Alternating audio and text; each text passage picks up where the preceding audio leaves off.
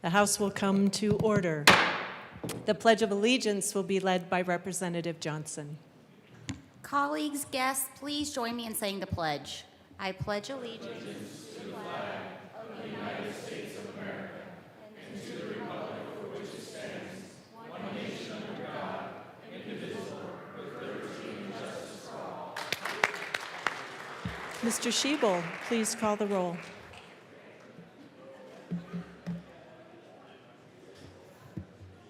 Representatives Bacon, Barone,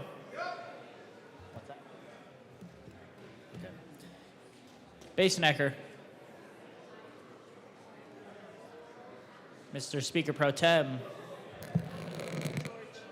is here.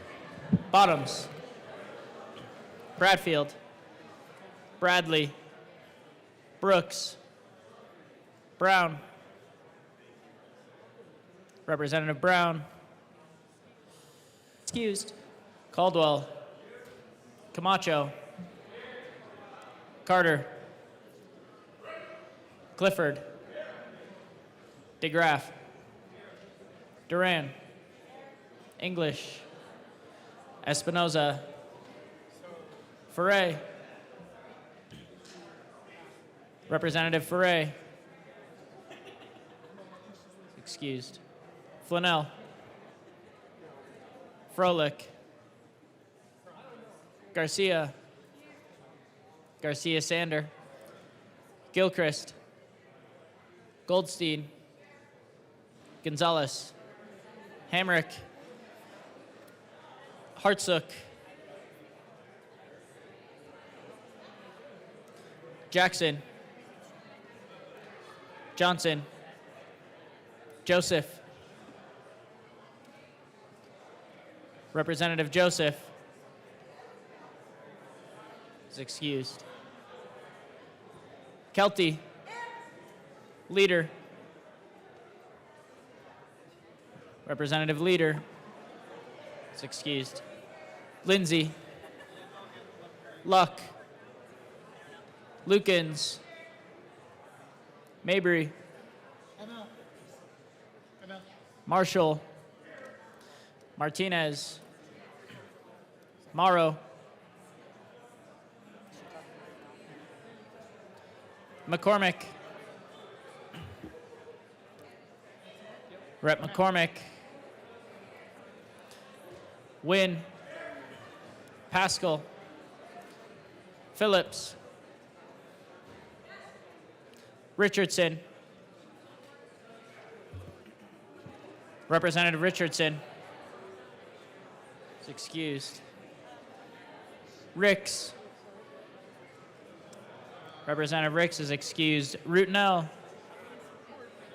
Ryden, Sirota, Slaw, Smith, Soper, Stewart K, Stewart R, thank you, Story, Sukla, Taggart, Titone, Rep. Valdez is excused. Velasco, Rep. Velasco is excused. Weinberg, Wilford, Winter, Woodrow, Woog, Zokai, Rep. Zokai is excused. And Madam Speaker.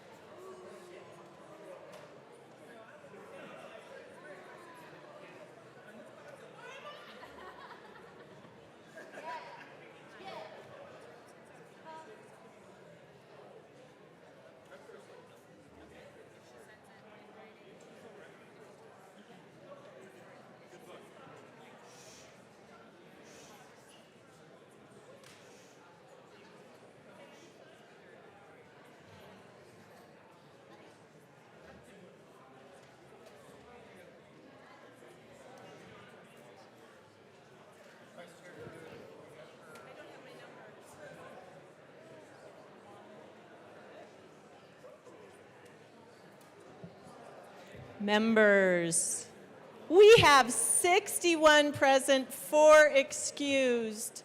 Excellent attendance today. Representative Garcia. Members, I'm going to ask for all of your attention right now because this is the moment in which all of us are going to reflect on every single vote we make every single morning on this one particular motion. Article 5, Section 13 of the Colorado Constitution mandates that each House, both Senate and House of Representatives, keep a journal, record votes, ayes or nays, yes or noes, on specific actions, and publish them to ensure transparency, accountability, and public record legislative actions. Knowing this, ladies and gentlemen, the question before us is today, do we actually want to vote against the Constitution? Therefore, Madam Speaker, this is the test of time, ladies and gentlemen, of our commitment to the state's Constitution. I move the Journal of Wednesday, May 6, 2026 be approved as corrected by the Chief Clerk.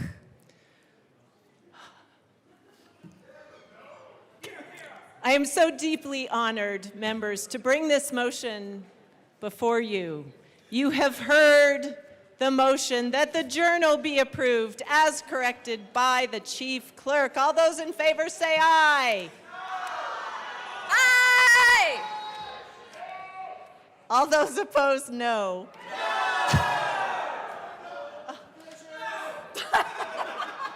Without question, the ayes have it. The motion is adopted.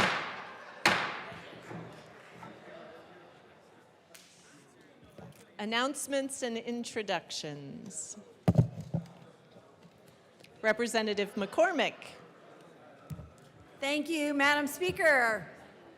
Folks, today at 3 o'clock, the Colorado Farm Bureau is having an end-of-session burger bash. You may ask, why 3 o'clock? What a strange hour. Well, it's because that's their tradition. And they want to make sure we have food later in the day because they suspect that we're going to be here later in the day. So today, 3 p.m. in the West Foyer, all are welcome. That includes staff, aides, interns, and it is a thank you for all of our hard work. And we thank the Colorado Farm Bureau for putting on this burger bash. See you then. Thank you, Representative. Representative Brown. Thank you, Madam Speaker. Tomorrow at 8:15 tomorrow morning, we will, the House Appropriations Committee will be meeting. We may hear any bill that has been referred to the committee at that time. JB, see you there. Thank you. Representative Woodrow. Good morning, Madam Speaker. It's an honor to serve with you. It is an honor to serve with you. Members, House Finance will be meeting 10 minutes upon adjournment in room 112 to hear the following bills: Senate Bill 155, Senate Bill 3, Senate Bill 80, Senate Bill 117, Senate Bill 114, and Senate Bill 116, most likely in that order, subject to change. 10 minutes upon adjournment. See you then. Thank you. Representative Flanell. Thank you, Madam Speaker. I would just like to say that later today between 10:30 and 12, a school in my district will be here on the floor. They are Ranch Creek Elementary. Be sure to come by and say hello to them. Thank you. Thank you, Representative. Representative Hamrick. Thank you, Madam Speaker. Nurses Week runs May 6th through the 12th this year. And I would like to take a moment to recognize the important roles filled by nurses, members of the most trusted profession for a decade, followed closely by teachers. With over 80,000 registered nurses and 8,000 practical nurses, nurses are the most numerous of healthcare providers in Colorado. We have nurses who hold a diploma, associate degree, bachelor's, master's, and doctoral degrees, including PhDs. These nurses provide direct care to the people of Colorado in hospitals, long-term care facilities, primary care offices, federally qualified health centers, and even the most legislated medical spas. Nurses also serve as administrators in healthcare organizations, as chief nursing officers and directors of nursing. They serve as nursing and patient advocates through the many professional organizations within our state and across the country. Of course, we also see nurses who serve in policy roles, such as Colorado Nurses Physician Advisory Task Force, NPATCH, the Board of Nursing, and in our Colorado legislature. Today, we recognize nurses in all these roles, including those who have joined us in person today in honor of Nurses Week. So please join me in welcoming Colorado nurses from around the state who are on our House floor today.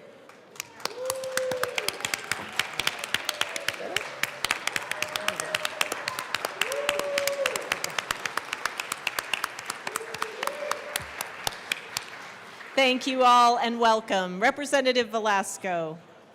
Thank you, Madam Speaker.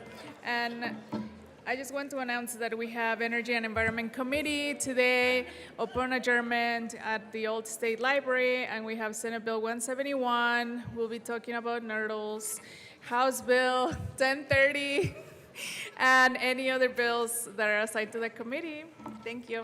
Thank you. Representative Nguyen. Thank you, Madam Speaker. It's an honor to serve with you. It is an honor to serve with you. Colleagues, I stand before you today to recognize the month of May as Asian American and Pacific Islander Heritage Month. In 1992, Asian American Heritage Month was first recognized. The purpose of this month is to recognize Representative Nguyen. Members, if you could keep your voices down. Thank you. Please proceed. The purpose of this month is to recognize, reflect, and celebrate the important roles that Asian Americans, Native Hawaiians, and Pacific Islanders have played in our nation's shared history. The story of these groups is not a singular story, but rather a multitude of contributions that enrich our country. Since the 1700s, Asian Americans have settled in the United States and have brought a new meaning of what it is to be an American. In the mid-1800s, Chinese immigrants settled in the United States during the midst of the gold rush and served as 90% of the workforce that connected the North America right here in Colorado. While I can list the various stories of contributions that these groups have provided in our country, there is no way to simplify this because it is rising above adversity. Asian Americans were the first groups that were not protected under the 14th Amendment until 1898, where those same Chinese railroad workers that built the railroad were also excluded through the Chinese Exclusion Act. And over 120,000 Japanese Americans were also isolated in internment camps during World War II in various states, including here in Colorado with Camp Amachi. So in Colorado, there are 260,000 Asian Americans, Pacific Islanders, and Native Americans that enrich our communities through our cultures, foods, and histories. And in Vietnamese culture, we have lucky numbers that represent our values. And today, being May 7th, is my lucky number, which is 7. So with that said, upon May 7th, 2026, I wish you all a happy Asian American and Pacific Islander Heritage Month. Thank you. Woohoo! Woo. Thank you, Rep. Representative Caldwell. Thank you, Madam Speaker. I just want to give a shout out to one of our members here, the good representative from House District 14. Rep. Flanell was leaving the Capitol late yesterday after committee. She saw someone having a very serious medical episode. She acted, she called 911. Law enforcement showed up, paramedics, and resuscitated the person and credited her with saving someone's life. So I really appreciate it. Thank you, Representative.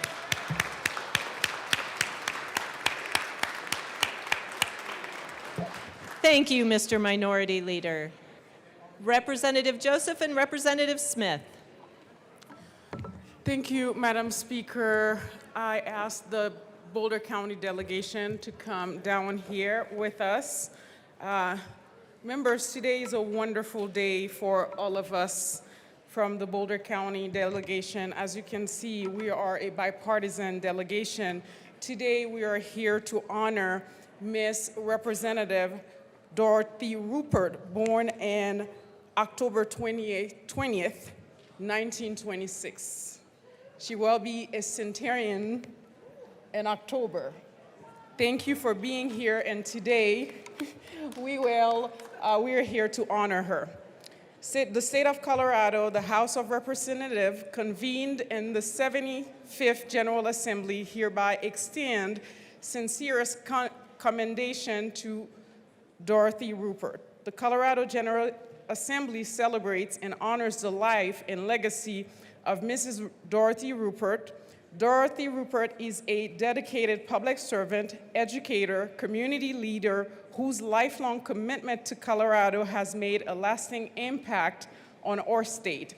Mrs. Rupert served the people of Colorado with distinction as the representative for House District 14 from 1986 to 1995 and continued her service in the Colorado Senate representing District 18 until 2001. Her leadership in the legislature reflected a deep commitment to education, equity, and the well-being of all Coloradans. Mrs. Rupert is a former teacher and counselor in Colorado Public Schools, where she served for 35 years, shaping the lives of countless students and families. Her commitment to public service began even earlier as a member of the Thornton City Council from 1958 to 1961. In 2009, she co-founded Growing Up Boulder, continuing her dedication to youth, community engagement, and civic participation. Throughout her career, Mrs. Rupert has consistently supported education, courageously taken on complex legislation, and remained a steadfast advocate in the peace and women's rights and human rights movement, even traveling the globe in pursuit of peace. Representative Smith. Thank you, Madam Speaker. Mrs. Rupert embodies commitment, passion, vitality, caring, sincerity, and never give up determination that has inspired generations. In recognition of her global advocacy, she was among 1,000 women nominated by the Women's International League for Peace and Freedom for the Nobel Peace Prize in 2005, a testament to her lifelong dedication to justice and peace. The Colorado House of Representatives recognizes Dorothy Rupert for her extraordinary contributions to the state of Colorado and celebrates her remarkable life and legacy. We are honored to uplift and recognize such an incredible leader whose work continues to inspire all people across Colorado. On request of Representative Junie Joseph, given the 6th day of May, 2026, State Capitol, Denver. And let's give her a big, hearty hand.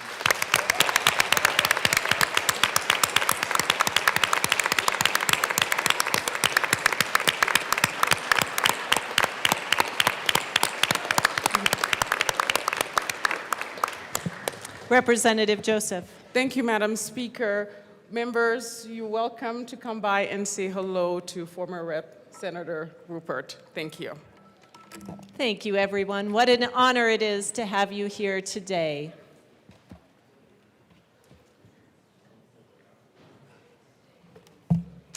Mr. Schiebel, reports of committees of reference. Committee on Appropriations, after consideration on the merits, the committee recommends the following: House Bills 1063 as amended, 1286 as amended, 1325 as amended, 1422 as amended, 1429 as amended, and 1433. And Senate Bills 131 as amended, 154, 157, 165, and 172 be referred to the Committee of the Whole with favor recommendation. Committee on Business Affairs and Labor, after consideration on the merits, the committee recommends the following: House Bill 1431 as amended, Senate Bills 93 as amended, and 175 be referred to the Committee of the Whole. Senate Bills 133 as amended, and 156 be referred to the Committee on Appropriations with favor recommendation. House Bill 1415 and Senate Bill 91 be postponed indefinitely. Committee on Education, after consideration of the merits, the committee recommends the following: Senate Bills 45 as amended and 170 be referred to the Committee on Finance. Senate Bill 173 be referred to the Committee of the Whole with favor recommendation. And Senate Bill 166 be postponed indefinitely. Madam Majority Leader. Thank you, Madam Speaker. I move that the following bills be made special orders on May 7th, 2026 at 9:50 a.m. House Bill 1433, House Bill 1429, House Bill 1416, House Bill 1431, House Bill 1422, House Bill 1426, House Bill 1063, House Bill 1325, Senate Bill 172, Senate Bill 93, House Bill 1424, Senate Bill 175, Senate Bill 131, Senate Bill 165, Senate Bill 157, Senate Bill 154, and House Bill 1286. Seeing no objection, the bills listed by the Majority Leader will be made special orders today, May 7th at 9:50 a.m. Representative Camacho. Members, you have heard the motion. Seeing no objection, Representative Camacho will take the chair.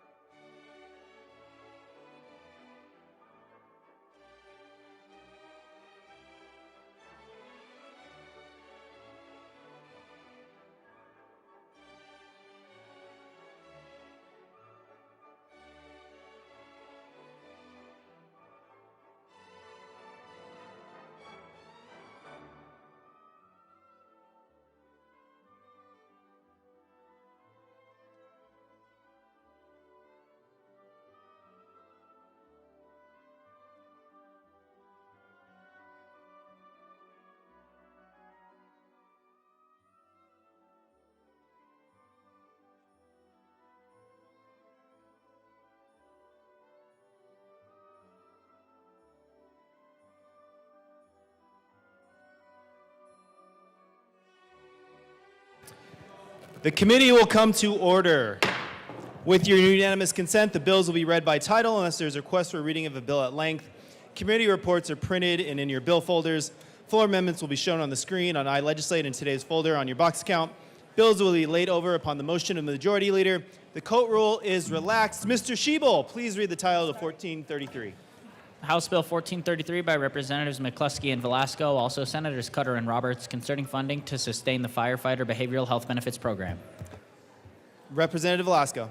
Thank you, Mr. Chair. I move House Bill 1433. To the bill. Thank you, Mr. Chair. Members, this is a very simple bill. We're just asking that our behavioral health trust be able to receive gifts, grants, and donations. And this program has been so important for firefighters across the state as they deal with trauma and other issues. So we urge a yes vote. Madam Speaker. Thank you, Mr. Chair. It is an honor to serve with you. It is an honor to serve with you. Members, I am so proud to stand here today with Representative Velasco, our very own firefighter, and talk about a program that is essential for our 6,000 professional firefighters and 7,000 volunteer firefighters. Over 250 agencies receive support for behavioral mental health services through this important trust. Over the years, we have seen demand for behavioral health services grow in every sector, but particularly for our first responders who are so often in the line of dangerous and traumatic situations. Having access to care is essential. This bill does a simple thing. It makes the trust eligible to receive gifts, grants, and donations. We are hoping that we can pursue grants actively at the federal level, and that Coloradans all across the state will open their hearts and their wallets to help make contributions to this important trust. We urge an aye vote. Is there any further discussion on House Bill 1433? Seeing none, the question before us is the passage of House Bill 1433. All those in favor, say aye. All those opposed, say no. The ayes have it. 1433 passes. Mr. Schiebel, please read the title of 1429. House Bill 1429 by Representatives Brown and Sirota, also Senators Bridges and Kirkmeyer, concerning the consolidated administration of public assistance programs. Representative Brown. Thank you, Mr. Chair. I move House Bill 1429 and the Appropriations Committee report. To the Appropriations report. Representative Sirota. Thank you, Mr. Chair. In appropriations, we not only added the J amendment to appropriate the necessary funds for the bill, but we also made an amendment that had a lot of just largely conforming changes throughout the bill, further outlining things like the membership of the working group and advisory groups, how the transition report would be presented to the General Assembly, ensured that frontline workers are engaged as part of the advisory group, and ask for an aye vote. Is there any further discussion on the Appropriations report? Seeing none, the question before us is the passage of the Appropriations report. All those in favor, say aye. Aye. All those opposed, say no. The ayes have it. The Appropriation report passes. To the bill, Representative Sirota. Thank you, Mr. Chair. I think that you would hear, if you talk to those engaged in the work on this bill, that it is actually a long time coming, this proposal here. What we are challenged with is our public benefit system, our safety net system, has come under increasing strain due to federal policy changes, fiscal uncertainty, and rising need for services. This is also happening in the face of our county-administered safety net program has just continued to be challenged by a number of, I would say, technology failures in the system, and we have basically created this very inefficient system by way of delivering safety net benefits. And so this bill is working to put policies in place in the immediate term to work to get down our error rates in our safety net programs across the state, and also set up a transition planning process by which we will move to a system, a cohort system, so that no more than 12 cohorts will be formed by our counties to actually work through how we administer our safety net benefits. I am very grateful for the work of our counties, our state departments, and advocates who all came together over the last many, many months to work toward a solution. And what you have here is one of the most collaborative projects that I really have ever seen and been a part of. So much gratitude to everyone who worked through this to ultimately get a system that is better serving our constituents who rely so dearly on these important services. And I ask for your aye vote. Representative Brown. Thank you, Mr. Chair. This bill Representative is really Brown, hold about- on 1 second. Colleagues, if we could lower the volume in the chamber so we can hear our colleagues present their bills. Please take those conversations to the side or outside. Representative Brown. Thank you, Mr. Chair. You know, this bill is really about stabilizing our safety net in the near term to ensure continuity of services. It's about addressing the immediate fiscal and administrative impacts of federal policy changes. This legislation is designed to fix both urgent problems now and build a stronger, more sustainable system in the future. I want to thank my good colleague and my co-prime sponsor for her amazing leadership in shepherding this process, getting folks to the table, working out issues between the counties and the state and other stakeholders. It has been a real amazing thing to witness, the leadership that she has put in here. And I want to thank everybody who has come to the table on this, and we would ask for an aye vote. Seeing no further discussion on House Bill 1429, the question before us is the passage of House Bill 1429. All those in favor, say aye. Aye. All those opposed, say no. The ayes have it. House Bill 1429 passes. Mr. Shi will please read the title of the 1416. House Bill 1416 by Representatives Wynn and Brown, also Senators Mobley and Carson, concerning transfers from the Universal High School Scholarship Cash Fund. Representative Wynn. Thank you, Mr. Chair. It's an honor to serve with you. The honor is mine. I move HB 1416 on second reading. To the bill. I also move the appropriation support as well. To the appropriation support. If there is one. There is no appropriation. Would you like to withdraw that I motion? withdraw the appropriation support motion, and I still like to move the HB 1416 on second reading. Still a good motion. To the bill. Representative Brown. Thank you, Mr. Chair. We are here to present a bill that will help small business and transfer money from an underutilized account into a small business, an account that will support our small businesses across Colorado. We have worked with the agencies and with our with stakeholders, and we have a small amendment to this bill that changes the transfer, and so I move L003 to 1416.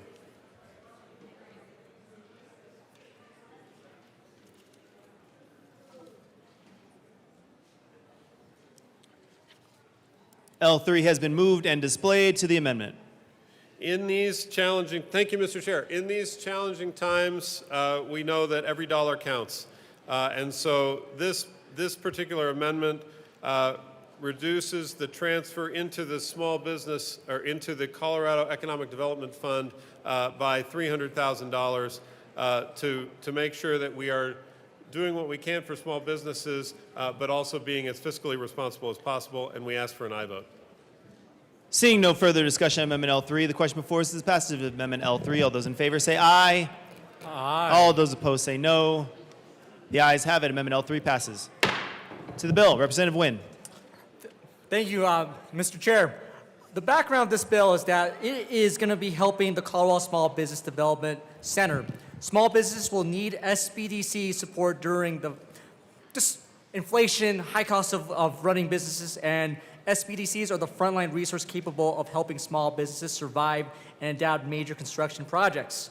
So again, the bill navigates cash flow disruptions, adjusts operations during constructions, assess relief funding and technical assistance, and plans for long-term viability for projects. So this is a bill that supports small businesses. And with that said, I urge for a aye vote. Representative Kelty. Thank you, Mr. Chair. I have a question for the bill sponsors. While I support my small businesses, I'm just curious why the Universal High School Scholarship Cash Fund is underutilized. Representative Brown. Thank you, Representative Kelty. I appreciate your question. This particular cash fund was set to revert a number of, basically its balance, and so we are the particular. Let me start over. I'm having a little bit of a moment this morning. If anybody who saw me in appropriations this morning knew that I was not firing on all cylinders, so I appreciate you all that.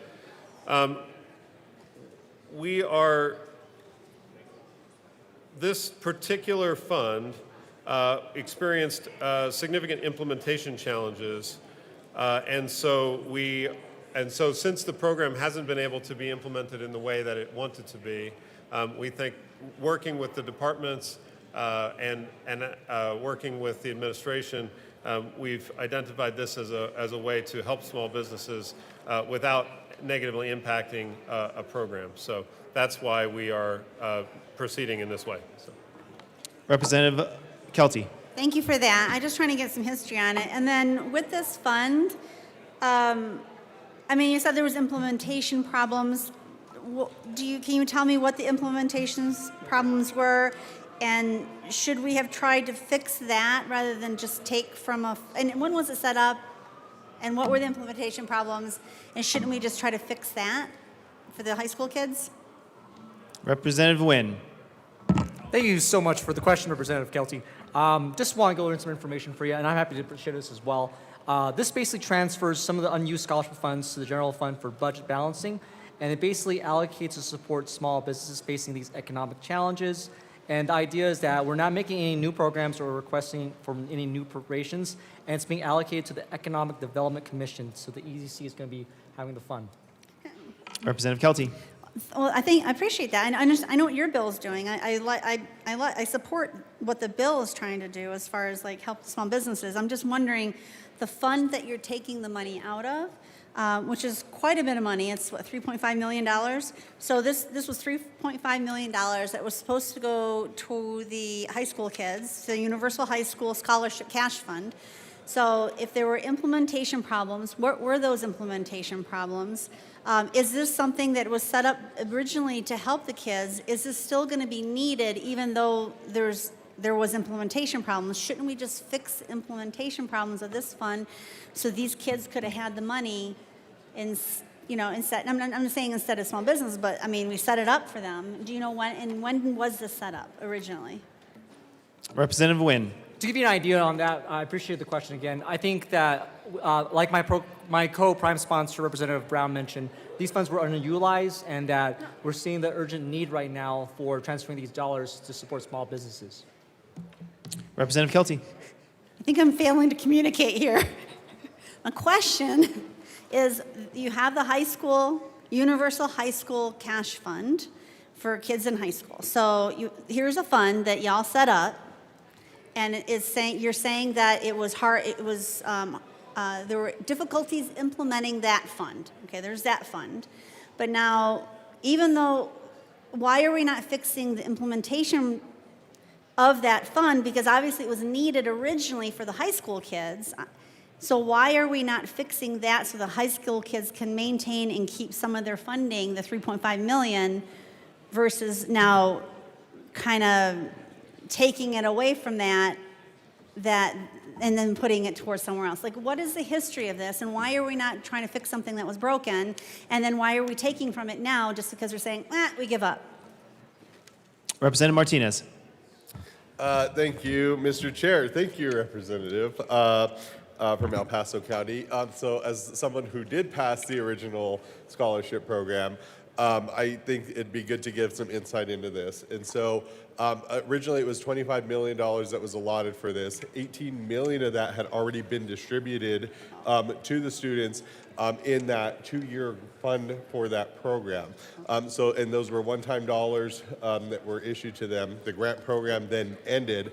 They chose not to renew the program with it, and then that's why these funds are available for them. But 18 million of that had already been distributed to those first-time high school seniors going into college program, and so that was the bill that I had run in my first year. Thank you. Representative DeGraff.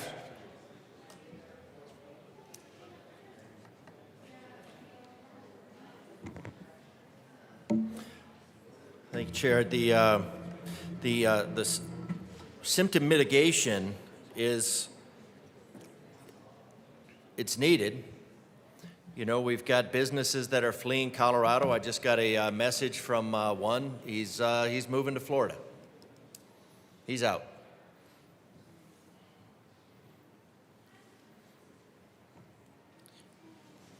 This was Colorado is losing businesses and jobs at an alarming rate. This is from the 9th of April. Why do we need this funding? Well, we need this funding because of the General Assembly. The General Assembly is looking at taking a slush fund that was supposed to help high school students, not being used. Okay, so that money is there. This SBDC needs that. We have some sort of disaster. And what is the disaster in Colorado? What is the business disaster in Colorado? The business disaster in Colorado is the majority party. And just the continual bloodletting. Now the ones who've stuck around are calling on state leaders to make changes before things even get worse. The Colorado Chamber of Commerce has been sounding the alarm for years about excessive regulation.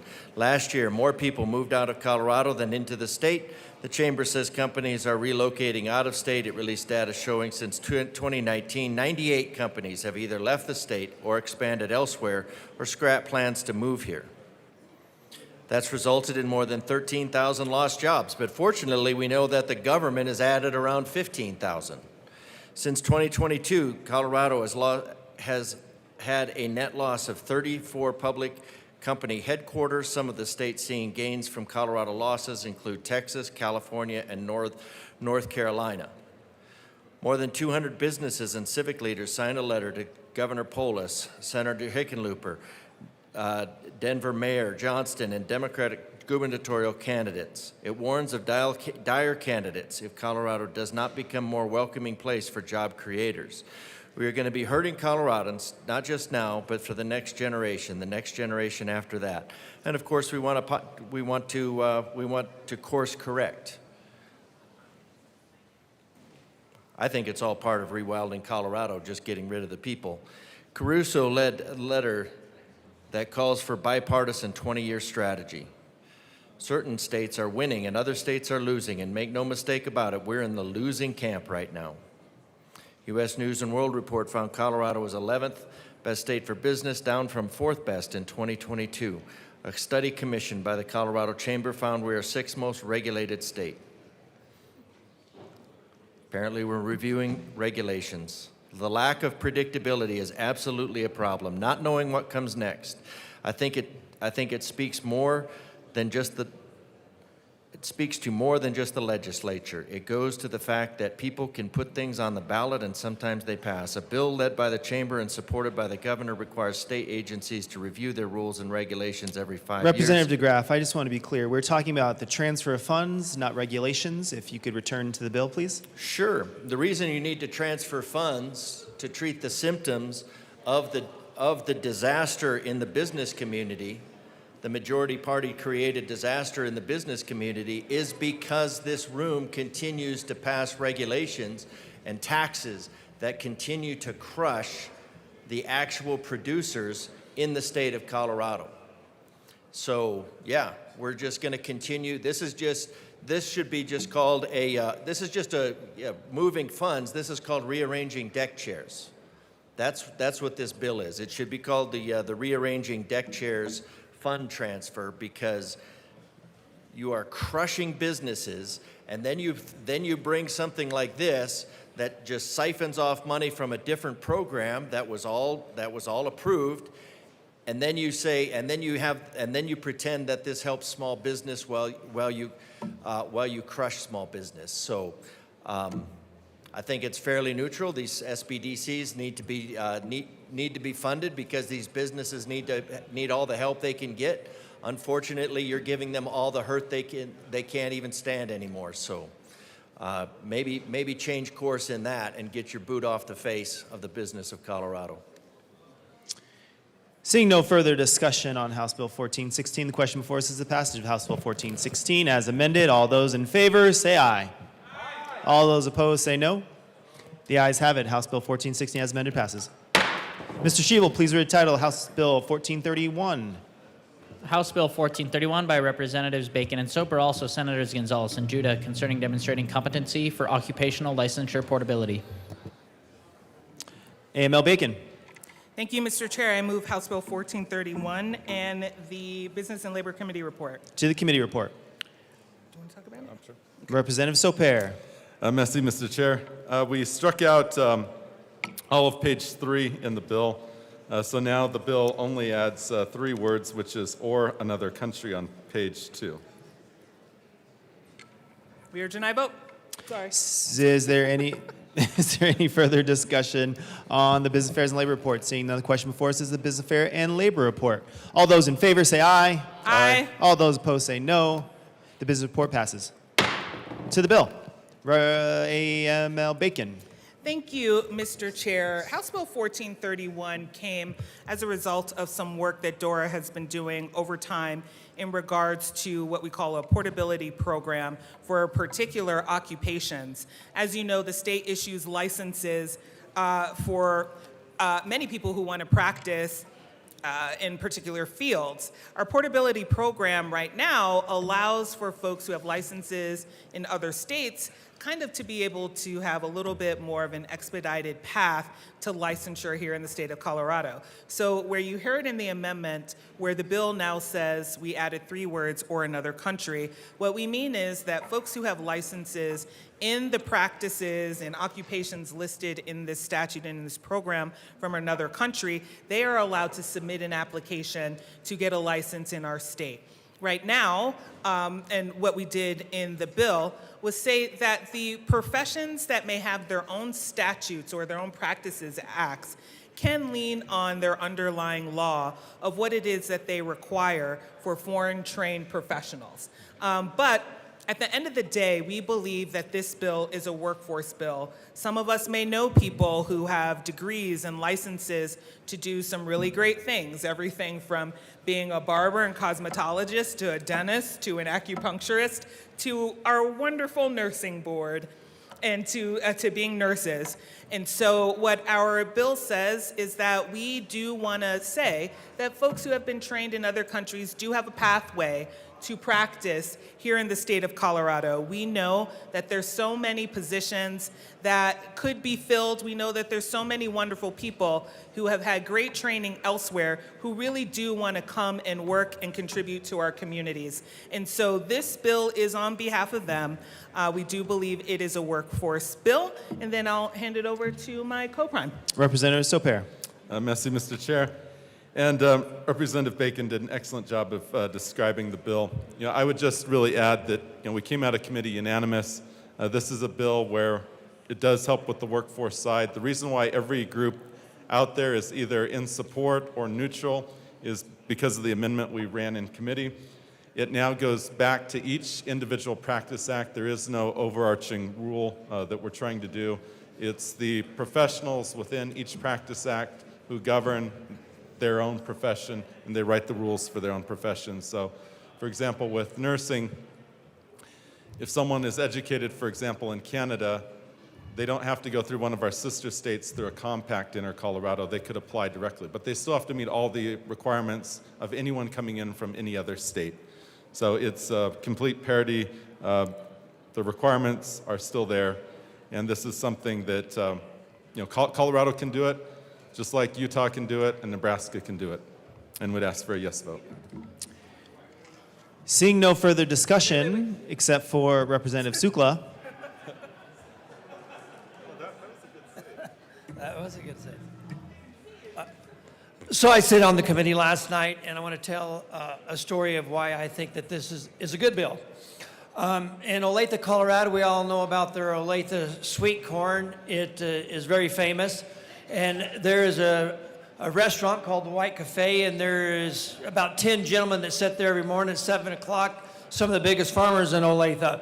And one day I walk in there, and there's a gentleman sitting there, and them are kind of like assigned seats. You either be one of the biggest farmers or you don't sit at those seats. And the gentleman was sitting there, and I said, hey, I was one of the first ones there, what are you doing sitting there? And he says, well, I'm from Brazil.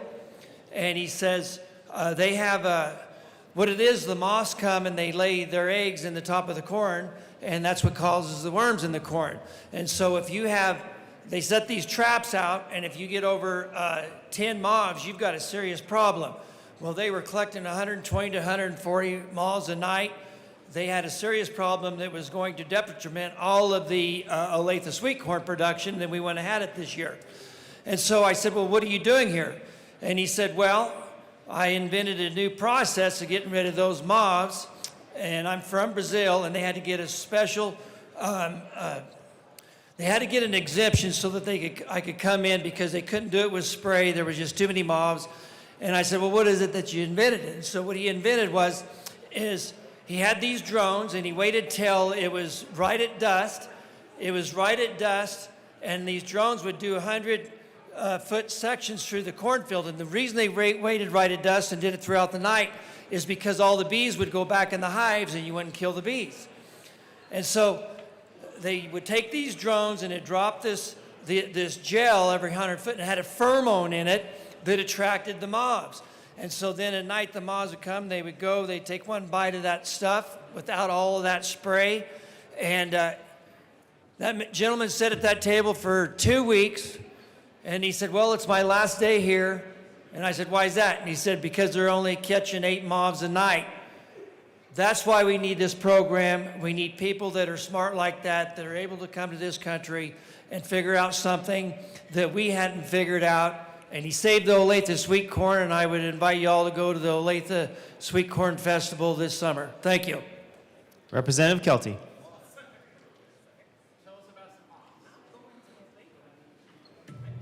Thank you, Mr. Chair, and I do consider myself a Representative Sukla translator, and the word he was saying is moth. So, Rep. Kelty, be careful back not to to the impugn bill. motives Back of to other the bill. members. Please return So- to the bill.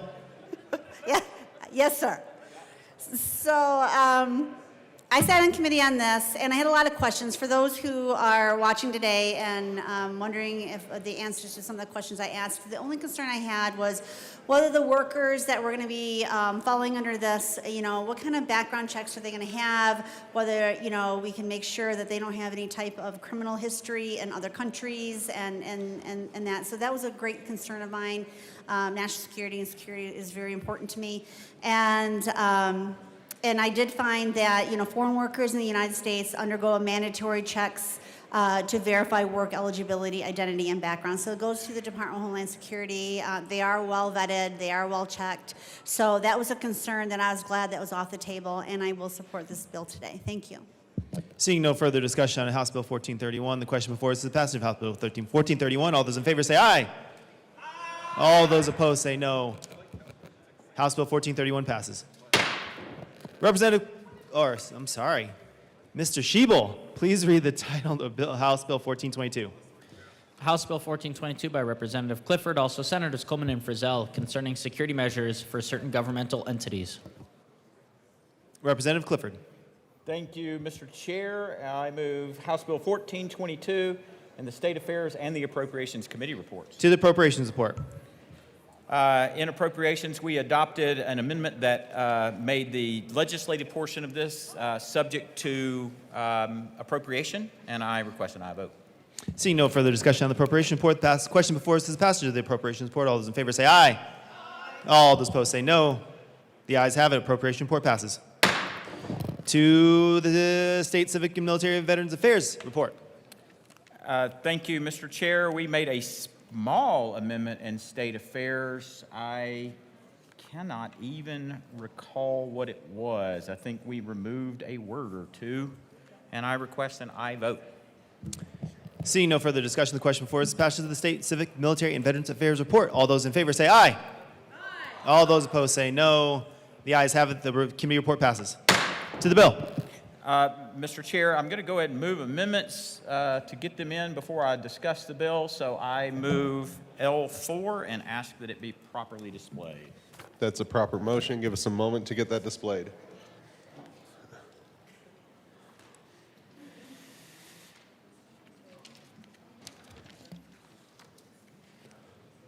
That is displayed. To the amendment, Representative Clifford. Thank you. This amendment is specifically to make it clear that the State Patrol is the primary police agency for the state capitol and for all members' security and covered individuals. And I request an aye vote. AML Winner. Thank you, Mr. Chair. And after conferring with the State Patrol and working on this amendment, and I think that this is a good amendment. This puts them in a really good spot, and I rise in support of this amendment. Representative Luck. Thank you, Mr. Chair, and thank you for bringing this amendment. I did have a conversation briefly on the mic and then off the mic with State Patrol related to the creation of the new policing agency that would be in the legislative branch, right? That would be under our subset.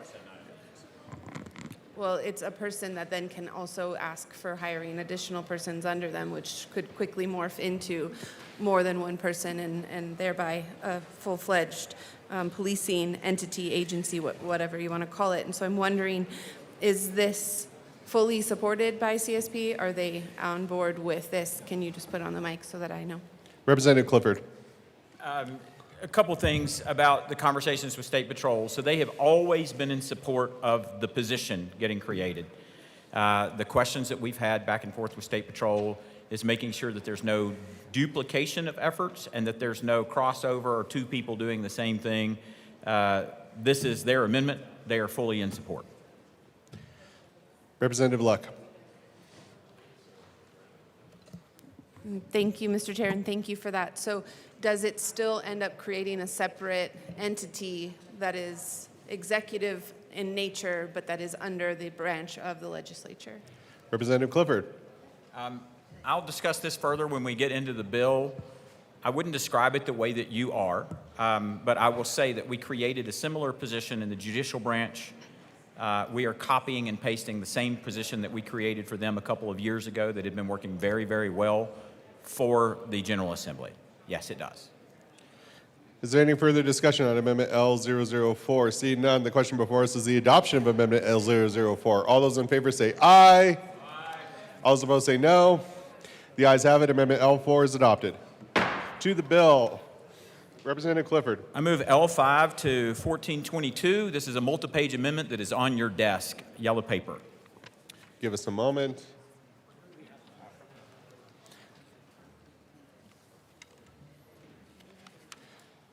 This is a multi-page amendment that was distributed yesterday at 5:55 p.m. That is displayed. Representative Clifford. Thank you, Mr. Chair. This amendment does a few things. So we made a mistake in the original drafting of the bill, and when we were creating protections for information that is protected online, it made elected officials such as us, members of the General Assembly, et cetera, with the same rules that we had created for the judicial, and they're not the same. So we have now created an entire section that is just for elected officials that doesn't include an additional level of scrutiny for things like photographs of us, et cetera, where we don't want people distributing photographs of our judges, et cetera, or our probation officers in the performance of their duties. You can come take pictures of us all you'd like wherever we go, and we knew that when we ran for office, and this fixes all of that. This amendment also, this and a couple of others that we're running, we've worked out both with Secretary of State's office, the press, all of the people that had issues with how we were dealing with the conversational domain for our information being posted. I'll just say the overarching concern here is what is readily and easily available to those people that don't need it. Necessarily your home address or the ability to get someone to your home quickly with misinformation, et cetera, doxing, et cetera. None of the amendments that we are running today are going to make that information not public record and not available to the public. We will just start keeping lists at the Secretary of State's office for the people who have requested it should something come up, and they'll have to agree that they're not using it for commercial purposes or distributing it in such a way that would be used for harassment. And I urge an aye vote on this amendment, and the next two amendments will be of similar concern. Representative Bradley. Thank you, Mr. Chair, and thank you for bringing this amendment. This is the first time I'm seeing it, so I'm trying to glance really quickly and phoning a friend. And I just wanted to ask, you included child. I really appreciate that because our children should not be subject of harassment for us taking this position. Will that include the children's schools in there? Does that include anything to do with our children? I want to make sure it's very specific because people that are harassing our children, it's unfair and it should be unlawful. Representative Clifford. Surprisingly, that would already be unlawful, Representative Bradley. This doesn't specifically mention children, but anything that would personally identify you or your family in that way would be off limits. Is there any further discussion? Is there any further discussion on Amendment L5? Representative Luck. Thank you, Mr. Chair. So In this amendment, it does say that it is unlawful for a person to knowingly make available on the internet personal information about an elected official or an elected official's immediate family if the dissemination of that information poses an imminent and serious threat to the safety of the elected official or the elected official's immediate family, and the person making the information available on the internet knows or reasonably should know of the imminent and serious threat. I just wonder if you can put on the mic what you contemplate under imminent and serious threat. There are people who get very fired up with different policy stances that we take that have the right to petition their government and to express those things. And so at what point does it cross from being just a venting or an explaining of their position and arguing for it in vehement terms to cross over into imminent and serious threat? And is there any sort of case law or other such things that substantiate that position? Representative Clifford. I think the mens rea that would exist in there is that they knowingly are threatening you or attempting to cause some bodily harm or do something to you that could cause harm. Where we're kind of getting more interested in this is not necessarily even from that standpoint of like they're pointing a gun at you, but like if this is on your front porch with your family while you're in this building, that's a different level of concern for us than if it is like them having a robust conversation with you in this place or on the street, or hell, for that matter, for me, even in a restaurant, if you want to chat with me about policy. You're talking about specifically where the line for the threat crosses is. It would be the same that for any other person, how we would define a threat. Representative Luck. So thank you, Mr. Chair. Thank you, bill sponsors. So the language here is contemplating making available on the internet, right? So the idea of somebody coming to your house, engaging with your family about your particular position, or stopping you in a public place to engage, I don't see contemplated in this section that I just read.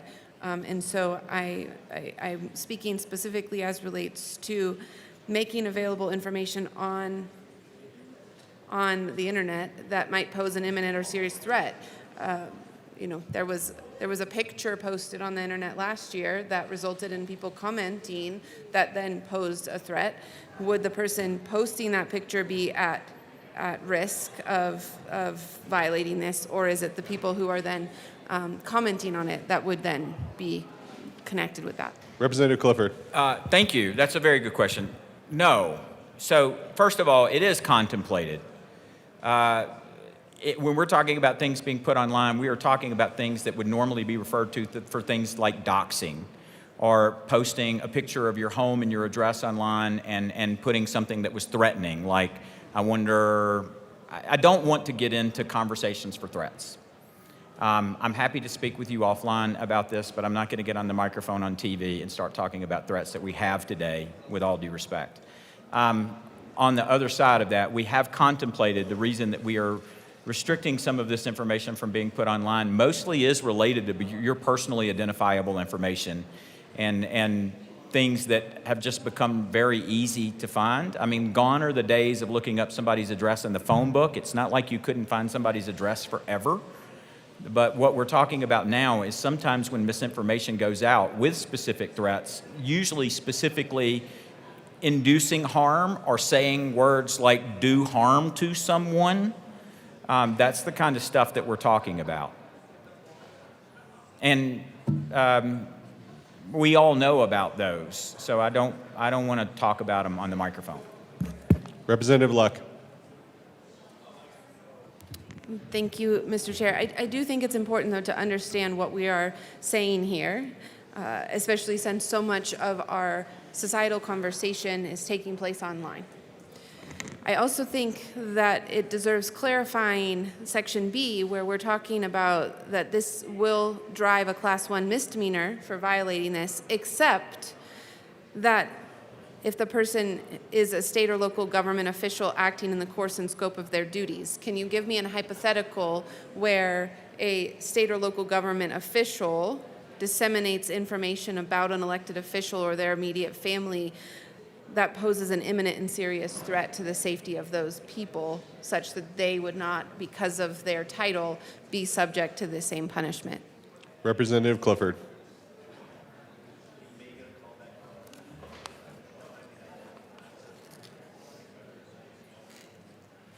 I'm thinking about how to answer a question without giving people suggestions on how to threaten me. And I'm not going to do that.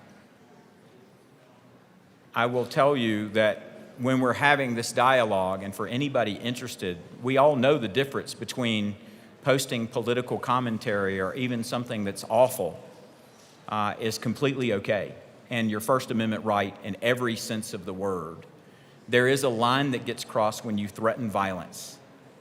There is a line that gets crossed when you are threatening harm to our families or suggesting that people find our families or do something to our families because we work in this place.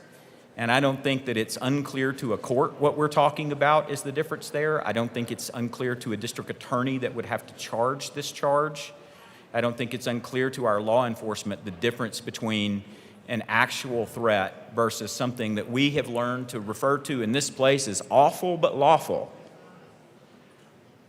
And we have an awful lot of awful but lawful. And we have some threats. And I don't think that it takes a very hard leap to figure out what the difference is. It crosses the line when there is an intent to do harm. It crosses a line if the intention there is to cause police involvement. It crosses the line when, you know, someone is following your staff home as a result of the messaging. There's a difference. You want to post some horrible shit about me on the internet, as you well know, I am completely fine with that, and I will engage with you on Twitter about it all day long. There is a difference. You come and threaten my family, we're going to charge you with a crime. Representative Luck. Thank you, Mr. Chair. So I represent a portion of Colorado that takes pride in being considered the Wild West still. Talked about this in the building code context. They don't care for building codes. They want to build what they want to build when they want to build it, and it becomes a liability to them only when they go to sell it. Is that better? All right. So, Bob, okay. Didn't say that. Okay. Let me start over. I represent a district that in large part prides itself on being the Wild West. They do. They pride themselves on not following building codes and being able to build in accordance with the design in their mind. They pride themselves on being able to deal with emergency situations without having to call the local fire department. In fact, there's a portion of my district where some of the folks refuse to pay for special district taxes for certain services because they don't want anybody, especially from the government, crossing their property line, and they'd rather see their house burned down than cede that authority. And to some people that seems extreme, but that's the district that I represent. That same district you will find on a Thursday morning in a coffee shop or in a public community center, some old guys especially, chatting about the government and hearkening back to the age-old American tradition of hanging treasonous elected officials. And there are some in this room who find that to be very concerning. But being from that district, I know exactly the mind that is behind those statements. It's not a statement of true intent to go and hang government officials. It's a turn of phrase for them that has been long passed down to express frustration. And there are those who don't understand or appreciate the language of the people in my district.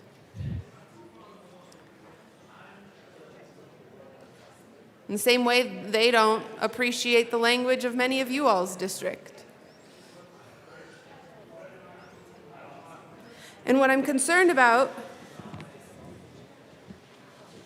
is where these lines are. What does that look like for a person to make available on the internet? Now, some of these guys, they've never been on the internet, so this won't bother them. They'll just keep talking about these things in coffee shops. But for those who are more technologically savvy, they may find themselves posting something to that effect. And I don't want to align with something that my district would get in trouble for when really their intention is not to cause any harm. When their intention is to speak with a severity that leads people to recognize the importance of what is being discussed. So where is this line? And is it simply personal information, or is it any and all types of speech? Because I'm hearing mixed messages from the bill sponsor. We've talked about this bill privately. We've talked about it on the mic. Is it only as relates to personal information? Could somebody post and say, man, these elected officials for doing X, Y, and Z, they should all be hung for treason? And so long as it doesn't include the personal addresses of these individuals, is that good? Is that protected? Or is somebody going to show up on their door and charge them with a Class 1 misdemeanor for having that speech?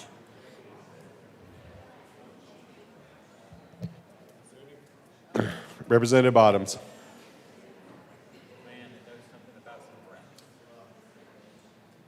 We are on Amendment L5.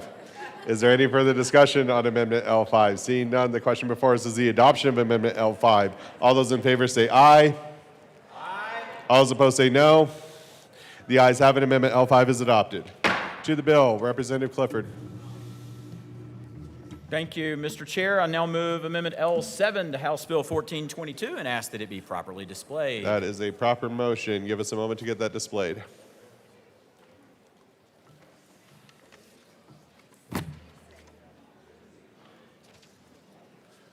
Amendment L7 is displayed. To the amendment, Representative Clifford. Both L7 and the next amendment are basically just getting language cleared up for the Secretary of State with how they're going to deal with posting information, and I request an aye vote. Is there any further discussion on Amendment L7? Seeing none, the question before us is the adoption of Amendment L7. All those in favor say aye. All those in favor say aye. Aye. All those opposed say no. The ayes have it. Amendment L7 is adopted. Representative Clifford. Thank you, Mr. Chair. I move L8 to House Bill 1422 and ask that it be properly displayed. That's a proper motion. Give us a moment to get that displayed. You can have them. It's technical language. That is displayed. To the amendment. We're going to take just a second and let them read it, or I'll talk about it for a minute. I just gave it to her. Can I have one now? Okay, so to give them a minute to read this, this is just making sure that if somebody requests information from the Secretary of State's office, because all the information you give them, including your home address, et cetera, does remain publicly available information. It just says that they're going to have to fill out a form saying that they will use the address for lawful purposes and will not use the address for harassment, intimidation, or commercial purposes, including the sale or resale of the address, and that they'll keep a list of the individuals that have made these requests. So if they're trying to get the address, the home address of our gubernatorial candidates, they can still do that, especially when they're looking to make sure that somebody isn't eligible or from a district, to make sure that you live in your district. If you're using it for that purpose, that's completely great. We're just not going to post them online anymore. And I request an aye vote on L8. Representative Bradley. I don't know if they're going to make a form, but Thank you, Mr. Chair. So yeah, is that a form? Or are they just holding up their hand and saying, I will not do that? And if they do that, are they going to be held accountable for doing it? Representative Clifford. I think that what we're trying to do here is just make sure that the Secretary of State isn't just sending out lists to everybody that emails me and says send a list. So they're either going to have to include the words, or I think the Secretary of State will likely make a form, but I'm not the Secretary of State. We're just telling the Secretary of State what the minimum standards are in order to make sure that this gets done this way. Representative Bradley. Thank you, Mr. Chair. And so we put this into law, and then what do we know? How do we know that the Secretary of State? So let's say I run again. I am running again. Sorry, I'm not campaigning in the well. Let's just say that to the amendment, if I Representative was Bradley. going to run again, that I start getting harassment. How do I know that they got that from the Secretary? I'm just trying to figure out the accountability of this statute. How do I know it came from the Secretary of State's office? How do I know that they said, we have certified that you will not use this for blah, blah, blah, blah, blah? Yeah. Representative Clifford. As with all publicly available information, the best we can do at this point, what we've determined and trying to thread the needle on this, is that we'll keep a list of the people that ask. So at least we have a breadcrumb trail if we have to start doing an investigation to determine how someone got your address. Also knowingly that they might have gotten it through some third-party means, despite how good you have done to make sure that it's not online. I don't know that there is a foolproof way to do this, but we are at least putting a speed bump in. Is probably the best we're going to do here. Representative Bradley. Thank you, Mr. Chair. So the Secretary of State will make a list. So if we start getting harassing things, we can go to the Secretary of State's office first and find out if that person violated this. Representative Clifford. I would assert that the Colorado State Patrol will be doing that for you, but that, there will be people that will be interested in who has gotten this list should you start getting that type of harassment. Okay, thank you. Seeing no further discussion on Amendment L8, the question before us is the adoption of Amendment L8. All those in favor say aye. All those opposed say no. The ayes have it. Amendment L8 is adopted. Representative Clifford. Thank you, Mr. Chair. Finally, to the bill. That is all the amendments. This bill is 3 bills in one. So I'm going to start with the genesis and how we started this. I was working on the third piece, which is for the judicial security. I have worked on this particular work for the Judicial Department for multiple years now. In fact, last year, I ran a bill that created a position for them that was kind of a trial position, if you will, in statute the year before, that was called the Administrator of Judicial Security. I'll talk a little bit more about that in just a minute, but I was already engaged in that piece. When I started to share with others what we were working on, the Speaker and the Majority Leader were already working on what became the first part of this bill, and the Majority Leader and others were working on what became part of the middle part of this bill, and because they were all so closely related, we decided to put them in one, and that's how I came to this bill. So I'll start with the first part. The first part of this bill is related to, and it kind of started with the National Conference of State Legislators, NCSL, is giving our members a grant related to your home security. Those of you probably know that we had a legislator and her family that were murdered in their doorway at their home this year, which was a scare and a wake-up call for us, especially knowing that one of the members of our General Assembly was on the killer's list. We started seeing people take protective measures about how we deal with certain things in a little bit more serious light as a result of that incident. Something that's fascinating, when I came to the General Assembly, because I'm a police officer, all of my information has always been redacted. So every form that the Secretary of State's office has ever put online, because I'm protected in statute as a police officer, has always just said redacted, redacted, redacted when you got to my home information, et cetera. You know, property information, that kind of stuff can all be held. I can have my voter record be hidden, or it's called confidential voter list, et cetera.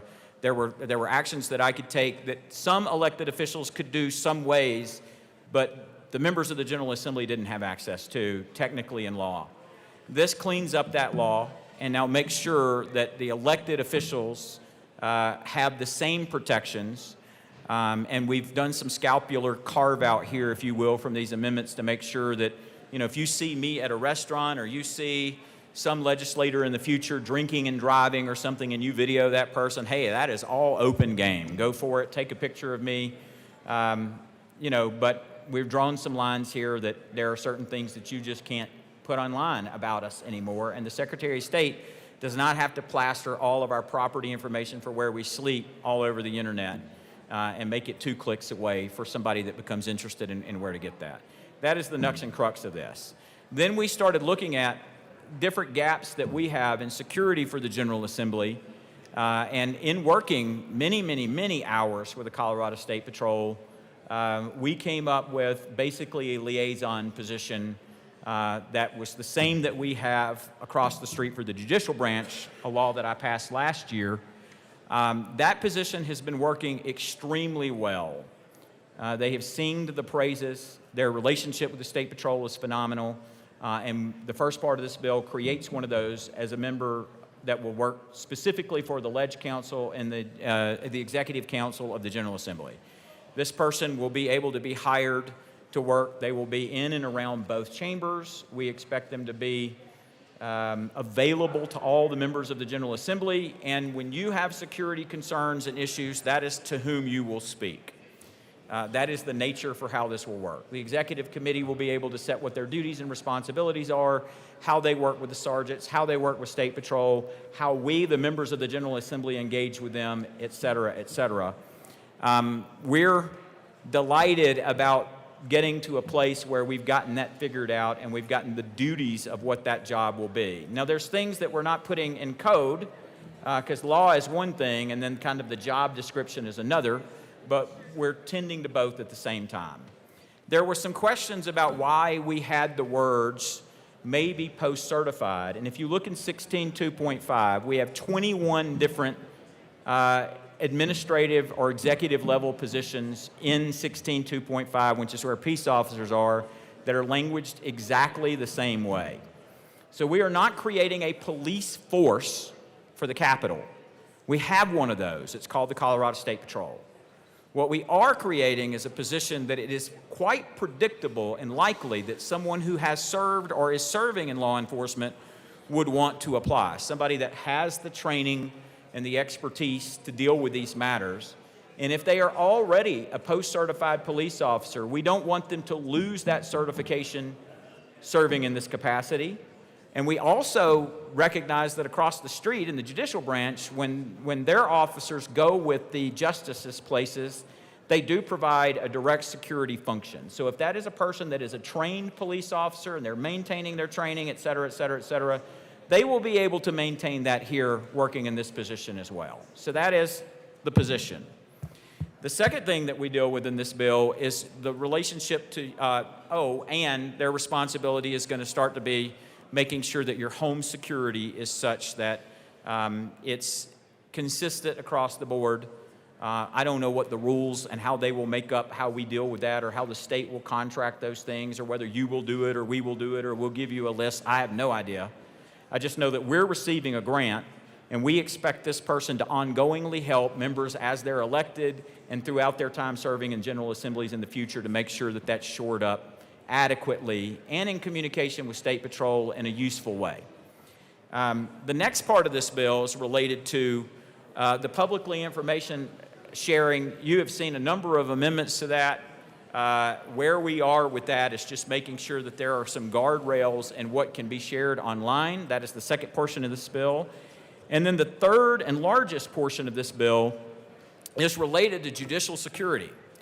So one of the things that we've learned after having an administrator of judicial security are related to several gaps that have been identified in how we protect courthouses and the judicial staff across the state. Now, there's a few things that are of serious concern, and I'm not going to talk about specifics on the microphone for security concerns that we have. So if you members want to talk to me specifically about the types of threats that we have in the Judicial Department or who is getting them, I am not giving anyone any ideas today. So I am not trying to be untransparent. I just want you to be crystal clear that we just are not giving anybody the opportunity to create copycats. We're going to tell you where our limitations or gaps may be as a security concern. You should just know that we've identified some, and our our judicial security teams have recommended that we put together a task force that includes county sheriffs and includes the people that have direct nexus for protecting the judiciary, the same that we have been doing with the State Patrol. We don't need a task force. We can just sit down and chat with them so that they can outline and make sure that they have a cohesive plan for today's security needs and threats for now and into the future. The other piece that you see is related to moving what was the Court Security Cash Fund into an independent fund that is called a Special Purpose Authority, of which will have a board that has things like the sheriffs that sit on it and certain members that sit to make sure that the rural courthouses and the courthouses that cannot afford specific security items, that we have an ongoing way from court fees to be able to fund those things. We have not dealt with those fees in many, many, many years, and as a result of that fund, we have gotten down to the nuts and crux of what is left in it every year is just enough to pay some overtime in some counties, and that's basically all we've been able to use the fund for. We have not been able to do capital expenditures or long-term planning out of that fund for things that might need to be upgraded, like electronic equipment to detect weapons or things like that that might be needed in the courthouse. We are addressing those in this bill to make sure that the future of that can be managed and managed independently, so that the judicial branch can plan for and manage that independent of even the General Assembly. The funds are set, and as a result of those funds being set, they will be able to budget specifically what is coming and how they can do things long term without having to really work with us significantly on things that are outside of what that task force is doing. So I'm certain there will be more conversation about this bill. I will now yield for some questions and comments. Representative Bottoms. Thank you, Chair. I actually like the bill. I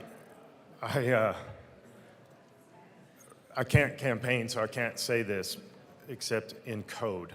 But I got a little gig on the side right now, and the amount of threats in my life to my family, and this is like death threats, constantly, which is weird because I am a very likable guy. So here's what I would like to look at in the bill. And I'm going to ask you a direct question, Representative. I'm going to ask you a direct question. On page 7, line 25, coordinate the installation of home security system for members of the General Assembly subject to available appropriation by the General Assembly or the receipt of gifts, grants, or donations for that purpose. This question will not come up if somebody else was running the bill. But I've heard you say many times that you work directly, the CEO of ADT. How is this not a violation of 21C, and how is this not a vendor bill for you? Representative Clifford. I am CEO of the Custom Protection Division. Couple things about this. So I'm going to just talk specifically about that. We do not bid for, look for, try to get contracts for this type of thing, nor will I be participating in anything like that. Now, I do have a lot of years of expertise in this area. I will also say that since I've been a member of the General Assembly, everyone that's ever needed a security system at their home, with the exception of the whatever monitoring fee they have to pay directly to ADT corporate every year, I have made sure that they have gotten that at no charge. Sometimes there is a slight exception if somebody needs like 40 cameras at their house, but I have always, we call it the friends and family deal, if you will, I earn no money, have never and will never as a result of members that serve in the General Assembly. Representative Bottoms.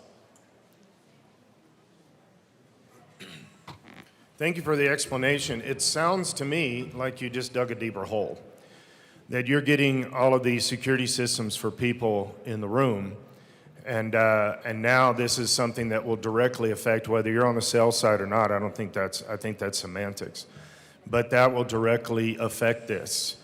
I use a different company for my house, but I use ADT for my church, and to me, I would say, well, I should vote for this because you actually sit on the board of ADT. It doesn't matter whether it's sales or not sales. This just appears to me to be a direct conflict of interest and a 21C violation. Is there any further discussion on Amendment 1422? Representative. We are going to go into a brief recess.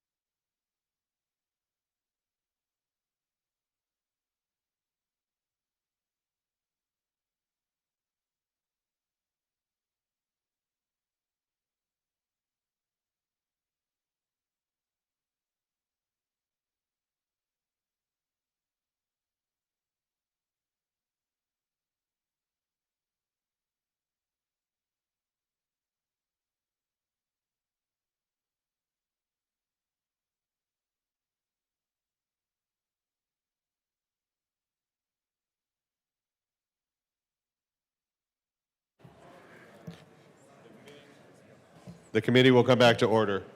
Is there any further discussion on House Bill 1422? Representative Luck. Thank you, Mr. Chair. In committee, there were a few stakeholders who had brought forth some issues. One of them was the press. They were concerned about restricting access to certain information and also limiting their ability to post photographs. That was, as I understand it, handled by the orange amendment that you all got on your desks yesterday. Another concern was brought forth by the State Patrol related to creating a new policing agency under the legislative branch. The third group that brought forth concerns was the Lobby Corps. And due to just timing and the amount of time in committee that we had to discuss this bill, they weren't able to share on the mic all of their concerns. And so I went and I spoke with them after. And I think that they raised some valid concerns related to their own security. And so I move Amendment L009 and ask that it be displayed. That's a proper motion. Give us a moment to get it displayed.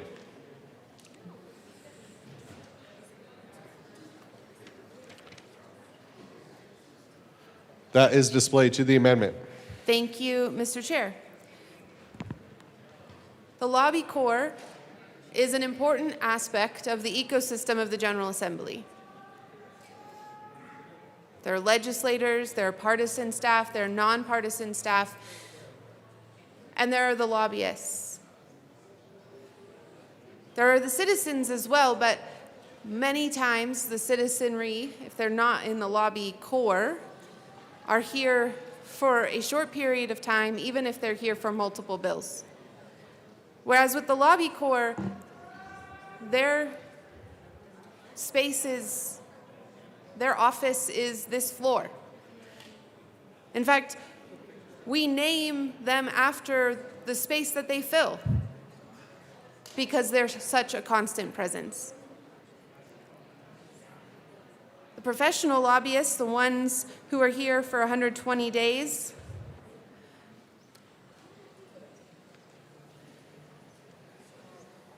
are just as much at risk of harm as anyone within the chambers. In fact, everyone out there in the lobby core, everyone out there in the lobby, everyone out there in the hallways. And if anything were ever to happen, God forbid, they are most exposed. No, moreover, there are lobbyists who stay here night and day, get here before probe starts and leave after the last committee. There's not really anywhere that's protected for them to store their belongings.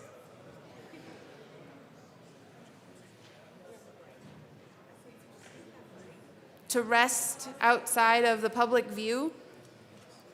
And I think it is right for us to try and honor these individuals in the best way that we possibly can. I think we should care about their needs as well. And so this amendment doesn't require anything related to them, apart from adding to the duties of the Administrator of Legislative Safety the task of assessing the feasibility of two things. One, expedited security access to the buildings. It's my understanding that some lobbyists, because of their relationship with the state, already have this, but it's not expanded to all. What can that look like? Is there a process? We allow for this expedited security access to our aides and interns, even though those individuals may be here for only a few months and gone again, whereas there are lobbyists in the lobby that have been here for decades, much longer than any of us. Is there a way to expedite that on their behalf? The second piece would be to look at the feasibility of providing them some dedicated workspace. The press has some. Is there a place in this building, a room, that they could have to store their belongings without fear of the general public being able to steal it? Maybe they could even put a printer in there so that when they're trying to do their job, they have easy access at their cost, not at the state's cost, to the materials they need to do their work. Again, this is not asking for these things for sure, full stop.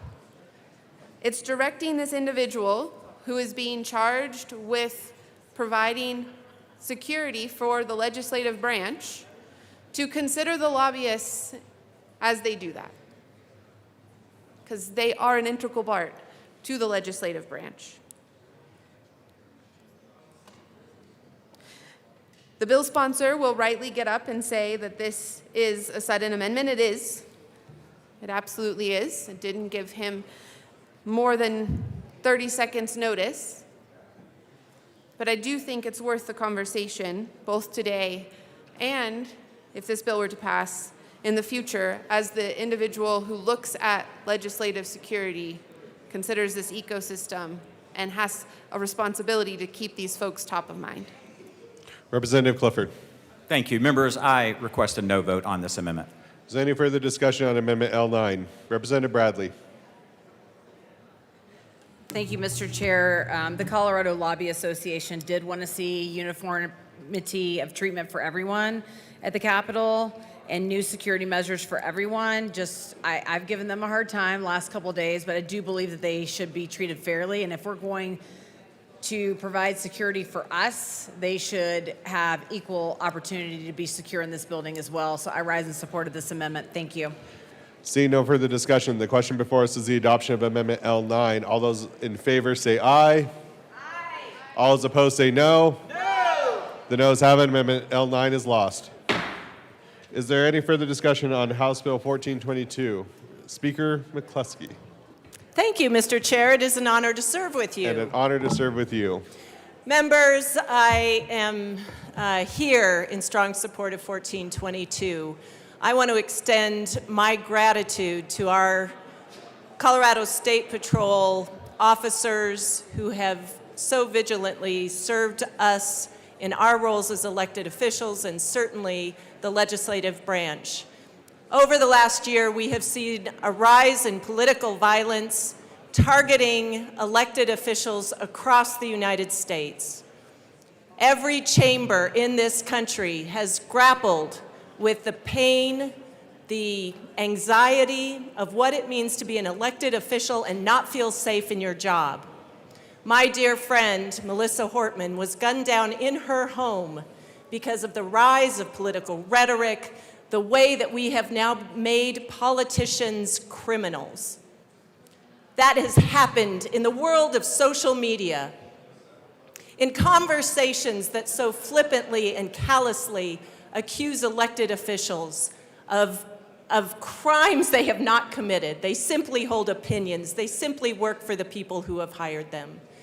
This bill, 1422, will provide the legislative branch with security counsel and guidance through someone who has the expertise, the credentials, the experience to be able to help us feel more safe, not only in this building, but at town halls, community events, coming to and from our homes, helping our families better understand how we can take some simple, maybe some more complicated steps to protect ourselves.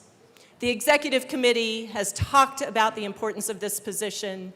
I certainly recognize the work of Representative Clifford and again CSP for their help in crafting something that is workable for the branch, and pleased to see that we're expanding services to the judicial branch as well. I urge an aye vote. Thank you. Seeing no further discussion, the question, Representative Marshall.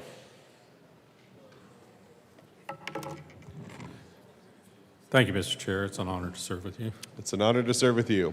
Colleagues, I'm rising to explain why I'm in opposition to this bill. As the sponsor put forward, it initially was supposed to be one part. Instead, it's three, and it really should have come forward as three separate. It would have been easy to support the continuation and making it a little more robust on the judicial protection part of their facilities. But I'm really concerned about, we're doubling the fee, the docket fee. We're constantly talking about trying to keep costs down, and the cost of civil litigation just keeps exploding, and we keep adding to it and adding to it. The second issue is I'm very disturbed and concerned about the insular nature that we are constantly doing in this body. This session, we seem to be very concerned about ourselves more than our constituents. We brought forward bills to have special leave. We've killed bills and efforts to delay our pay increases. We had a bill that's going to raise healthcare premiums 0.1% across the board, but we exempted ourselves. We had the diaper changing bill, which we exempted ourselves. The ACLU registered opposition against this bill, and I didn't even have to talk to them to know why. I'm being told that they have now changed their position. I have not been able to confirm that, but there are serious First Amendment issues in the bill.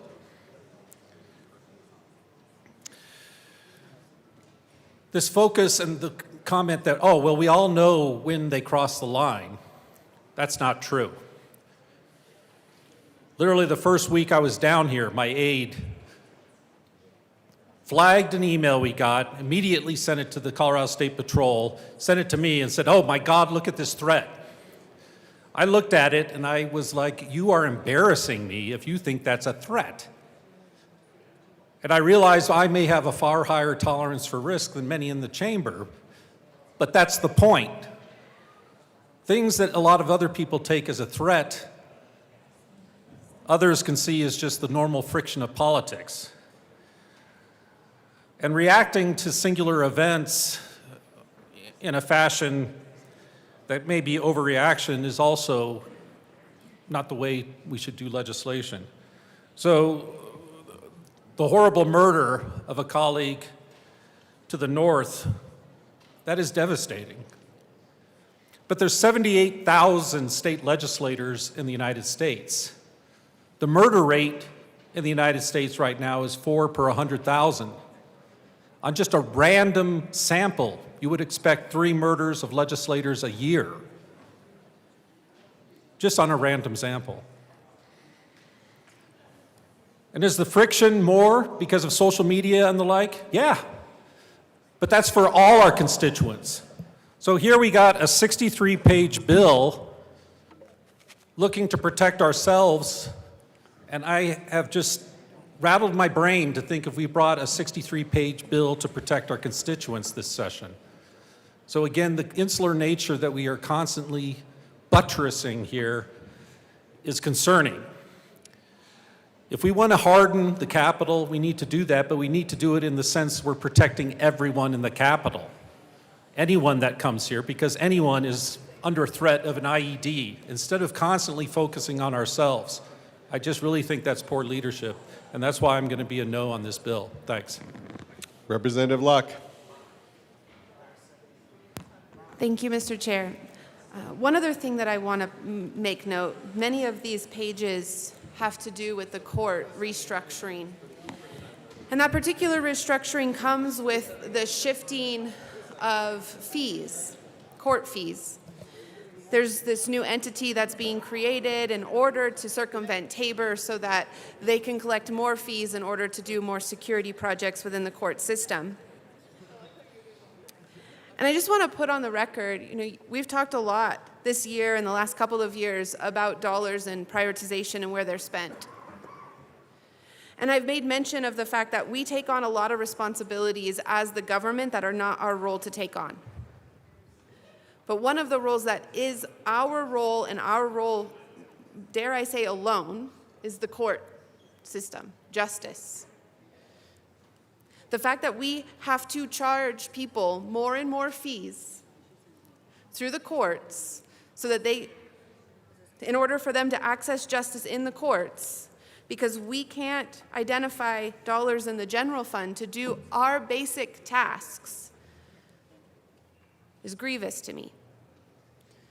When you have individuals who are going through divorce or state probate and their families are being ripped apart, or criminal matters, or whatever it might be, contract disputes because their business is falling, and we add to their burden through costs.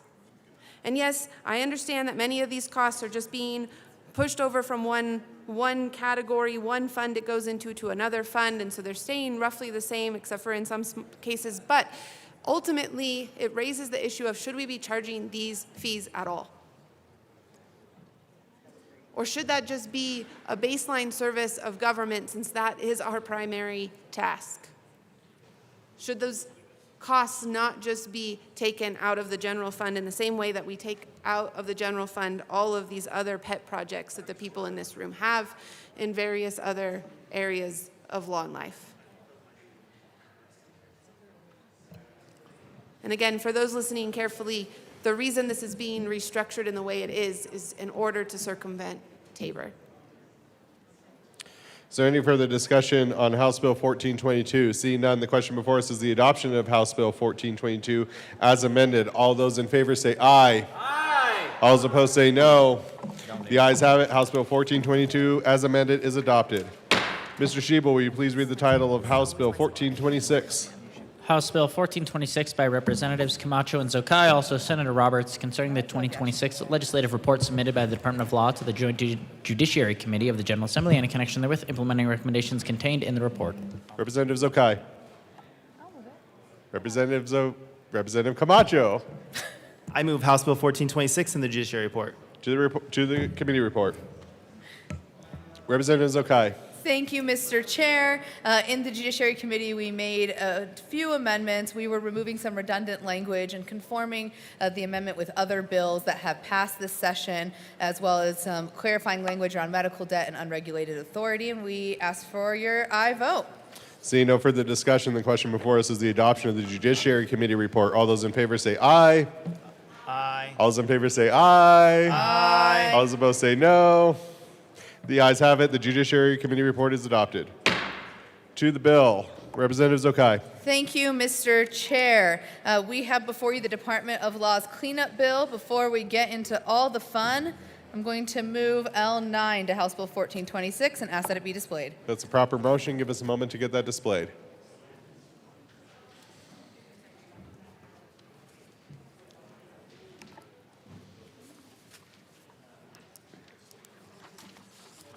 That is displayed to the amendment. The next one. You will. Oh. Representative Zokai. Thank you, Mr. Chair. There was some language we had inadvertently left out of the bill, and we wanted to make sure that there was notice for certain contractual terms, and so we are adding that in now and ask for your aye vote. Seeing no further discussion, the question before us is the adoption of Amendment L9. All those in favor say aye. All those opposed say no. The ayes have it. Amendment L9 is adopted. To the bill, Representative Zokai. Thank you, Mr. Chair. I move L10 and ask that it be displayed. That is a proper motion. Give us a moment to get it displayed.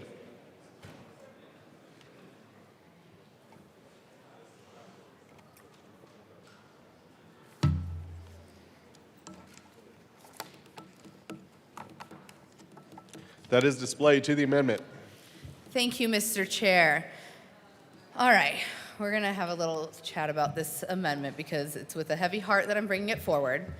A lot of the recommendations that you are going to see in House Bill 1426 come from the fact that the Attorney General's office is under-resourced and cannot take on the amount of consumer protection work that is required in order to have a state that is truly a check on corporate abuse. And we have heard this repeatedly in Judiciary Committee. We've heard it from JBC, but we just truly do not have additional funds to be able to well-resource this office. Coloradans filed a record 26,993 complaints with the Attorney General's Consumer Protection Section last fiscal year. That's nearly 3 times the number filed when our current Attorney General first took office. In March 2026, the office described the growth as over 200%. Out of nearly 27,000 complaints, the Consumer Protection Department has secured just 17 settlements. Their own target was 40. And I know that they are hard at work to try to get that done, but it is just not enough people for the amount of work that is out there. When bad actors poison water, steal wages, manipulate consumers, violate privacy, or exploit working people, and we don't have resources to do anything about it, we have to start finding solutions. And we did find one. It was in this bill. It is one that is used by states across the country. Today, we are removing it with L10. So let's be honest about why we have to. It is because the very actors that are at risk of being held accountable would prefer a weaker Attorney General's office. And I just want to say I cannot wait to bring this back next year. Because when the government refuses to use every tool available to hold powerful interests accountable, it is ordinary people that pay the price. It is families in our districts, consumers, small business owners, tenants. It's our communities that pay the price. What this provision is doing is removing the ability to have contingent fee representation and to have the Attorney General's office contract for that work. It is honestly the only way that other states are able to have robust consumer protections. In Judiciary Committee, when we discussed this provision, the tobacco cases were brought up in committee as a reason to strip the section out, as if it was a bad thing that we were able to hold tobacco companies accountable. Let's be clear, these companies have unlimited resources to hire armies of attorneys and drag cases out for years until accountability becomes impossible. We had a well-known attorney testify in committee about this. I won't name him, but he has a strong arm. And he talked about how these cases can take decades and how you have to have outside help for the Attorney General's office to be able to take them on. The best way for us to do that as a state in our current fiscal climate is not paying an attorney hourly, but being able to have them absorb the risk and take on a percentage of the recovery should they succeed. The most important cases could cost millions of dollars to litigate. They require years of work, document review, expert testimony, and enormous risk. Without contingency fee agreements, those cases are not brought at all. And that is the status quo here in Colorado, and there are a lot of powerful people who want to keep it that way. So unfortunately, this amendment is before you today. I am going to ask for a yes vote, but you can expect to see me here next year with a bill. Representative Camacho. Colleagues, my co-prime and I have spent about 6 months stakeholding this bill, and if you look through it, it is massive. There are numerous provisions that address efficiency, improvement in our Department of Law to make sure that the law is clearer and can be complied with and enforced. Sometimes we don't have enough time to do stakeholding, and I appreciate my co-prime's passion on the subject of which he talked about, but I just want to clarify for everyone. We are asking for a yes vote. The current law in Colorado does allow for the Attorney General's office to contract out for additional support at a maximum rate of $1,000 an hour, which is a significant amount, which is far more than the legislature itself pays for private counsel. It's far more in line with what you would see in local market rate. So even though the ideas that my co-prime have brought up are interesting ideas that probably deserve a broader discussion, simply we are not able to do it this year. And we look forward to that discussion in future years. And for that, we ask for a yes vote. Representative Soper. Merci, Mr. Chair. And I want to thank the sponsors for this amendment and rise in full support of this amendment. And with this amendment, I will be in full support of the bill as well. I do just want to clarify one thing. There can still be the contingency piece, but after the calculations, it can't exceed $1,000 per hour under current law. And the amendment takes it back to that. If you think about it, $1,000 per hour is a lot. It's a lot of money, especially when this is contract government work that is being designated out. We just want to make sure that there's some respect for really the taxpayers and that this isn't an area that's ripe for, I hate to say it, but corruption, because it's really easy to channel this government business to someone who's going to hustle it, who's going to make an awful lot of money, really kind of at the expense of the public, which would otherwise be dollars that would come back to the Attorney General and would flow back into the state for whatever damages were done to the state. So that's why this amendment I'm in full support of, and want to thank the sponsors once again. Representative Espinosa. Thank you. I also rise in support of this amendment and found it to be a critical issue that was discussed extensively in committee. The question of contingency fees and how they play out in our legal system is always an interesting one, and there, as you've heard, there's some philosophical issues of that. But having spent my life as a public attorney, having done the work in government, I think it's disingenuous to say that an Attorney General's office, which can take a case up to the Supreme Court for around $400,000, is not capable of handling some of these cases, even if there's transition. This is the way we maximize our public dollars to the benefit of the larger issues that we legislate in this legislature. That is why we hire 667 attorneys in the Attorney General's office now. If there's an area of consumer protection that needs additional resources and services, one of the first obligations of us as a legislature is to do that cost balancing analysis of can adding to existing resources or ensuring that the existing resources are utilized more effectively for taxpayer dollars by developing the expertise in the department, should that be the first line of defense? So I'm not just saying that I'm discounting being able to go to the private market when there's lack of expertise in a certain area or lack of a sufficient number of attorneys to handle cases. But I do think the reason the tobacco litigation was brought up was as a result of the amount of money that was given to the attorneys versus back to the state in that settlement. That is why we put in the provisions putting the $1,000 cap on a limit. Now, as a member of the legal profession, I also want to be very clear to the public that that's a very high cap. And one of the things I made sure in the committee to say is that that can be adjusted down and should be adjusted down to meet the market rate of whatever area that the attorney is dealing in. But if we hire the largest law firms, that $1,000 an hour could in fact be the going rate. How many of us in the public, how many people, and again, spending my life as a public attorney, I never reached anywhere near $1,000 an hour, but I did good work on behalf of the public. So I think that's another critical issue that we did not have time to fully explore in committee, but was another basis for me requesting that this would be done, that this amendment should be run, because I think the reason we put in the guardrails that were lacking in the bill as it was proposed to us was because we need to balance always the public dollars and the tax dollars that might come back, or the dollars that might come back to the taxpayers in a win of litigation, against the risk that attorneys are taking by taking on the case by definition of a contingency. I do think those risks have to be balanced, but I think at the end of the day, there should also be guardrails that there was not time to develop and put into this bill. So I am supportive of this amendment and urge an aye vote. Representative Mayberry. Thank you, Mr. Chair. I oppose this amendment because in Colorado, our Consumer Protection Act is far too weak. We bring so many bills every single year. Most of our bills create a cause of action under the Consumer Protection Act in Colorado. Colorado's Consumer Protection Act is uniquely hard to enforce because of something called the Public Impact Standard.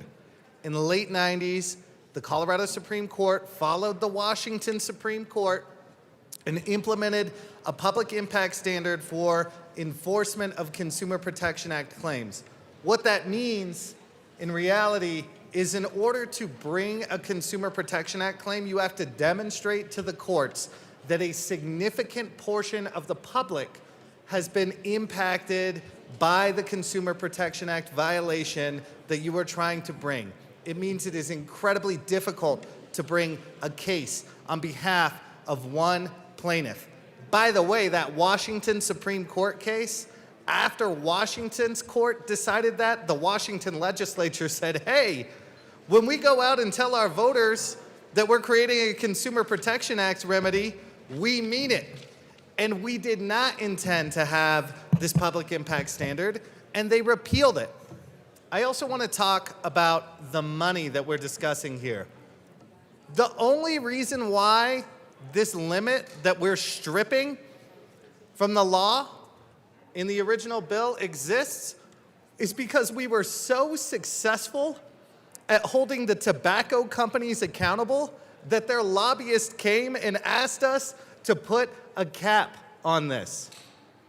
In committee, the banks asked us to strip this out. And I asked, why? And they said, oh, well, we're really concerned on behalf of the public and the people of Colorado. And I was like, well, is that who pays you to be here? It's not. They're concerned that there will be a Consumer Protection Act violation so large that they will have to pay out more. This money only exists if there is a win on behalf of Colorado consumers. Contingency fee cases only pay out if the prevailing party proves that something wrong happened. And in this case, we're talking about the Attorney General's office contracting out with outside experts, which, by the way, is incredibly important depending on the experience level of whoever happens to be Attorney General. In committee, we heard from a very experienced consumer protection attorney. The strong arm himself came and talked about this case, and he talked about how when you take on big consumer protection cases, sometimes there's a 10-year runway where you're not getting paid anything at all. And to take on that risk, these contingency fee models have helped us. And it works in other states. And by the way, another thing that happened because the tobacco cases were so successful, I mean, seriously, we talked about this in terms of the tobacco cases. We're talking about defending a legacy of the tobacco cases being so successful on the behalf of consumers. Another part of that legacy is, even if we strip this, judges have to take a second look on settlements because of the tobacco companies were so unsuccessful in their litigation. That is why this exists. This exists because the ability to contract on contingency fees was so successful for Colorado consumers that the tobacco companies were able to lobby to put a cap on it. This is not taxpayer money. This is contingency fee money that only gets accrued if somebody wins. That means they've demonstrated that a harm has happened to the people of Colorado. This is basically the only good thing that was in this bill, and I am a no on this amendment. Representative Woodrow. Thank you, Mr. Chair. It is an honor and a privilege to serve with you. It's an honor and a privilege to serve with you, sir. Very quickly, members, I am also a no on this amendment, and I would urge your no vote. To just add briefly to what my colleague said, a couple of things about the Colorado Consumer Protection Act. It is exceptionally difficult to prevail on a claim under the Colorado Consumer Protection Act. We have a public interest requirement. This was judge-made law. I repeat, the public impact requirement is judge-made law. And that not only offends me as a litigator, it offends me deeply as a legislator. This body is tasked with deliberating bills and formulating public policy known as the law. We pass statutes. It is the court's job to interpret those statutes. What the courts have done to the Colorado Consumer Protection Act, going back to the 90s, is basically rewrite it. In a decision, as Representative Mabry explained, they literally said, you know what, Washington State is a real leader on consumer protection issues, and they require a public impact. Never mind the fact that Washington courts had explained that a public impact requirement could be met at more than 2 people. Our courts never went back, re-looked at the law, ignored what this body did when it passed the plain language of the Colorado Consumer Protection Act, and rewrote the provision to input a public impact requirement. And after Washington State took the pains to get rid of their public impact requirement, our Colorado Supreme Court never bothered to keep tabs on what Washington State was doing. And so we have an unwritten rule that you have to know case law in order to even know it exists, that says in order to prevail on a Colorado Consumer Protection Act claim, you need to show public impact, and it's not 1 or 2 people. It is actually known as a significant public impact. You have to show that not only you were defrauded, but a lot of people just like you were defrauded in the same way. Another reason I'm against this amendment is because of something called mandatory arbitration. When you get those terms and conditions, when you download software off the internet, when you use your bank account, when you sign up for a cell phone contract, buried in that fine print is an arbitration clause. It says that you are not only not allowed to sue the company in court and vindicate your rights, you are not allowed to bring any case in a representative or class action capacity. You have to go to individual arbitration. And before you say, well, what's the big deal about that? I know this side of the aisle loves the Constitution. I know you all sleep with copies under your pillow. You love the Bill of Rights. You absolutely do. I know it. And you love not only the First Amendment, and you adore the Second Amendment. I know you secretly favor more than any other the Seventh Amendment.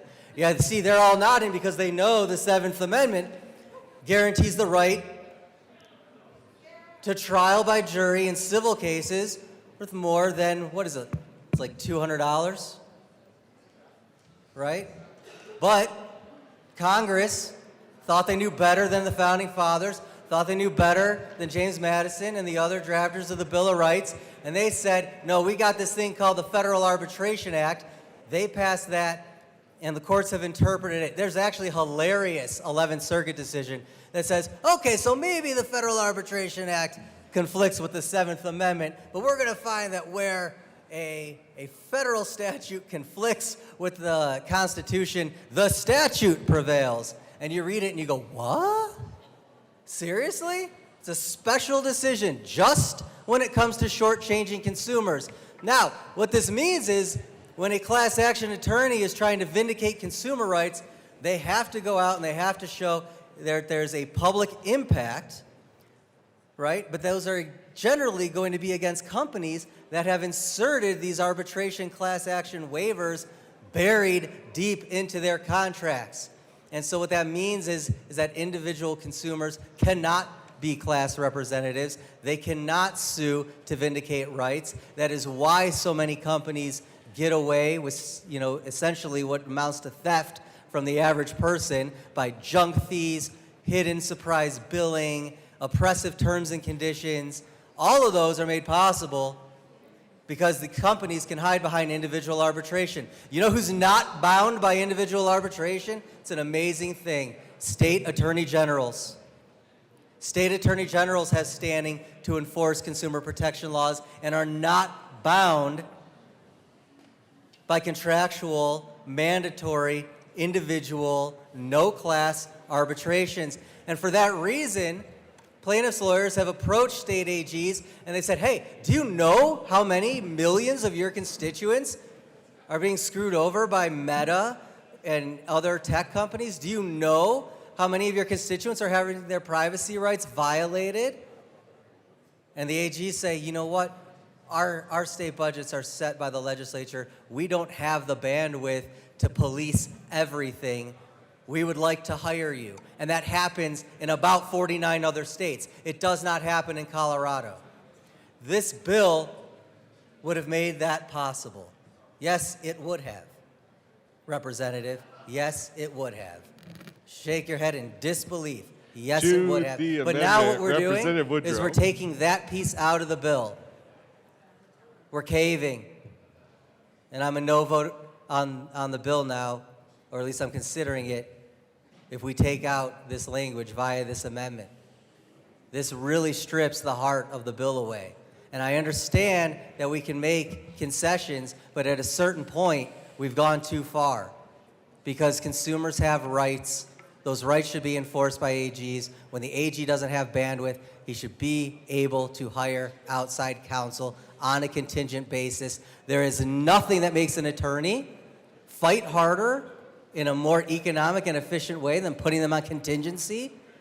Any second you spend that is wasted is a loss to you as the attorney.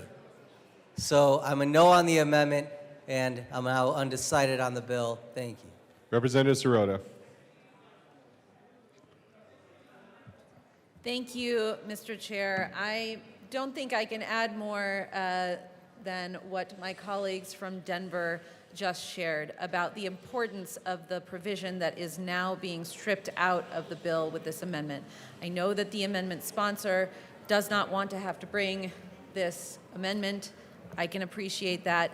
But I just feel deeply challenged to vote for this bill should this amendment get on. This is one more example of special interest winning the day over consumers in this state, and I have had enough. I am tired of it.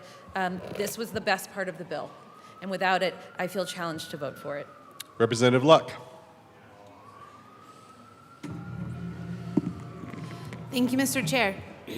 I am thrilled to learn that my colleague from Denver agrees with the conservative interpretation that the courts exist to say what the law is, not what it should be. That he does not embrace the whole living tree doctrine, but instead takes an originalist approach. That is so delightful for me to learn today. I agree, the court should not be making law and should not be rewriting the laws that are made here. I hope to find an equal amount of support when we talk about the executive branch and them making law, because they do that quite a bit. In fact, we had a committee hearing earlier this year on one of the committees I sit on to look at a law that or a rule that they made that was in contravention to a law we made.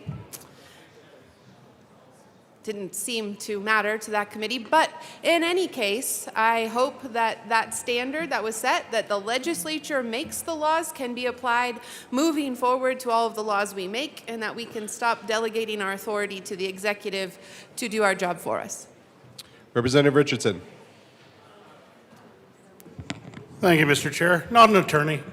I think it's a good amendment. It kind of keeps things that we've heard throughout the last couple of years in the Business Affairs and Labor Committee kind of truthful, I think, because there has been bill after bill after bill that attacks a problem by making it a deceptive business practice, followed by no fiscal note because the AG already does consumer protections and it's not going to cost them any more to do it. It's not going to take any additional resources. So it was a little disturbing to hear earlier that somehow they're not able to do this without extra money to spend on a lot of extra people. So I think it's a good amendment. It keeps the AG and those that have brought bills saying that consumer protection is already handled by the AG with no extra resources, something that we can all believe in. Thank you. Is there any further discussion on Amendment L10? Representative Marshall. Thank you, Mr. Chair. I decided to pile on since we're all down here and record my opposition to this amendment. I actually brought and asked for a late bill request for an additional bill, not for the consumer protection issues, but to contract with a very strong white-collar litigation firm with forensic accounting experience to go after all the HICPUF errors that we have on a contingency basis, and they would claw back a ton of money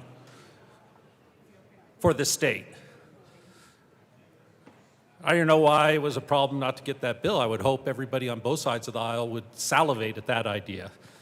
But I saw this and said, oh, well, I guess we're taking care of the problem, because if it's here in this bill already, the AG will be able to go ahead and contract with a contingency fee lawyer to go after all the HICPUF money that has gone flowing out our door and claw it back for us, because they would have a huge self-interest to get that money back. But we don't have that option now. And it's an option we should have. And again, when some of our colleagues go back to the tobacco cases, those were seminal cases. The first firms that went after the tobacco industry went bankrupt. And they were $30, $40 million asset firms, and they spent every penny going after them and couldn't do it. And everyone was very upset at the tobacco litigation plaintiffs' attorneys that wound up with billions of dollars in contingency fees, but they recovered tens of billions of dollars for the states. So again, we all hate lawyers, but there's a good reason for them. And I would see this as an effort to claw back all the errors and fraud that have caused us so much problems in our state if it's left in there.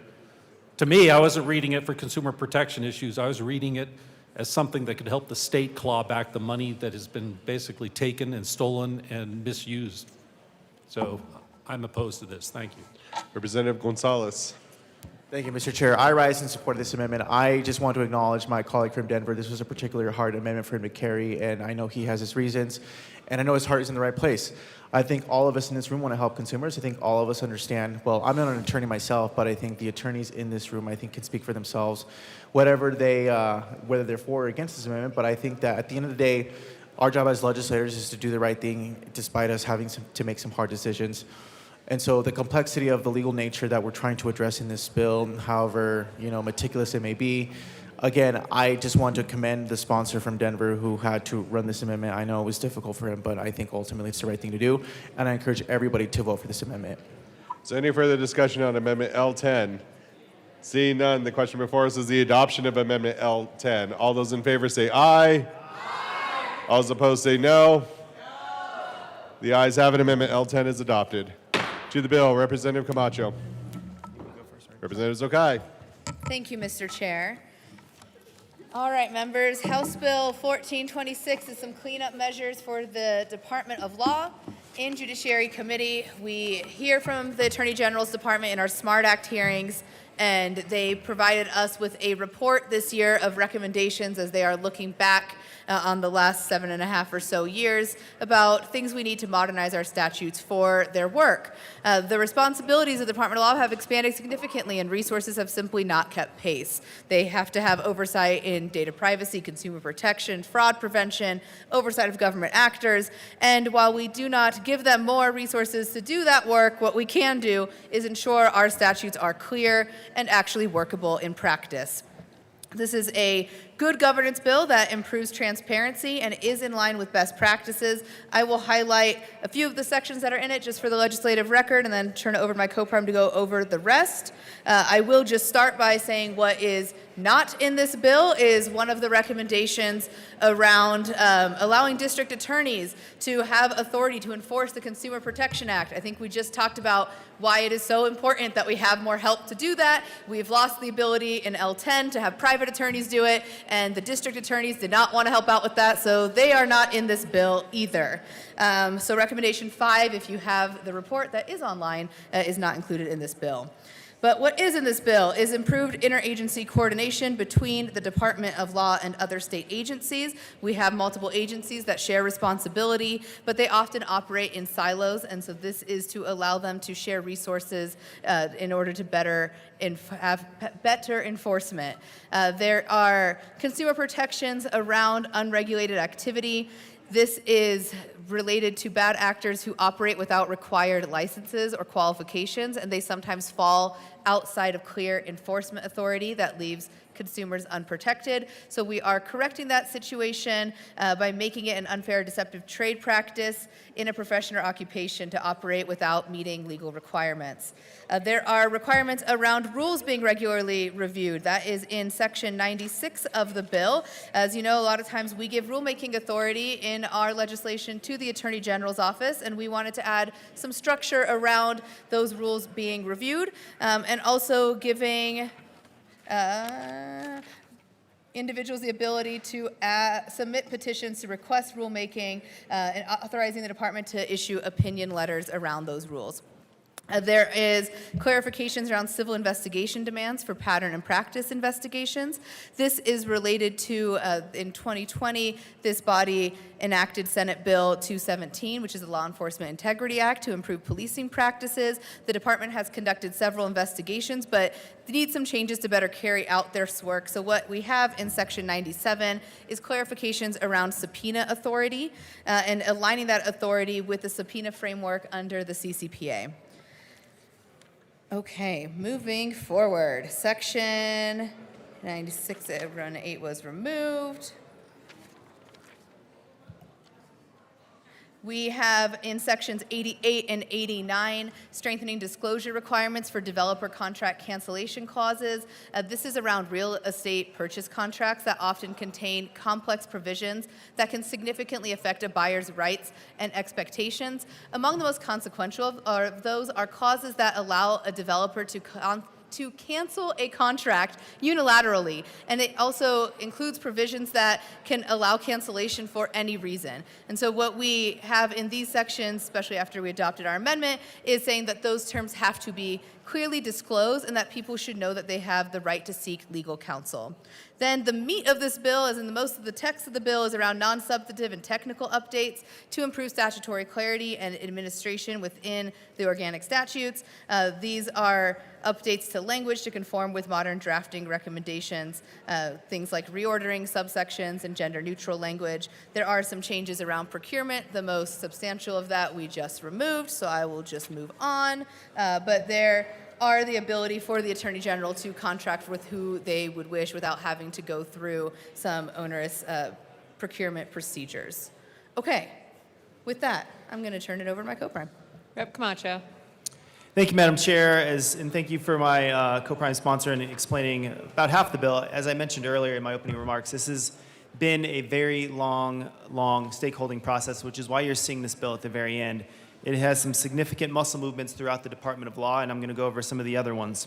At its core, this bill is about clarity, accountability, and effectiveness. It clarifies Colorado's Consumer Protection Act so that both businesses and courts can apply it consistently.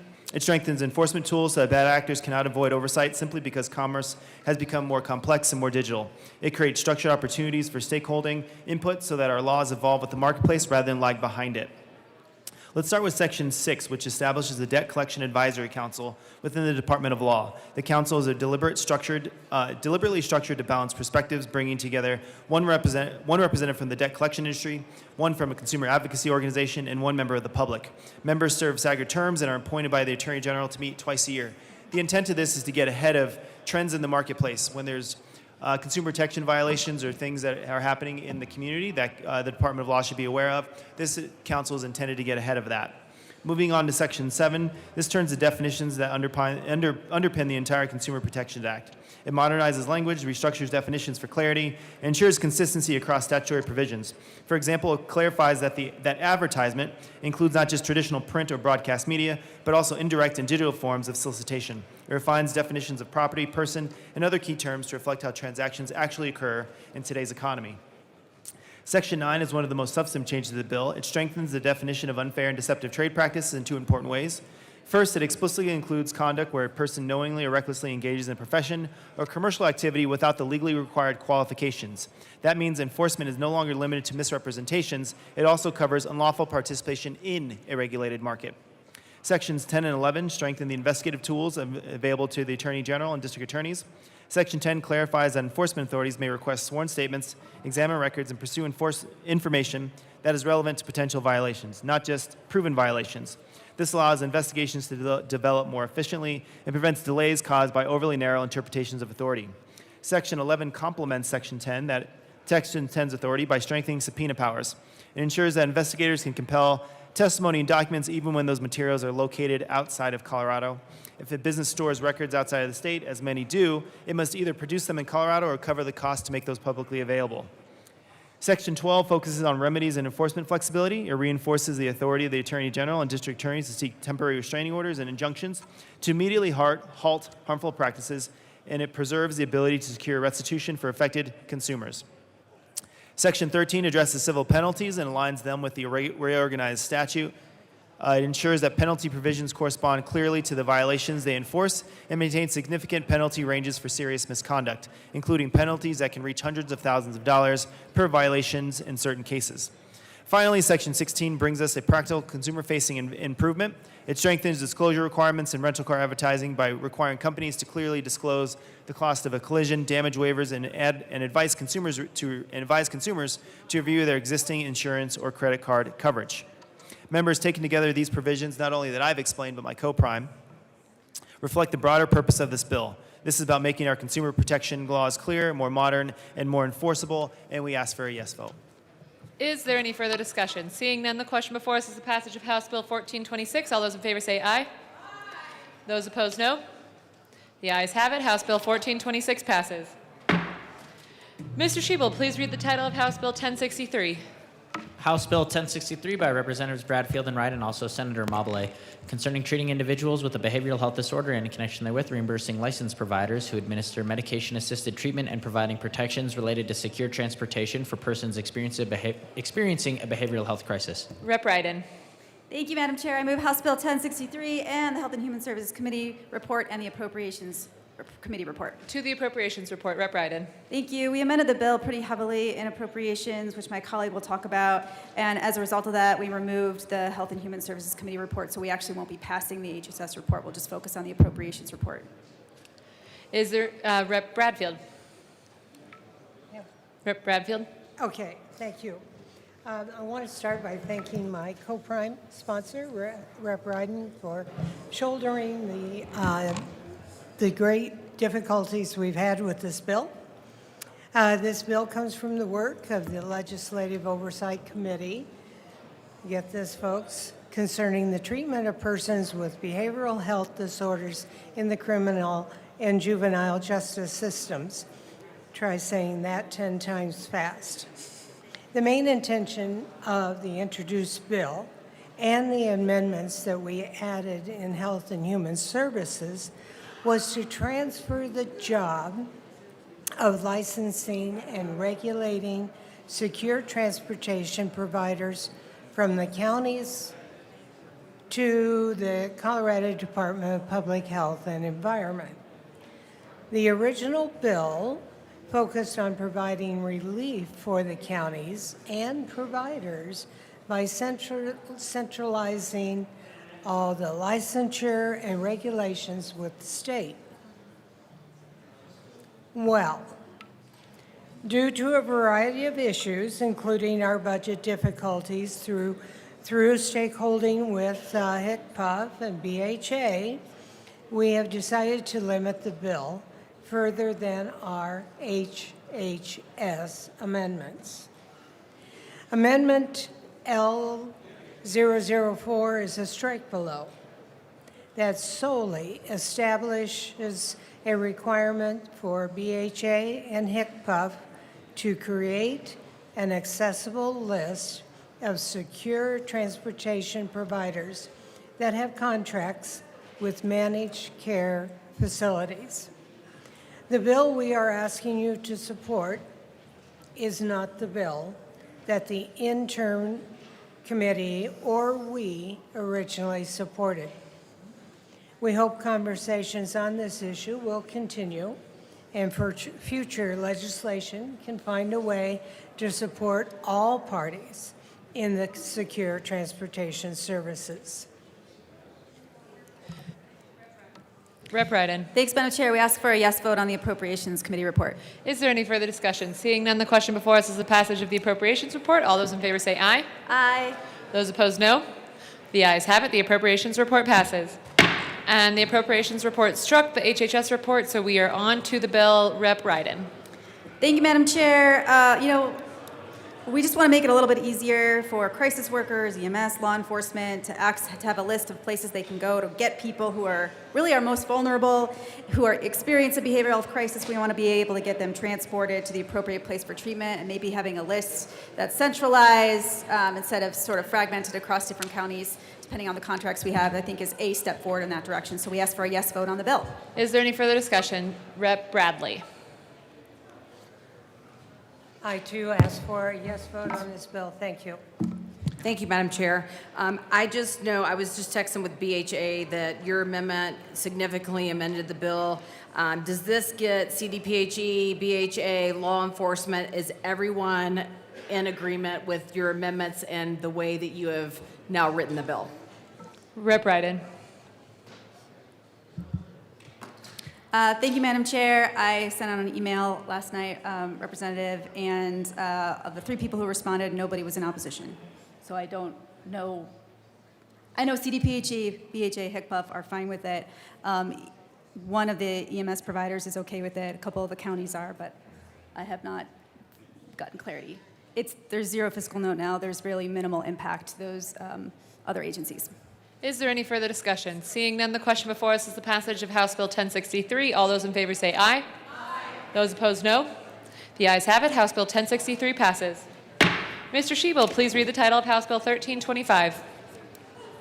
House Bill 1325 by Representatives Caldwell and Ferre, also Senator Ball, concerning natural medicine.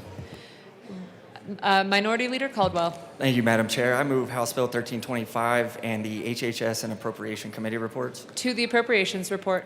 Thank you, Madam Chair. So, members in Appropriations, so one of the issues with why we had to address this in Appropriations is we originally had a $250,000 fiscal note which was going to go towards employment in the Behavioral Health Administration in order to implement this pilot research program.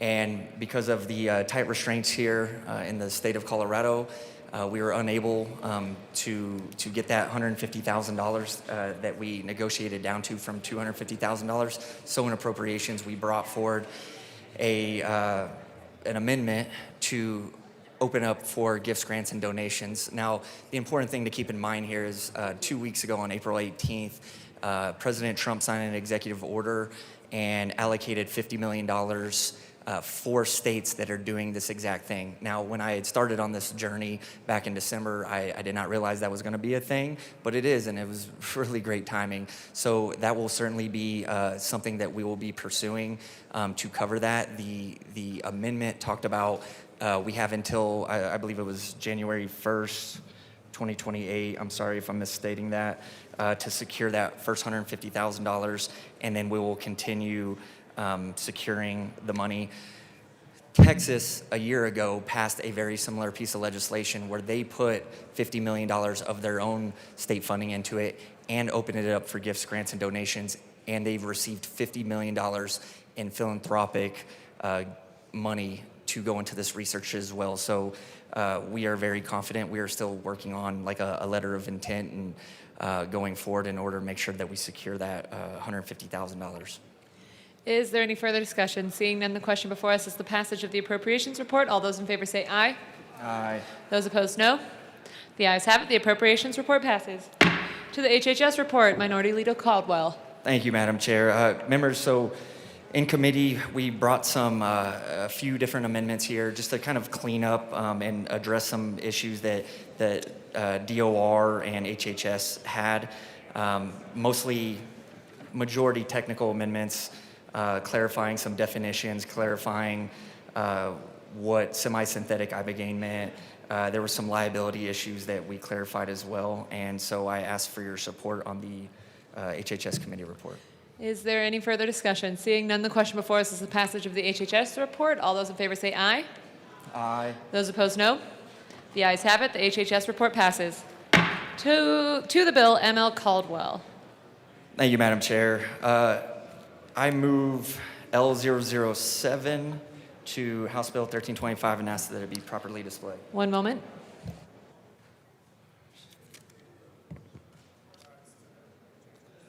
Oh.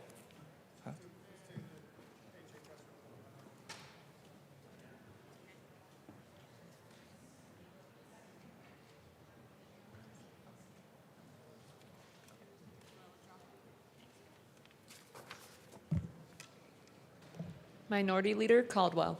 Thank you, Madam Chair. I withdraw the L007. L7 has been withdrawn. To the bill. Thank you, Madam Chair.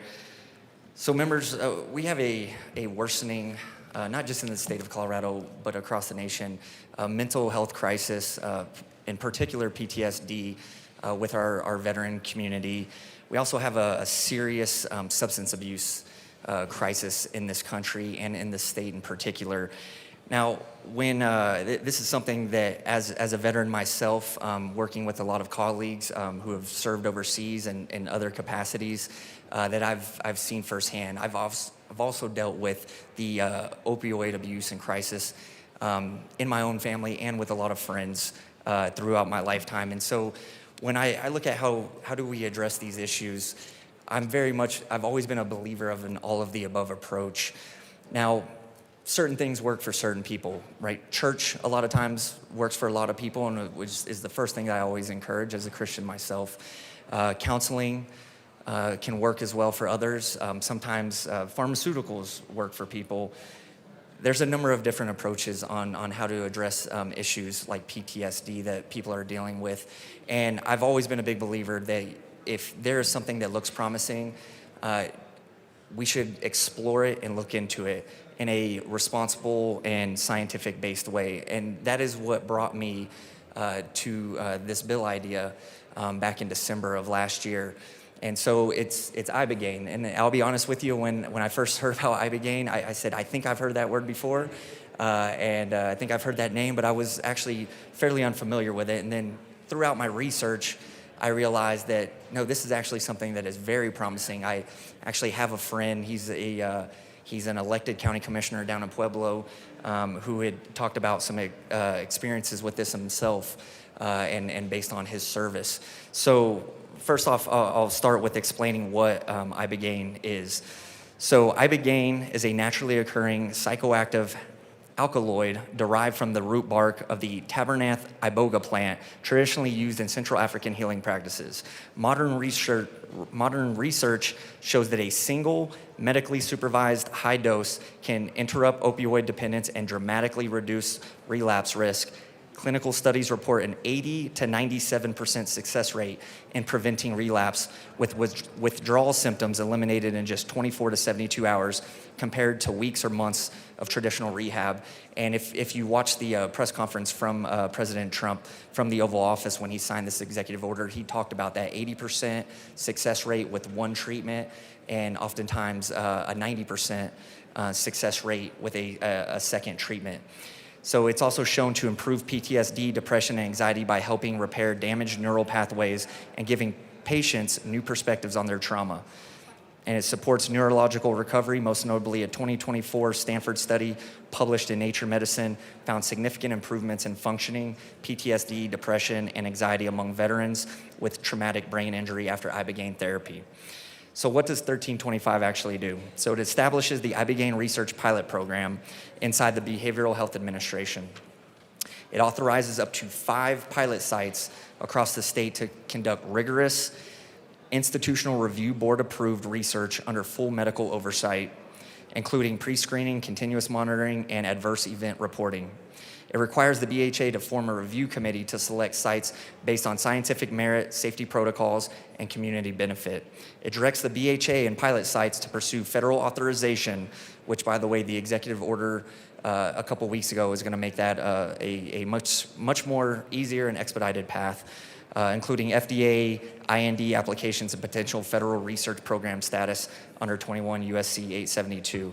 It creates a dedicated cash fund and grant program so the state can accept public and private gifts, grants, and donations, ensuring the research is not solely reliant on general fund dollars. No. It mandates a benefit sharing plan with indigenous communities that have stewarded the iboga plant for centuries. It brings expertise from the Natural Medicine Advisory Board into future rulemaking and adds targeted safety guardrails for when and if ibogaine care is ever expanded beyond the pilot.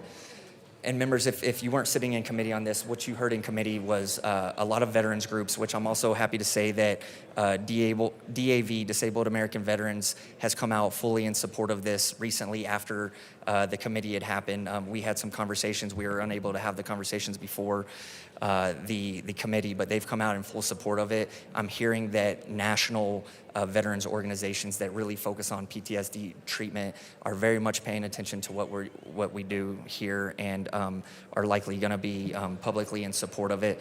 And we heard from veterans, we heard from Olympic athletes, we heard from people with opioid addictions talk about their experiences with this. And because the current federal law is established the way it is, what's happening right now, especially in the veteran community, especially in the Navy SEAL veteran community, veterans are having to go down to Mexico to get this treatment.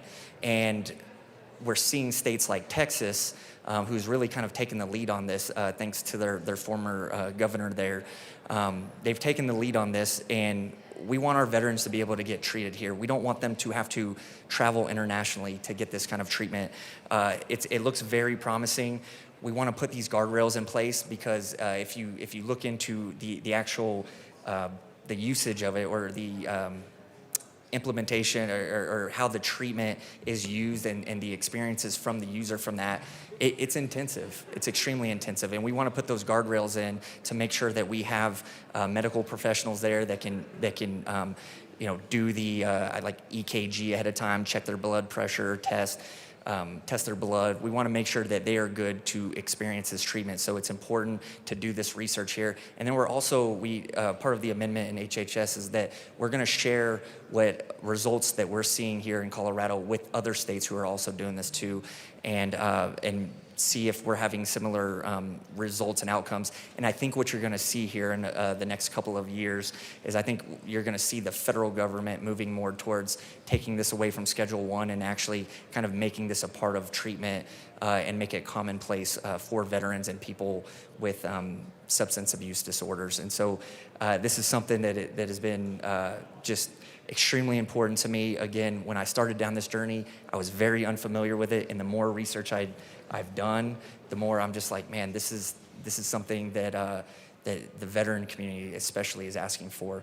And so I appreciate all the support over the last few months on this, and I certainly urge an aye vote on it. Thank you. Is there any further discussion? Seeing none, the question before us is the passage of House Bill 1325. All those in favor say aye. Those opposed, no. The ayes have it. House Bill 1325 passes. Mr. Shebel, please read the title of Senate Bill 172. Senate Bill 172 by Senators Hinrichsen and Kipp, also Representatives Basenecker and Pascal, concerning the Front Range Passenger Rail District. Rep. Pascal. Thank you, Madam Chair. I move SB 26-172 and the Transportation, Housing, and Local Government Committee report. To the committee report. Rep. Pascal. Thank you, Madam Chair. So in the committee, we ran an amendment to add Wheat Ridge into the district because, oops, it got forgotten. And that was a mistake, so we fixed it. Is there any further discussion? Seeing none, the question before us is the passage of the committee report. All those in favor say aye. Aye. Those opposed, no. The ayes have it. The Transportation Committee report passes. To the bill.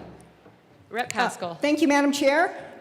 So what this bill does, it is about the Front Range Passenger Rail District. Always have trouble getting all the acronyms. AKA COCO, AKA the governor's choo-choo. Except it's not the governor's choo-choo, it's the people's choo-choo. And the people are the ones that are going to get to decide if they want the choo-choo and vote on it. So what this bill is about is preparation for that. The Front Range Passenger Rail District has the ability to refer to the people to vote on it, and this is statutory changes that need to happen in order for them to do that. The bill adjusts the boundaries of the Front Range Passenger Rail District, which the way this was figured out, it was opt-in. If somebody wanted a station, they had to opt into it. Nobody's being forced to have a station. And then based on laying out the stations, which Colorado Springs has one, and I'm super excited about it, they took a 5-mile radius around the station, and then they pulled into the district all the municipalities that were 20% or more within that circle. So the district is folks who could reasonably be considered to be someone who would use the train. And at this point, not fully decided yet because the district gets to choose, but it's likely going to be a sales tax, and the people that live there will vote on whether or not they want the train and they're willing to pay the sales tax for it.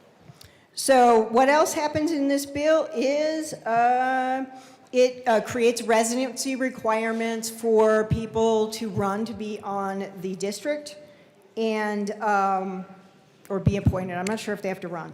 And it also adjusts how the ballot measures are brought by the district. So what they're planning to do is allow the possibility for there could be a northern section and a southern section. And it will be possible, like the northern section could happen if the southern section people don't want it, and vice versa.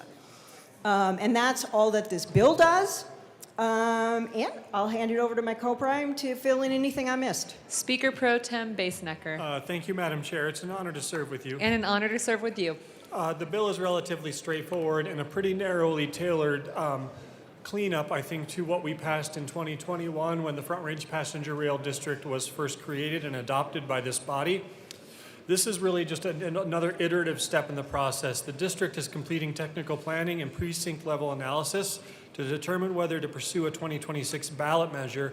The purpose of this bill is to make narrowly tailored statutory updates, including boundary accuracy, election flexibility, and administrative clarity, so the Front Range Passenger Rail District has the correct legal framework in place for any future ballot decision.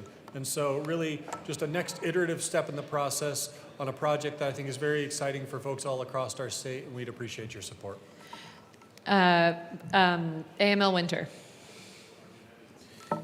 Thank you very much, Madam Chair. And I want to thank the bill sponsors for a conversation we had earlier in the day. As you know, most of my district sits along the southern border and pushes up exactly where this rail is going to go. I was reached out to by one of the counties and one of the cities within my House district, Huerfano County in the city of Walsenburg, and they had seen the legislation and they were kind of wondering why they weren't on the list within the legislation. I talked to the bill sponsors, talked to people outside of the glass, talked to somebody that's involved with the Front Range Rail, and they are going to contact the county and the city and inform them how they opt in and what process that takes. So just wanted to get that on the record that I did that work for them, and thank you for the bill sponsors for taking time to walk through this with me. Speaker Pro Tem. Thank you, Madam Chair, and thank you to the Assistant Minority Leader and his communities for reaching out. I think it really highlights the opportunity that we have here. And let me just say on the record that I would be happy to connect with folks in your communities as well to make sure that we're aligning in terms of priorities. And it sounds like a wonderful excuse to visit your part of the state. And so really appreciate you doing that hard work on behalf of your communities, and happy to continue the conversation. Rep. DeGraff.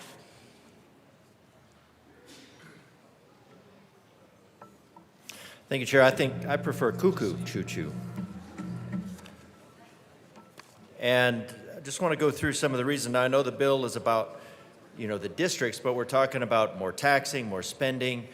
And I think overall, we have, what we have has been largely rejected. We have 98% of the citizens using commuter cars, not mass transit. Today's transit only serves approximately 4% of the users. So we're not expanding something that has a lot of demand. In fact, I talked to somebody the other day who used to ride the train until it became too hazardous. And, my observation as well, that you have 4 cars going down the tracks and you have 2 people. And whenever I can see into a bus, I think they have the dark windows just so you can't see how few riders there are.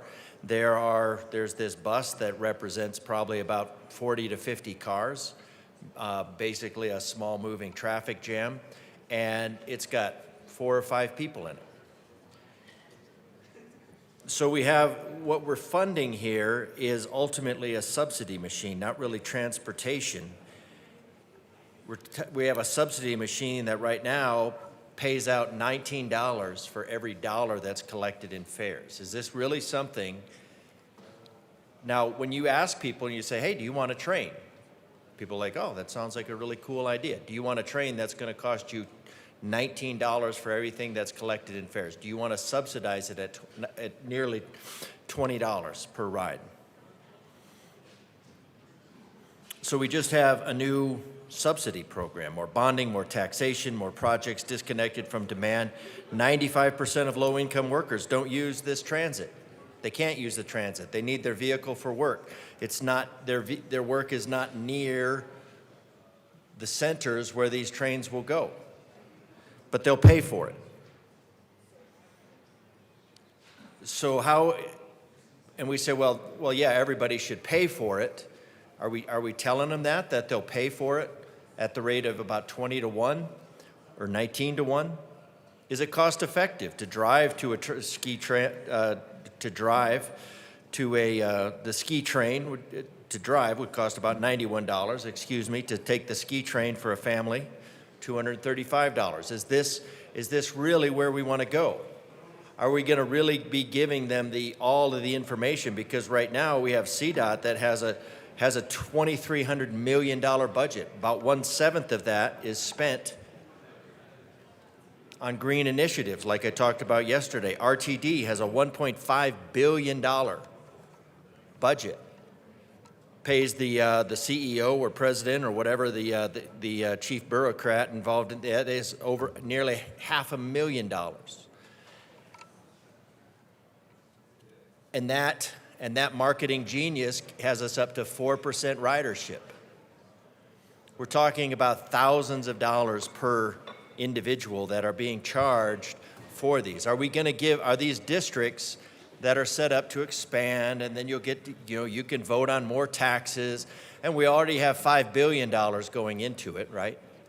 We talked about that last year, or the year before, or I should and the year before. Money that comes out of our oil revenues at a couple dollars per barrel. That doesn't go into the economy. That goes into this train that's going to start up in the north of Denver. North Fort Collins down to Denver. That kind of area. Is that to help the low income so they can get to and from Denver? Meanwhile, our roads are failing. Are our roads failing so that we can encourage people to ride the trains? This just looks like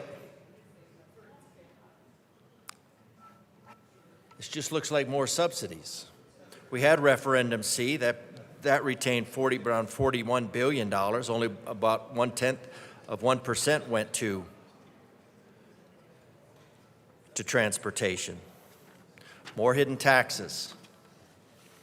But we're going to make it a district. We're going to say, here's a new district. You get to vote on it. You get a train. But are we going to be up front with the citizens of Colorado, and we're going to tell them how much this costs and how much they've spent already and how little they've gotten out of it? Are we going to tell them that? It doesn't solve Colorado's transportation problems. It institutionalizes them. We spend hundreds of millions of dollars per year solving nothing for the citizens of Colorado.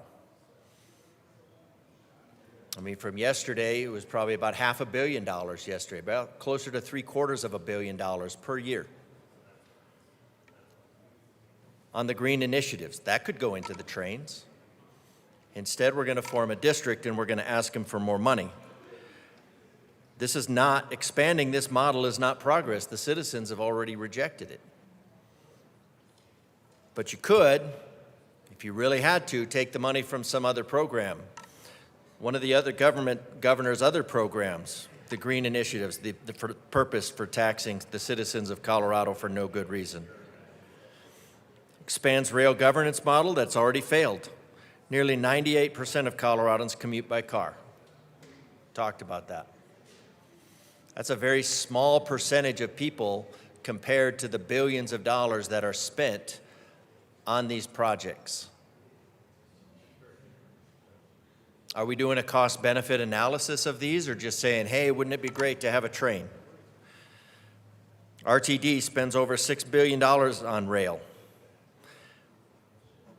Usage has gone from 4.7% to 4.8%. Ridership is down 30% overall. Costs are up 184%. Fares cover about 5% of operating expenses. And taxpayers cover roughly every $19 for every dollar that's contributed in fares.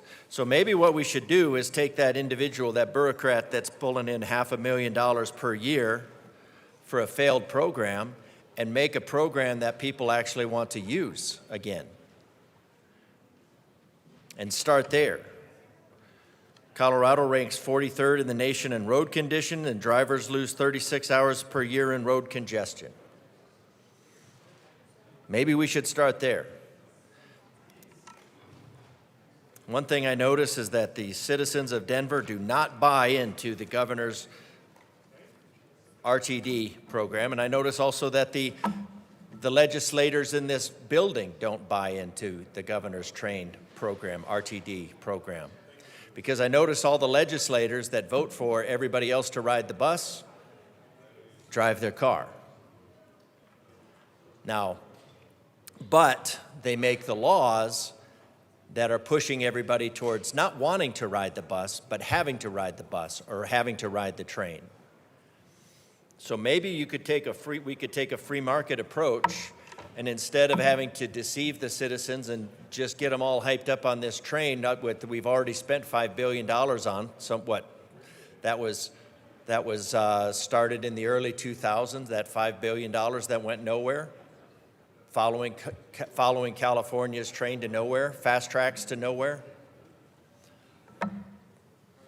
So I think we ought to be honest with the citizens of Colorado about the vast amounts of money that they spend on the governor's reason to drive, and make sure that they understand, and then actually get somebody who's competent that can make a system that people actually want to ride, and then from that actually expand into something that people actually want to use, instead of just looking for ways, more districts, to tax the citizens more, to give them something that they've clearly rejected.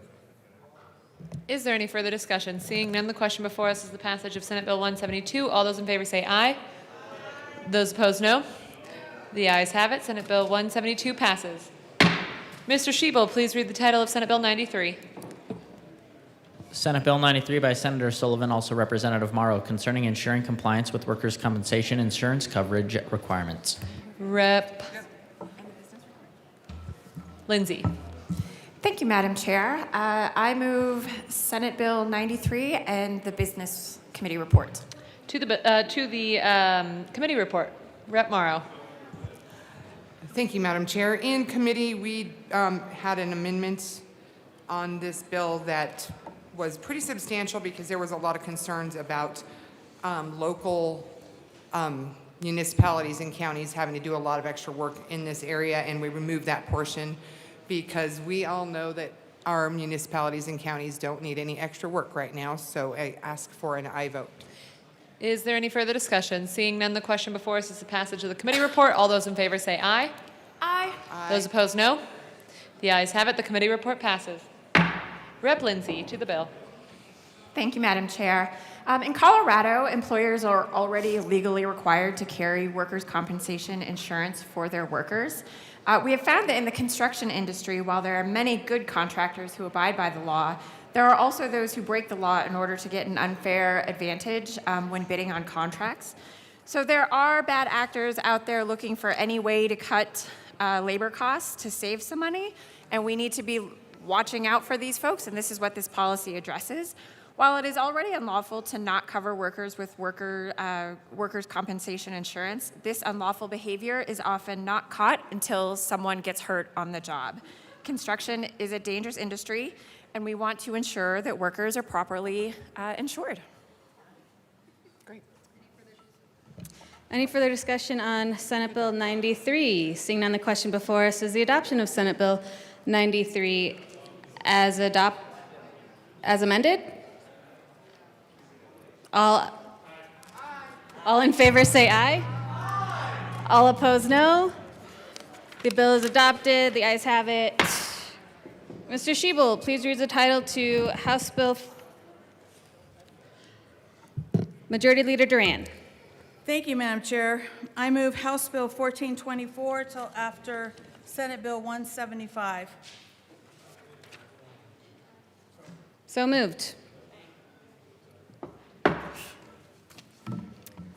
Mr. Schiebold, please read the title to Senate Bill 175. Senate Bill 175 by Senator Snyder and Catlin, also Representatives Morrow and Richardson, concerning the adjustment of an employer's experience modification factor in workers' compensation. Thank you, Mr. Chair. I move Senate Bill 175. Representative Richardson. Thank you. I jumped the gun there, Madam Chair. I move Senate Bill 175. And the committee To the bill. There was none. Oh, that's right. Alrighty. So, I know most of you woke up this morning hoping you'd hear about workers' comp, and you just did. But wait, there's more. The second bill on workers' comp today. We're actually bringing a bill that fixes a very simple problem in a very simple way. Short bill. Its purpose is very straightforward. Not to make employers, especially small employers, pay inflated workers' comp premiums or risk their ability to bid for jobs because of an outdated reserve estimate that no longer reflects their actual claim costs in the past. 175 is really just a very targeted correction bill. It doesn't rewrite workers' compensation. It doesn't require constant recalculation of every claim. It only applies when an open claim was reported higher than the closed amount, and the difference actually made a material difference in the amount that the employers are paying for their workers' comp, or pushes them over a limit where they may not be able to bid on jobs. So I would urge a yes vote. Representative Morrow. Thank you, Madam Chair, and thank you to my co-prime who did a great job of explaining the bill. I think this is a very straightforward bill. It makes sense. It can save small businesses money. It can make sure that they can remain in the bidding process, and I ask for an aye vote. Any further discussion on Senate Bill 175? Seeing none, the question before us is the adoption of Senate Bill 175. All in favor say aye. Aye. All opposed, no. The ayes have it. Senate Bill 175 is adopted. Mr. Schiebold, please read the title to House Bill 1424.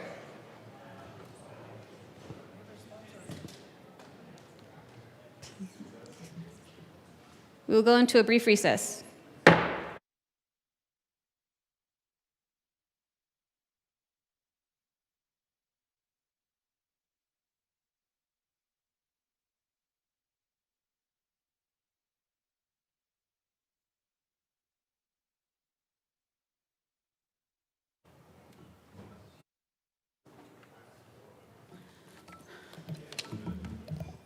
The committee will come back to order.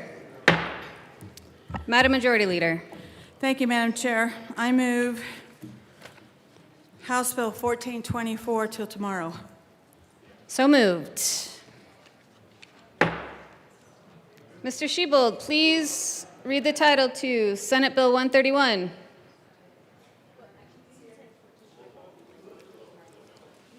I will. Members, House Bill 1424 will be laid over until tomorrow. Mr. Shebold, please read the title to Senate Bill 131.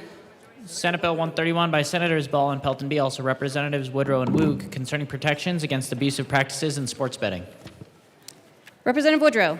Thank you, Madam Chair. It is awesome and bodacious and super rad to serve with you.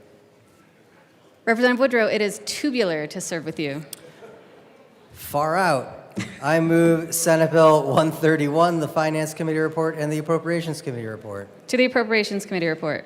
Members, in appropriations this morning, we appropriated money to the bill. We ask for an aye vote.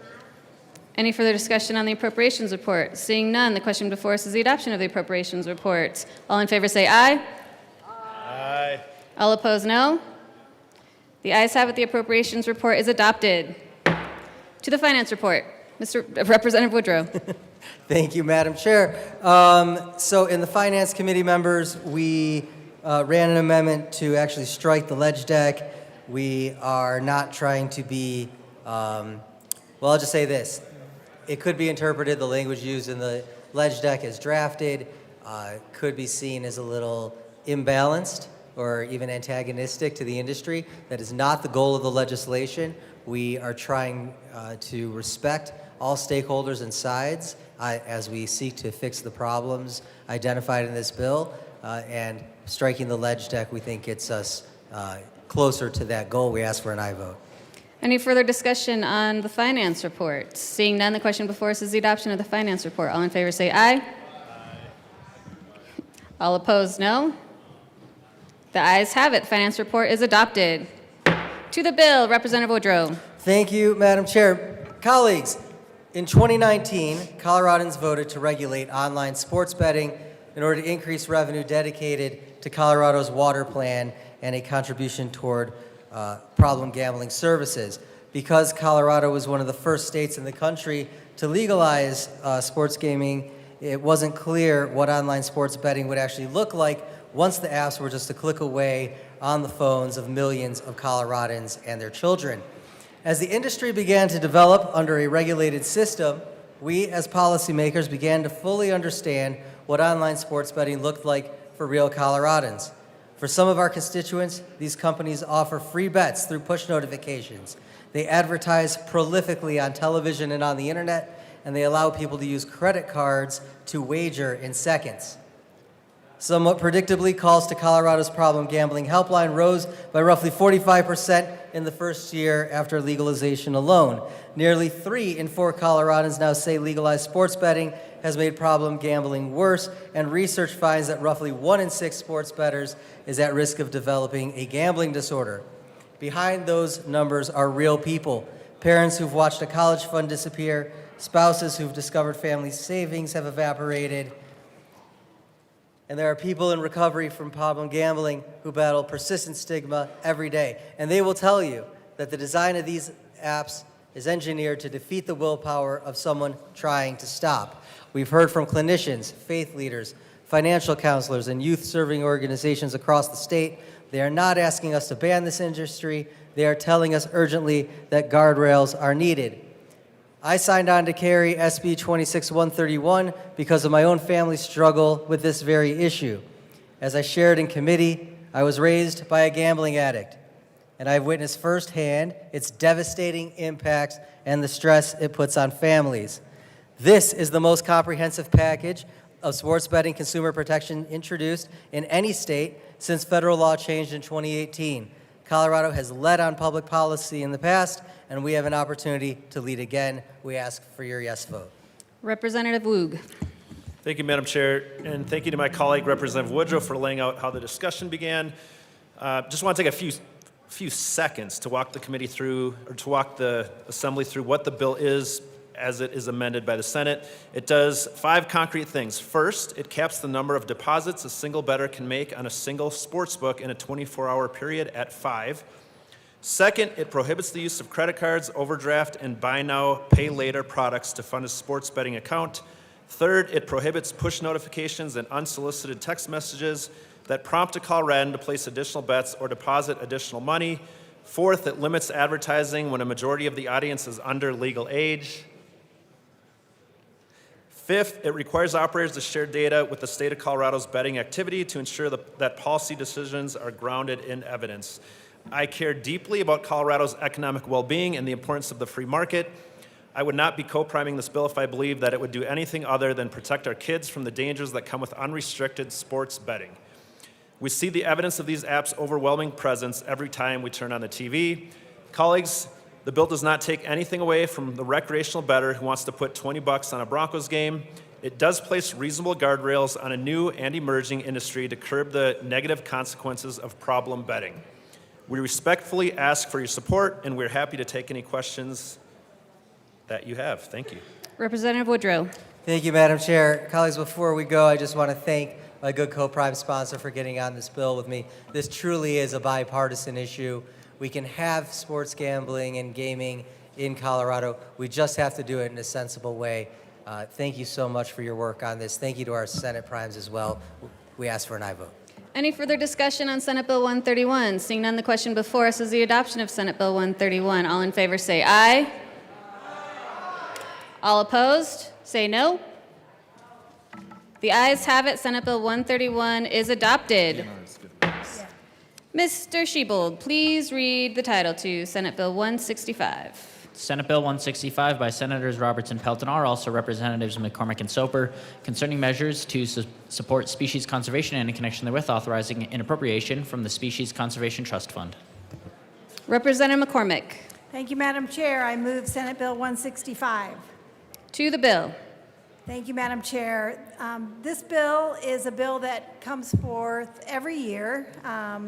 It's been in front of the General Assembly since 1998, and it appropriates $5 million to the Department of Natural Resources, from the Department of Natural Resources, for conservation, research, and study efforts on threatened and endangered species in our state. The projects that get this money are approved through a process through CPW as well as the Colorado Water Conservation Board. So they go through a whole process on how they decide the most important, or the projects that kind of rise to the top every year. For instance, this year on CPW's side, the bill will appropriate $1.25 million for the native terrestrial wildlife conservation to a variety of things. For instance, it will conduct research on bird interactions with utility-scale solar energy. It will do research and field support for improved plague management. It will develop a statewide pollinator monitoring program and develop off-site conservation strategy for Colorado's rare plants, and determine if prey abundance is limiting the Canada lynx in our state. It will also appropriate that same amount of money for native aquatic wildlife conservation, to estimate occupancy and persistence of wood frogs in Colorado, assess the ecological impact of urban runoff pollutants on our wetland habitats and native aquatic species, and just a variety of other things that you'll see in the bill. And happy to be on this bill. I think every year since I've been here, really important bill that we are charged with appropriating this money to these projects. Happy to be on it with my co-prime from Delta, and I'll let him explain the other part of the bill.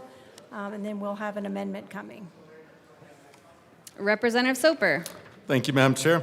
It's an honor to join my co-prime from Longmont. Members, this is an important bill for funding our species conservation and rare plants.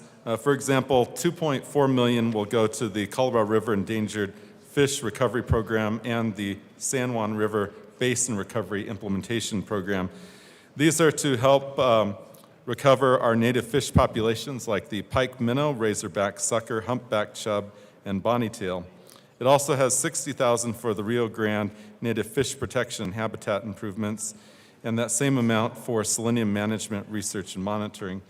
As a side note, my undergrad thesis was on selenium and looking at Delta's golf course and how it impacted the Gunnison River. So selenium is a real thing and how it impacts our native fish population.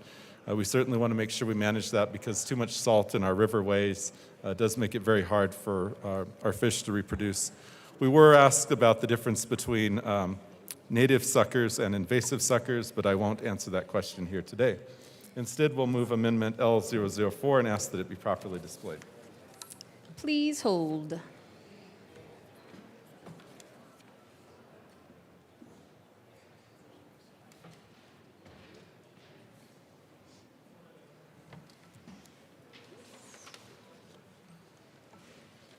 The amendment is properly displayed. Please proceed. Thank you, Madam Chair. This amendment came to us from our farmers and ranchers, the outdoor rec community. They just want some clarification that this appropriation bill wouldn't be used for new wolves. CPW doesn't plan on using this for new wolves because everything is specifically laid out and enumerated within the bill. This just adds belts and suspenders and would ask for a yes vote. Any further discussion on L4? Seeing none, the question before us is the adoption of L4. All in favor of L4, say aye. Aye. All opposed, say no. The ayes have it. L4 is adopted. To the bill. Whoops. Representative McCormick. Thank you. We ask for an aye vote on the bill as amended. Any further discussion on Senate Bill 165? Seeing none, the question before us is the adoption of Senate Bill 165 as amended. All in favor say aye. Aye. All opposed, no. The ayes have it. Senate Bill 165 is adopted. Mr. Shebold, please read the title to Senate Bill 157. Senate Bill 157 by Senators Pelton, and Hendrickson, also Representatives Winter and Martinez, concerning the abandonment of a town that has critical water infrastructure for the residents of the town and in connection therewith making appropriation. AML Winter. Thank you, Madam Chair. I'd like to move Senate Bill 26157 in the Appropriations Committee report. To the committee report. Basically, in the committee report, all we did was we talked about the $100,000 that's going to happen. AML, there is actually no committee report. Okay. Sorry, Madam Chair. I withdraw that motion, and I like to move Senate Bill 26157. Motion has been withdrawn, and to the bill. Thank you, Madam Chair. Basically, this is for a specific incident that is happening in one of the communities in my district now, but my good colleague from the Valley, he decided to join on to this bill with me to work on it because we're starting to see this a lot in our small communities in rural Colorado. The town is called Hartman. It's about 10 miles from the Kansas border in southeastern Colorado. This town has had a turbulent history. There is some serious bad blood between two factions within the town. There have been a series of recalls, resignations, and allegations of misconduct over the last 5 to 10 years. The mayor and mayor pro tem resigned last year, and then in January there was a physical altercation during a public meeting that sent a trustee to the hospital. Several days later, the remaining town trustees resigned, leaving the town with no elected officials and no staff. State law does not allow for the county or the Secretary of State to conduct an election on their behalf. To make things worse, the town has a failing water system that is going to be shut off in a month or two. The town has no water operator. Myself and Senator Pelton, Rod Pelton, have been working with the town, Prowers County, and the Colorado Municipal League, the Department of Local Affairs, the State Health Department, and the Governor's Office for several months now on a solution. The bill before you represents the best chance this community has for continued water service. It allows for expedited abandonment of the town, which normally cannot happen for 5 years, in cases where there is critical water infrastructure. If we can get a finding of abandonment for the town, then the county can transfer the failing water system to a new water authority.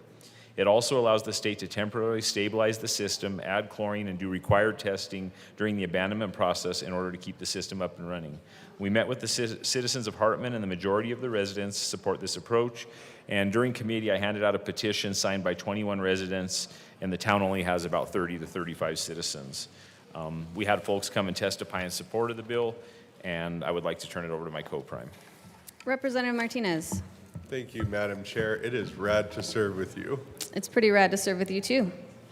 I'll just keep this short and simple. This is just a reality of what we're facing in rural Colorado right now, and this just clears an easier path. This is, gives people more options when they're in this unfortunate situation.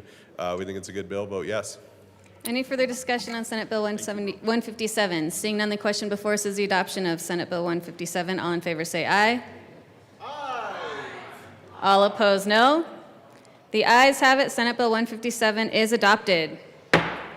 Mr. Shebold, please read the title to Senate Bill 154.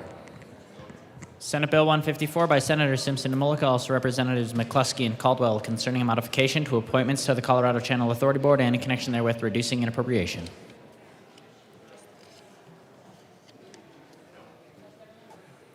Minority Leader Caldwell. Thank you, Madam Chair. I move Senate Bill 154. To the bill. Thank you, Madam Chair. Members, this may be the most important piece of legislation this entire session here. So the Colorado Channel Authority Board that was established in 2009 was created as oversight for the Colorado Channel. It was established with 9 members, 4 of them being required to be legislators. And in order to have a quorum, you have to have 5. And a part of the problem is when this board meets, when we're not in session, we're not all here, or even if we're in session, it's hard for them to get a quorum when a lot of times the 4 legislators are unable to make it. The speaker appoints one, the minority leader in both chambers, and the president of the Senate appoint. It's hard to get those 4 legislators there all at the same time, and then if you lose one more of the remaining 5, essentially you don't have a quorum. And so this bill actually saves the state money because what it does is it allows the people who appoint the speaker, myself, my colleague, Senate Minority Leader, and the President of the Senate to appoint non-legislators to the board. We can still appoint a legislator if a legislator really wants to be on the board, but it gives us that flexibility and efficiency to appoint someone not on the board. And so the reason that will actually save the state money is because the legislators are entitled to per diem and travel expenses and things like that if they have to come in during the interim to serve on the board. And this gives the flexibility, and we don't have to do that if the person we appoint is not a legislator.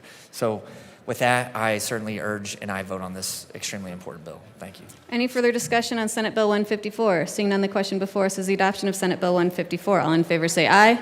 Aye. All opposed, no. The ayes have it. Senate Bill 154 is adopted. Mr. Shebold, please read the title to House Bill 1286. House Bill 1286 by Representatives Leader and Richardson, also Senators Colker and Liston, concerning a requirement that a commercial motor vehicle have a human present when the commercial motor vehicle is being driven by an automated driving machine. Representative Richardson. Thank you, Madam Chair. We did amend this in approps and transportation, but I'll move the committee report, the Transportation Committee report to 1286 and the bill. Representative Richardson, if you could move the Appropriations Committee report first. Alrighty, I move the Appropriations report to 1286. To the Appropriations report. Alrighty, this morning was relatively quick. We made a few changes in appropriations, the largest one being that this bill will no longer go to the ballot. Any further discussion on the Appropriations report? We will go into a brief recess.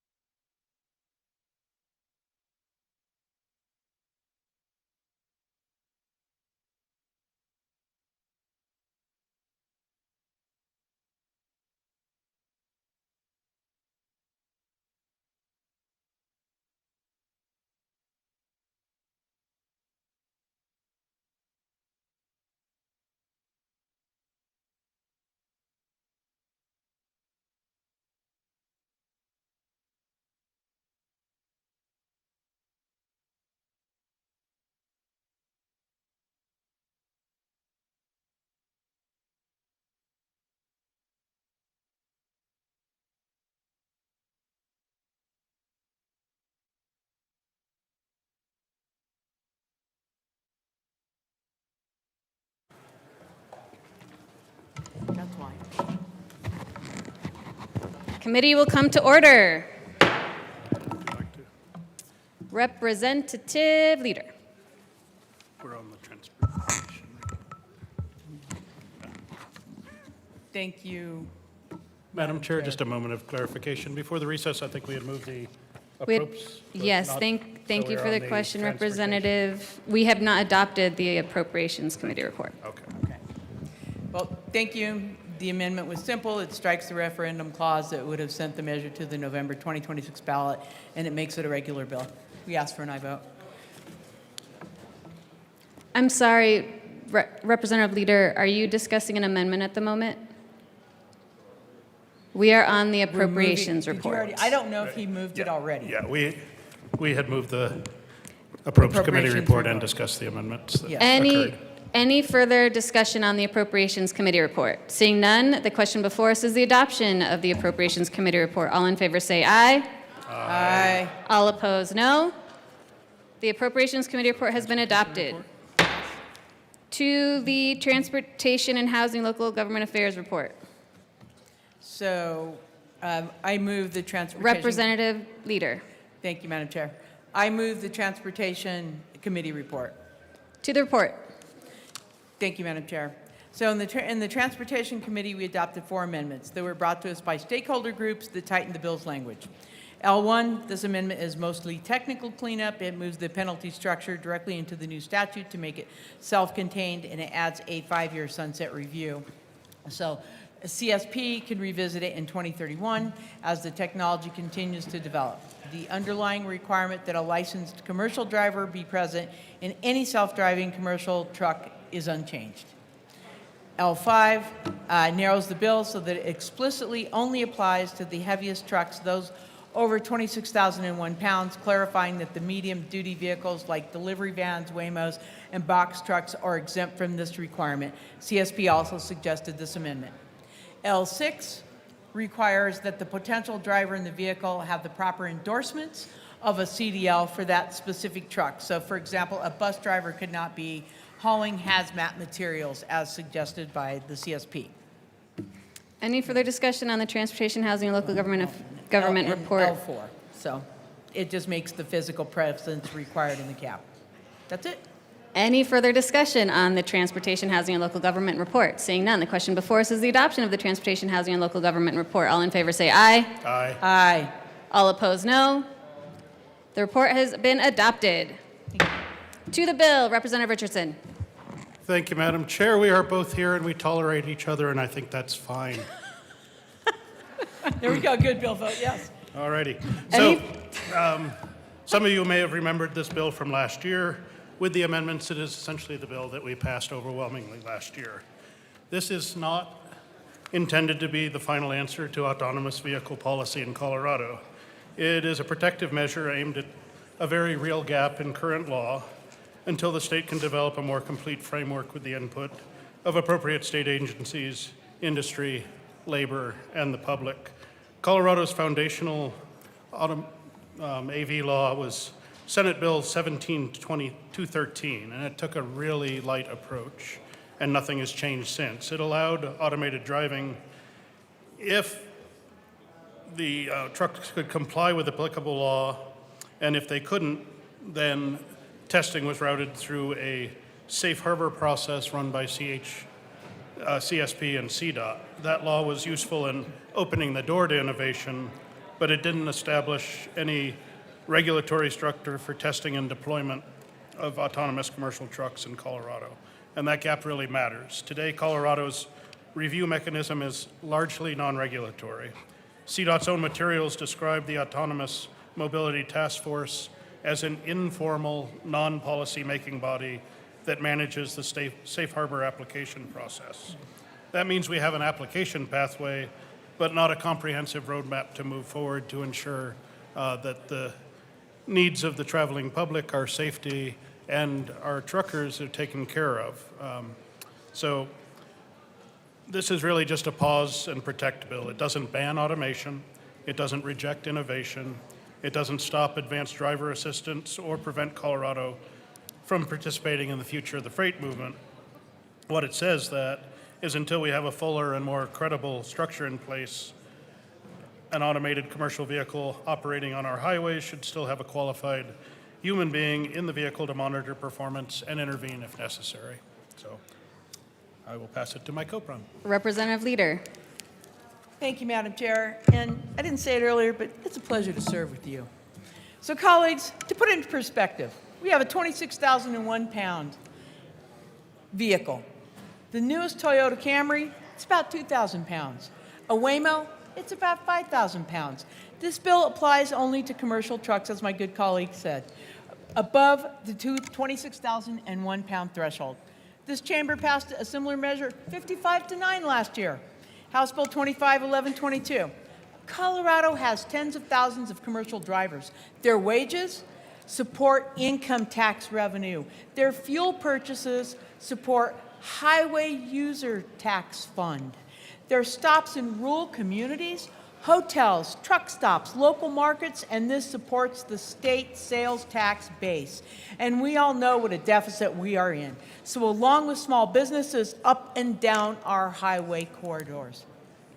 So a commercial truck carries 20, 30, or sometimes 80,000 pounds of freight, sometimes hazardous material. The industry is asking the state to absorb these exposures in our environment with almost no federal regulatory framework, where almost half of the federal workforce that oversees this sector was cut by DOJ. It's largely up to the companies themselves to decide when an 18-wheeler is safe enough to operate without a human on board. That's the fox watching the hen house. Colleagues, we ask you to support this amendment. The bill does not, as he said, slow the development of the technology. It keeps a licensed human in a cab when it's developed. Look at the snow we just had here on the late start. Could you imagine a fully autonomous 26,001 pound vehicle coming down the mountain with no change? And not long ago, it was mentioned in this very well on the extreme indifference bill of brakes failing, coming down the mountain, and the horrible accidents that occurred. Imagine an autonomous semi-truck weighing 26,001 pounds trying to figure out where's a runaway truck ramp is at. What does it even look like? Colleagues, I ask you for an aye vote. Any further discussion on House Bill 1286? Seeing none, the question before us is the adoption of House Bill 1286. All in favor say aye. Aye. All opposed, no. House Bill 1286 is adopted. Thank you. Madam Majority Leader. Thank you, Madam Chair. I move the committee rise and report. You've heard the motion. Seeing no objection, the committee will rise and report.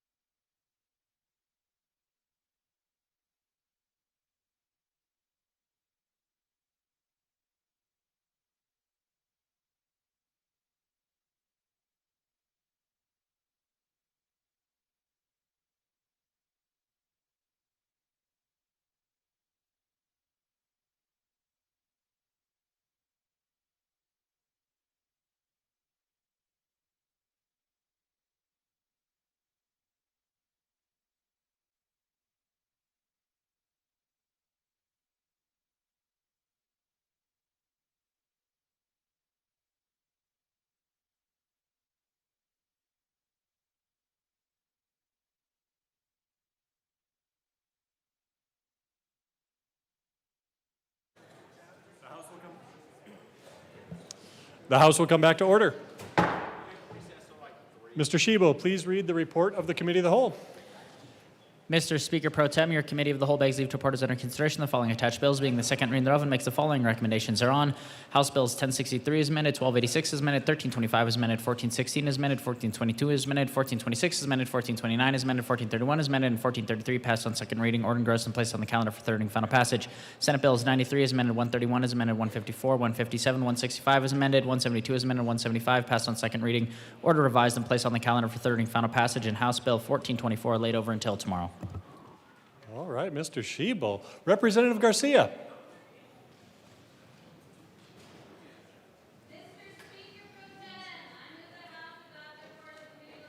Members, you've heard the motion. There are amendments at the desk. Mr. Shebo, please read the Clifford Amendment, the first Clifford Amendment. Representative Clifford moved to amend the part of the Committee of the Whole to receive action taken by the committee in adopting the following Clifford Amendment, L7 to House Bill 1422, to show that said amendment lost and that House Bill 1422 as amended passed. Representative Clifford. Representative Thank Clifford. you, Mr. Speaker Pro Tem. I move the first Clifford Amendment to House Bill 1422. If you could just move it to the report to of the the Committee of the Whole report. There you go. That's great. Please tell us about your amendment.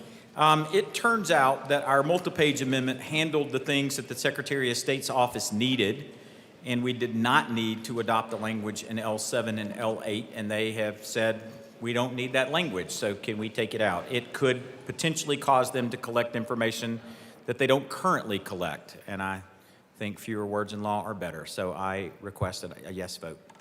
If there's no further discussion, the question before the House is the adoption of the Clifford Amendment, the first Clifford Amendment. Mr. Shebo, please open the machine. Members, please proceed to vote.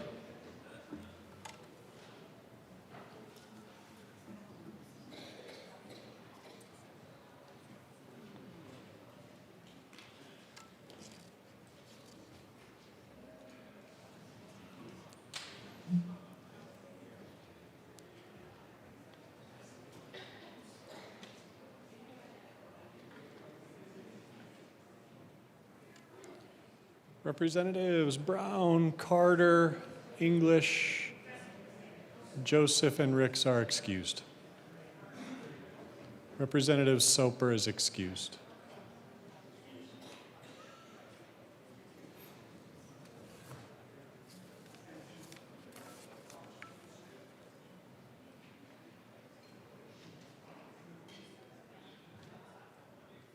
Please close the machine. With 54 aye votes, 2 no votes, and 9 excused, the first Clifford Amendment is adopted. Mr. Shebo, please read the second Clifford Amendment to the report of the Committee of the Whole. Representative Clifford moved to amend the part of the Committee of the Whole to receive action taken by the committee in adopting the following Clifford Amendment, L8 to House Bill 1422, to show that said amendment lost and that House Bill 1422 is amended passed. Representative Clifford. Thank you, Mr. Speaker Pro Tem. I move the second Clifford Amendment to the Committee of the Whole report. That is a proper motion. Please proceed. The explanation and almost the language in this amendment are the same. We do not need this added to the bill. I request a yes vote. If there's no further discussion, the question before the House is the adoption of the second Clifford Amendment to the report of the Committee of the Whole. Mr. Shebo, please open the machine. Members, please proceed to vote.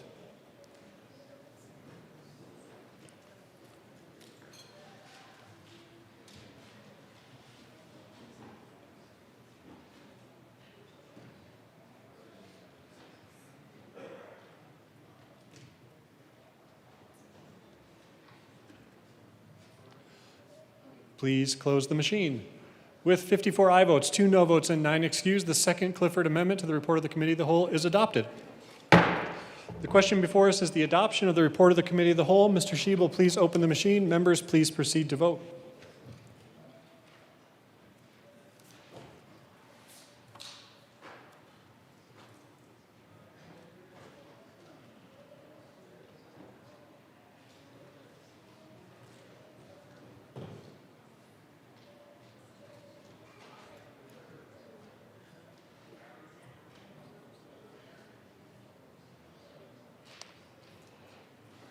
Representative Espinoza is excused. Please close the machine. With 35 aye votes, 20 no, and 10 excused, the report of the Committee of the Whole is adopted. The House will stand in recess.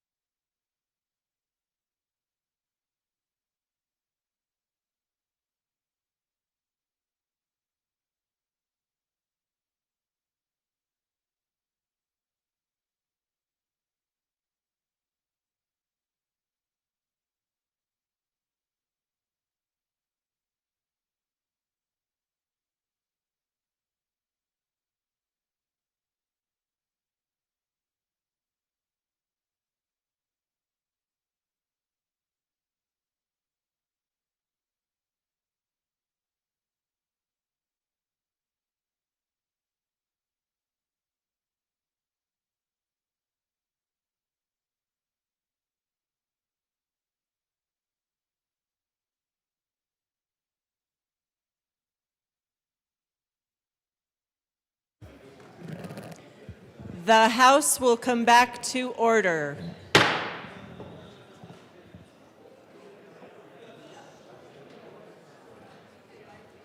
Members, we are moving to third reading. I will invite everyone to take their seats.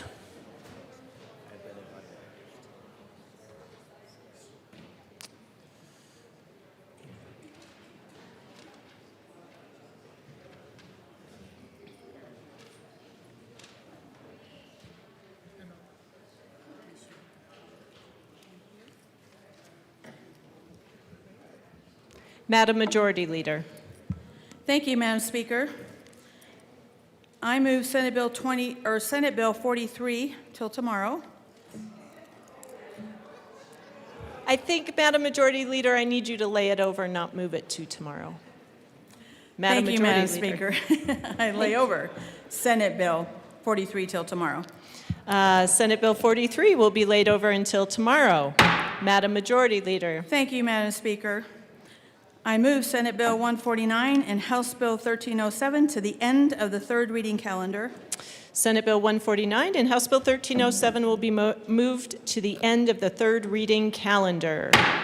Mr. Schiebel, please read the title to Senate Bill 5.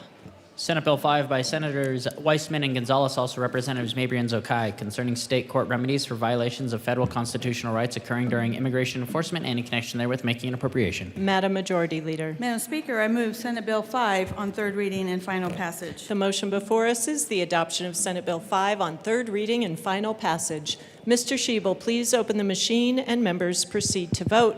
Representative Weinberg, how do you vote? No, ma'am. Representative Weinberg votes no.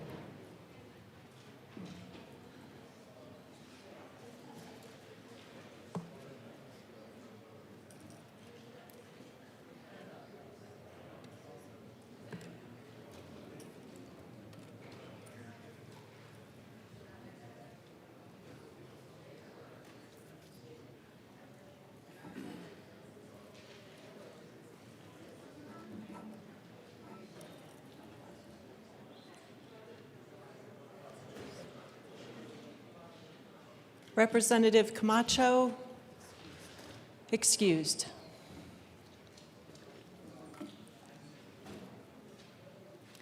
Please close the machine. With 41 aye, 22 no, and 2 excused, Senate Bill 5 is adopted. Co-sponsors.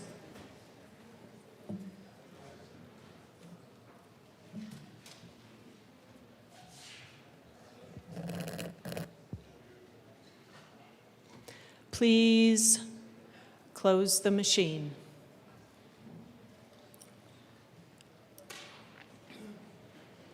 Mr. Schiebel, please read the title to House Bill 1430. House Bill 1430 by Representatives Basenecker and Sirota, also Senators Lindstedt and Amabile, concerning adjustments to transportation funding. Madam Majority Leader. Madam Speaker, I move House Bill 1430 on third reading and final passage. Representative Luck.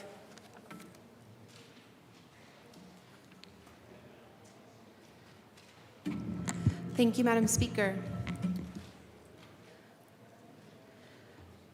Due to the snow yesterday, I wasn't able to get up here, but I listened intently to the debate. And I don't know about you all, but it's a bit frustrating when you're normally on this side of the Colorado Channel and you're on that side of the Colorado Channel. I did a lot of talking to the Colorado Channel yesterday, and there were just a couple of things that I wanted to put on the record myself.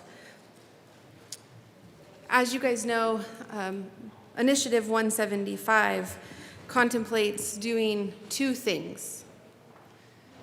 One thing is encapsulating sales and use or excise taxes or fees imposed and collected by the state or motor vehicles and motor vehicle fuel, and 2/3 of state sales and use taxes imposed and collected by the state on motor vehicle parts, equipment, materials, and accessories that are affixed to a vehicle. That's one thing it's doing. It's redefining what it means to have revenue collected to support road transportation. I just want to put that in this bucket over here and just leave it there. The bucket I want to talk about is the other bucket. That's the bucket that's encapsulated in this initiative under the first section. That section, in pertinent part, says that any district must spend any state revenue collected to support road transportation on road transportation.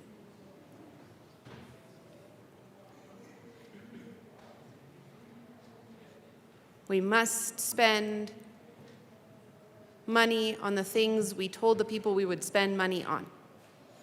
That's what that means. Insofar as this bill is critical of that particular piece, as defined road transportation now, not as they enlarge the definition, that's highly problematic to me. Again, putting this other bucket aside, just leaving it as we currently understand, there should be no change at all for 175 in that part of the bucket. If we told people, when we asked them for additional revenue, this is going to go to road transportation, and we haven't been putting that to road transportation, we are in breach. We are violating, in my view, our fiduciary duty. And to now come back and say, whoa, how dare you suggest that the monies we said were going to go to a particular purpose should actually go to that purpose, that's a problem. If we have redirected those funds to electric vehicles and not to the roads as people understood it, that's a problem.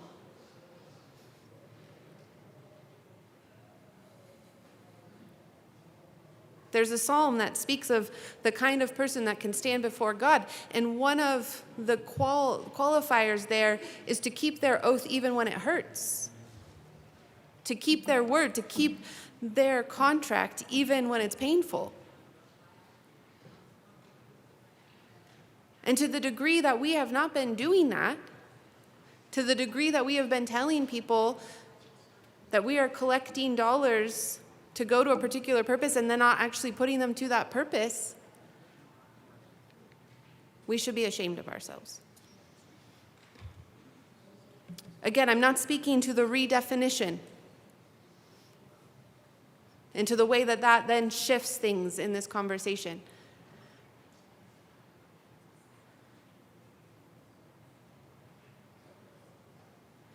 When I was first learning to vote, my dad cautioned me about all of the questions on a ballot that link into education and roads. He basically said, hey, let me let you in on a little secret. These are two areas where everybody is willing to give money for the kids and for their own comfort. And so it's often a ploy. I would love to have proved my dad wrong. But to the degree that this conversation says that we haven't been spending revenue collected to support road transportation on road transportation, I fear he has been right.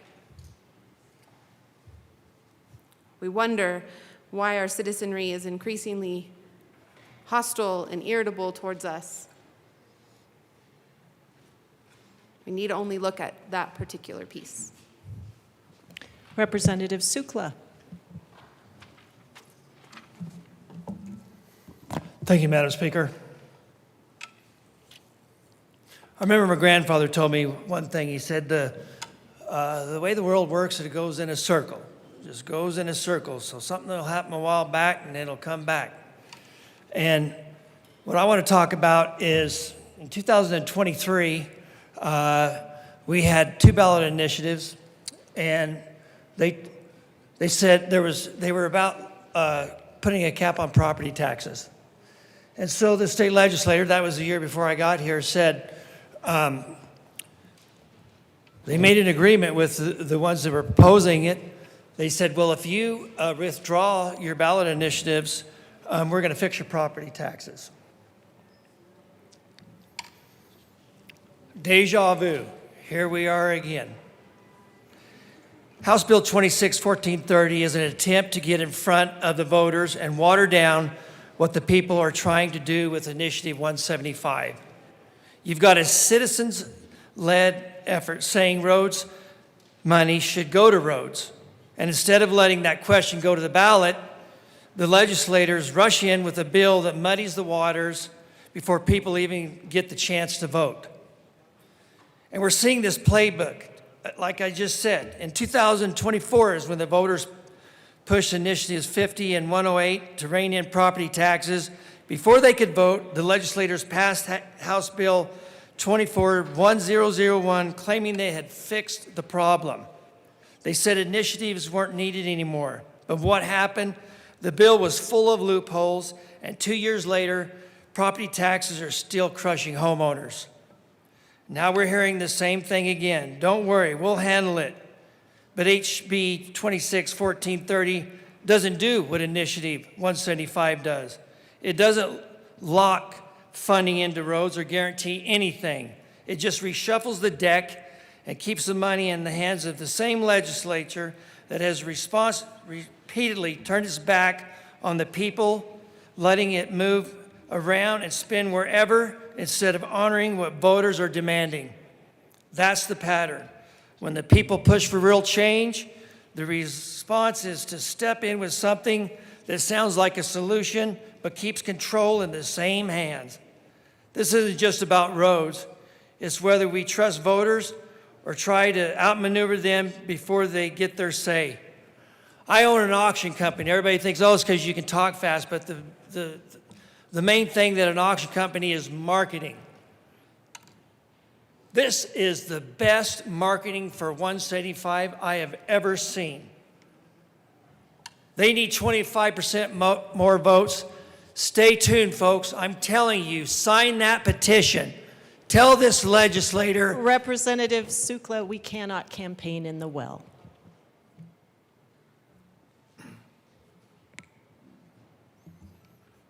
Check me out on Facebook. I'll help you out. Representative Bradley. Thank you, Madam Speaker. That's tough to follow. I do think that there's some good ads that would be promoted from this well for the sponsors of that initiative. This bill circumvents the ballot initiative and for the voters to vote on road improvement on 175, which would lock in transportation-related revenue for roads only and require money from vehicle sales taxes, fuel taxes, registration taxes to be spent on roads, highways, and bridges, $500 million per year toward road funding, and it locks in funding for roads, which, again, I don't know if you guys are going to your town halls and what people are telling you there, but the reason we're seeing a rise of ballot initiatives is because they are tired of what's happening here. They're tired of the policies being driven in the Golden Dome, so they're going and getting ballot signatures. And they're going to put things on the ballot to fix our roads and to fix crime and to fix other things because they don't like the policies being driven in here. That's why they're being successful. That's why there's going to be so many ballot initiatives.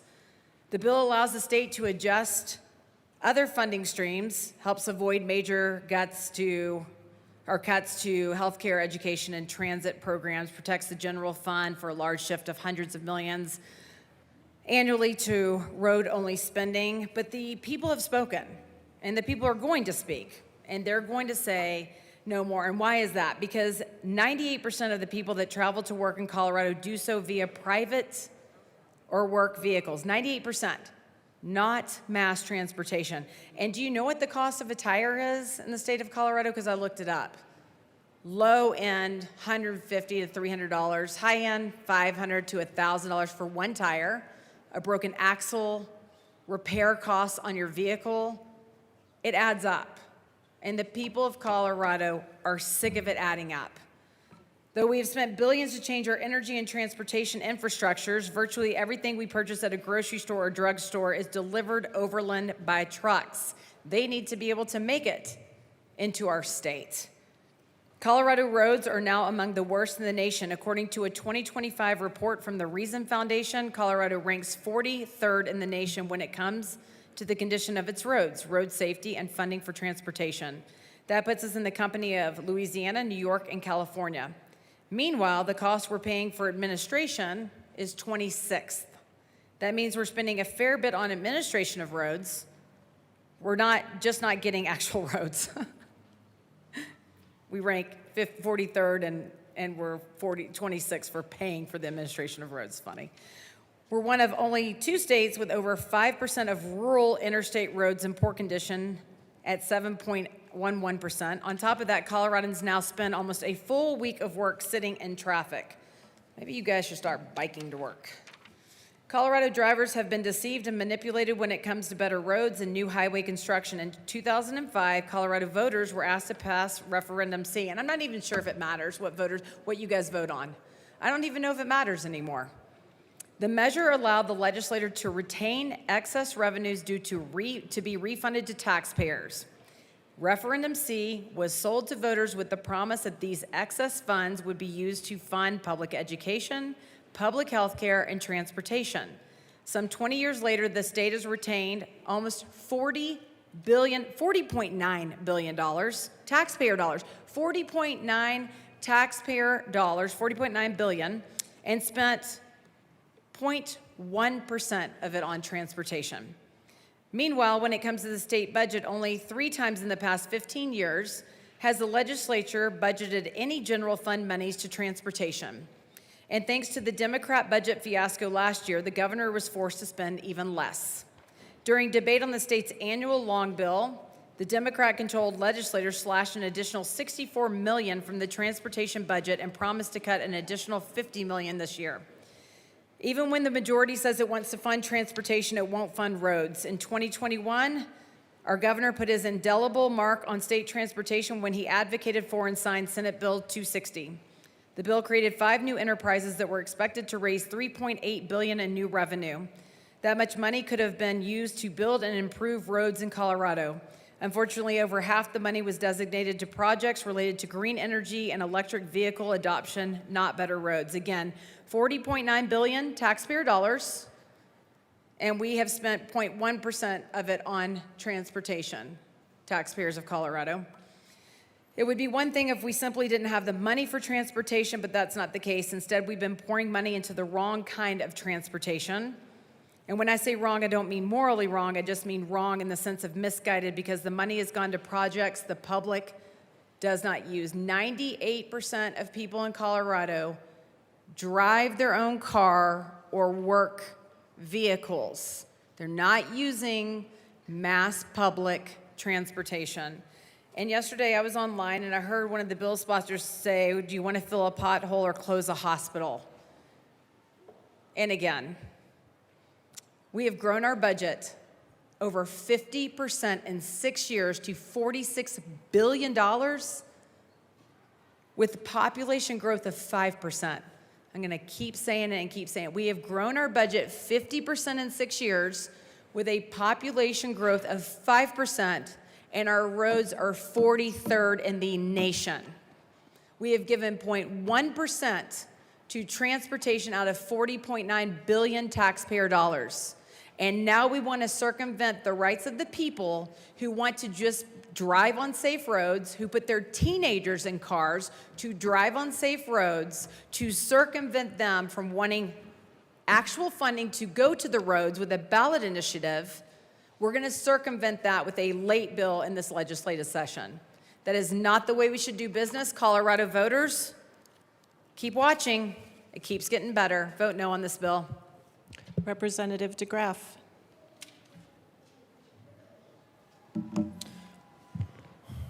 Thank you, Madam Speaker. I don't know why we can't, why go back and why circumvent the voters' will? We had 1084, and I think the voters could probably just say, we could ask the voters and say, okay, where do you want this money to come from? I'll bet a lot of them would say, you know, we could take it out of the fraud. We could look at CDPHE and say we could take, I don't know, $285 million from there.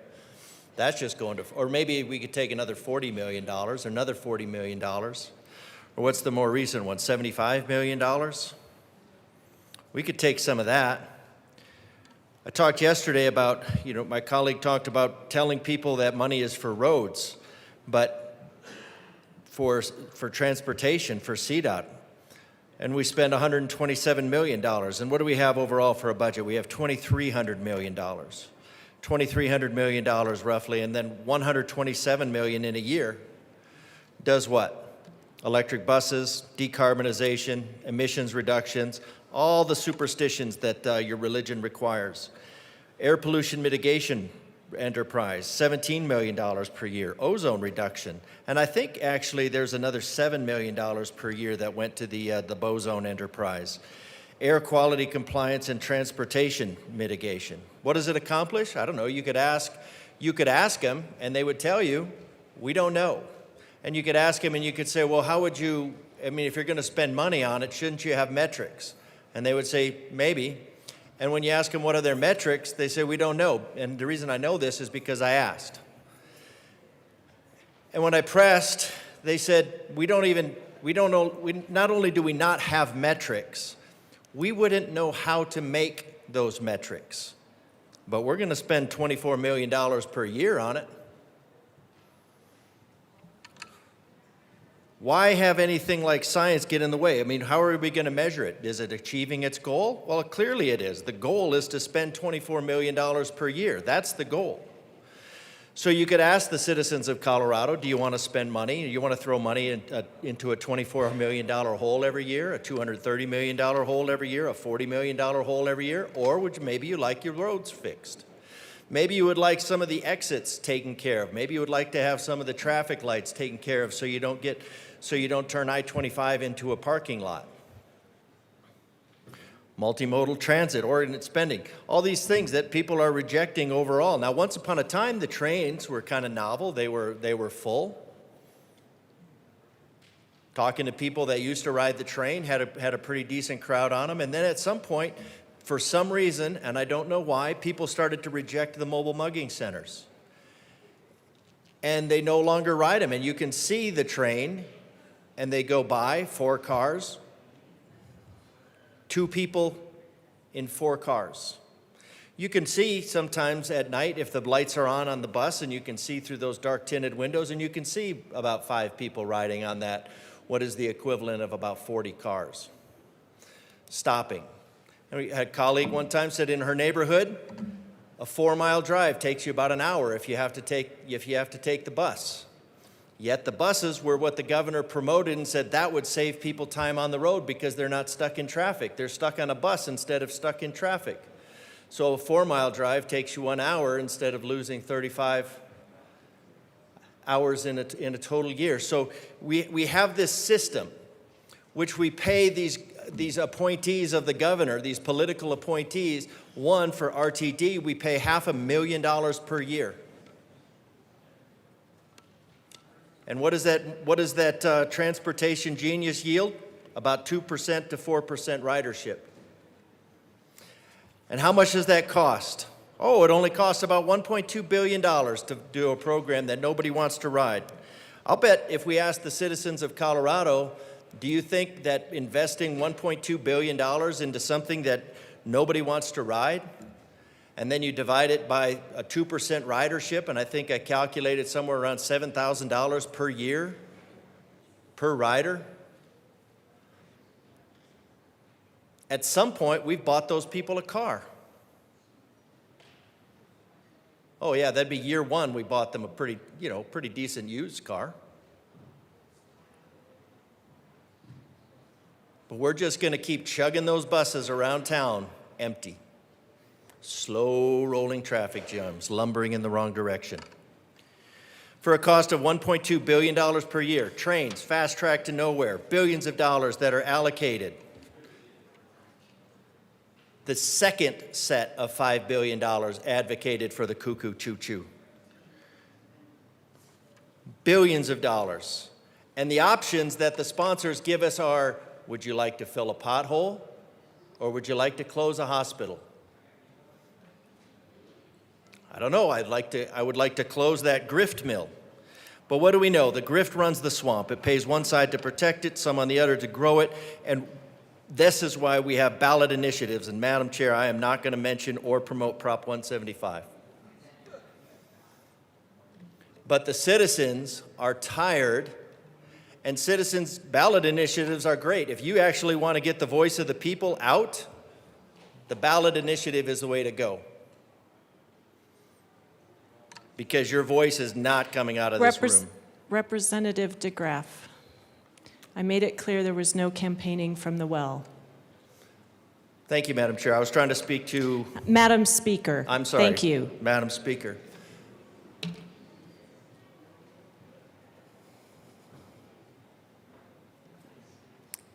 Speaking to the right to petition your government.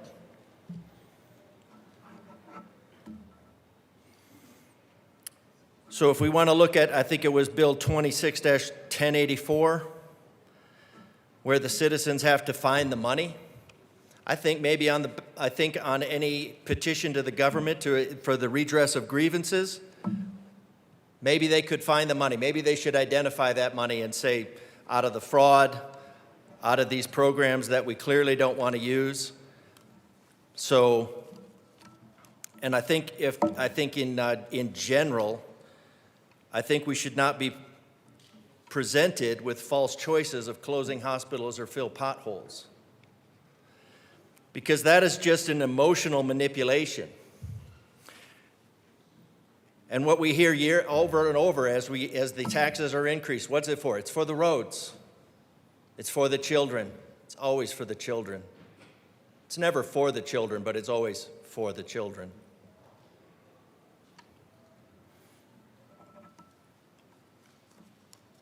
There is a lot of grift in the budget.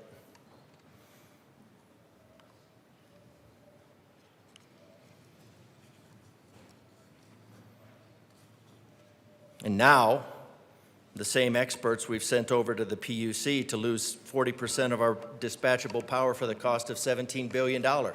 And we wonder where our money's going. What have public safety power shutoffs given us? They've cost us $17 billion. That's how the government runs. That's how the grift mill runs. So stop with the false choices. Stop with the emotional heart-tugging about we're going to lose. We close hospitals. We cut down provider rates. We reduce funds to the IDD community because it's a choice. And we put these programs, we put education, we put children, we put law enforcement last. You put all those programs last so that they can be brought here in the waning hours for the emotional appeal, while programs like electric buses, decarbonization, ozone reduction, air quality compliance, CO2.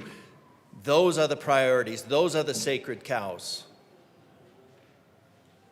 So stop saying that roads are priorities. Stop saying that children are priorities. Stop saying that education is a priority when you fund it last. If it's a priority, it gets funded prior to everything else. These programs, this grift is your priority. Representative DeGraff, you have 45 seconds remaining. That's okay, I'm leaving. Representative Kelty.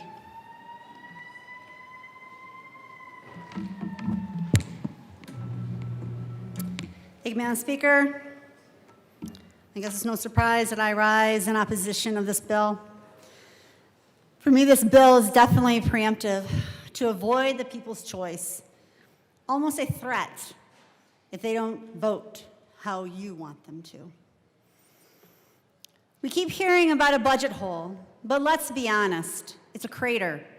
And it exists because this body refuses to prioritize and refuses to budget responsibly. Refuses to say enough is enough. Refuses to say no to spending. I personally offered over $120 million in easy cuts. No cuts to education, no cuts to hospitals or medical. These were trim the fat cuts between the cracks. Yet the JBC rejected every single one of them. That was their choice. I also put $74,000. Every little bit counts. $74,000 back into the purse, the people's purse, passed unanimously by this House, passed unanimously by the Senate. And again, JBC reversed it anyway. So spare me the Representative lectures. Kelty, I'm happy to give you some leeway to talk about our budget. Bring you back to the bill. That's exactly what I'm doing, ma'am. Thank you. Yep. And once again, K through 12 is being used as a political hostage chip through this bill. That's become far too typical around here, using children to avoid accountability. And what brings me to why I rise in absolute opposition to 1430. At its core, this bill is a direct affront to the rights, choices, and intelligence of the people of Colorado. We serve at the consent of the governed. Our job is not to outmaneuver the people, outsmart them, or override their voice when it becomes inconvenient. Yet that is exactly what this bill does. Coloradans expect honesty, transparency, when government takes more of their hard-earned money. Yet this bill violates that trust. Call it a fee, call it a program, call it an adjustment. The reality is the same. Government is taking more money from the people through a process designed to mask the true impact.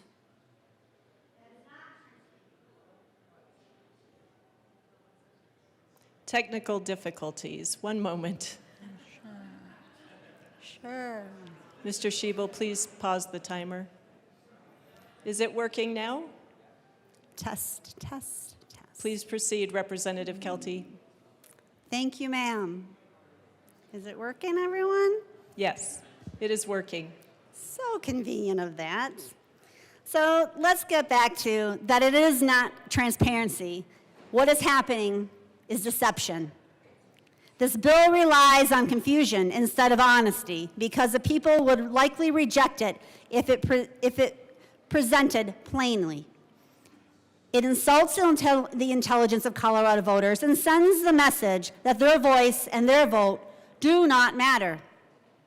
HB 261430 undermines choice, sidesteps the will of the people, and weakens trust in government.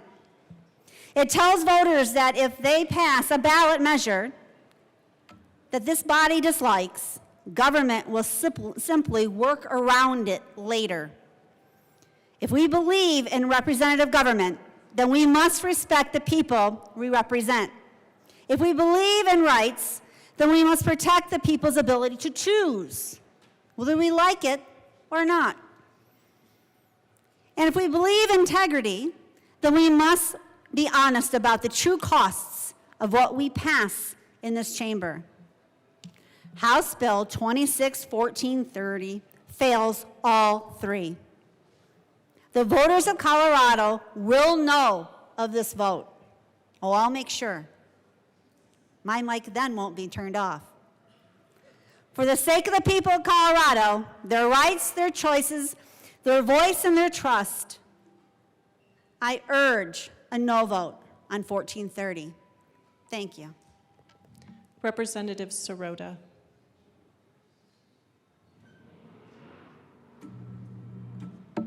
Thank you, Madam Speaker. I appreciate everyone's attention to House Bill 1430 today. This is what we believe to be the best of the bad choices we have in front of us. And I am grateful for the Speaker Pro Tem's leadership in getting us to this point. Nonpartisan analysis has shown that Initiative 175 will ultimately lead to a loss of $700 million of revenue that is currently supporting our healthcare programs, our education programs, public safety programs, and we don't have another $700 million to make up for it. It is frustrating that even the proponents of Initiative 175 can't tell you where we should find that $700 million. They just say the budget's big enough, the legislature should just figure it out. And I would submit to you, that's what we have been doing for the last 2 years as we close billion-dollar gap after billion-dollar gap. We've had to prioritize the needs of the entire state. And I don't think there's anyone who would disagree that we have roads that are in bad shape and in need of repair. I would submit that the General Assembly has worked very hard to invest nearly $500 million each year in new funding for transportation. And the vast majority of that is going to roads and bridges. We have no control over the inflation rate in this country. We have no control over the president's tariffs that are making this particular industry and many others challenged to make the financing work. That's not something we have control over. The job that we have is to try and make work the dollars that we have before us and how to distribute those to meet the needs of Coloradans. They say that, the proponents say, well, it doesn't mean that it has to come from health care. It doesn't mean that it has to come from education. But when a third of our budget comes from Medicaid, supports Medicaid, nearly a third supports K-12 education, I don't know what the alternative is. Do you want to just defund a few state agencies? Let's just set the Department of Agriculture to the side? Would that make it balance out? I mean, these are the choices before us. And so instead, we have chosen this measure to protect the needs of Coloradans, to ensure that we are not making deeper cuts to our public education system, to our healthcare system, to our public safety system. We are protecting the needs of the people of Colorado, because the question that they are asked in Initiative 175 is a very narrow one.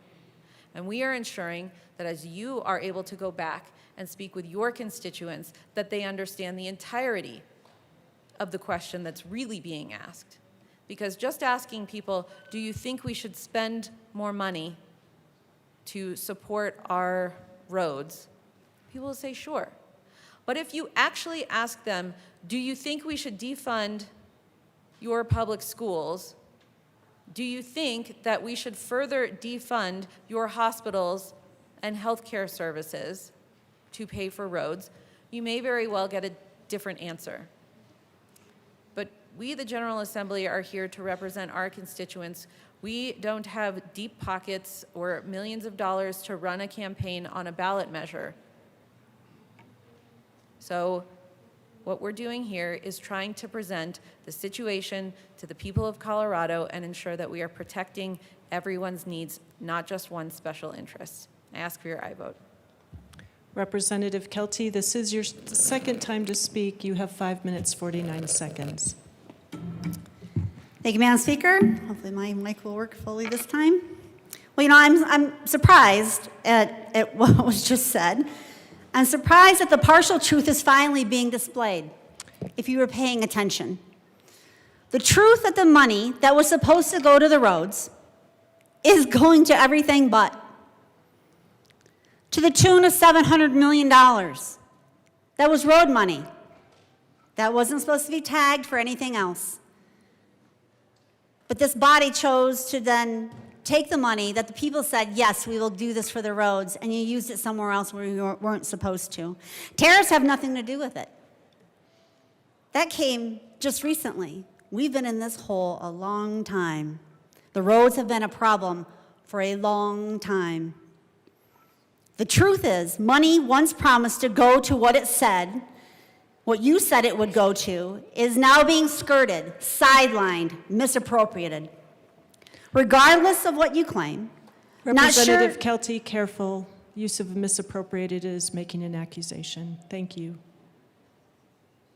Regardless of what you claim, not sure I believe, since the people, in my opinion, were fooled through ballot measures and things that they wanted, things that they chose, that the money is not going where they thought it was going to go to. This proves the money, the people's money, who are being told one thing is happening another way, other than what they were told.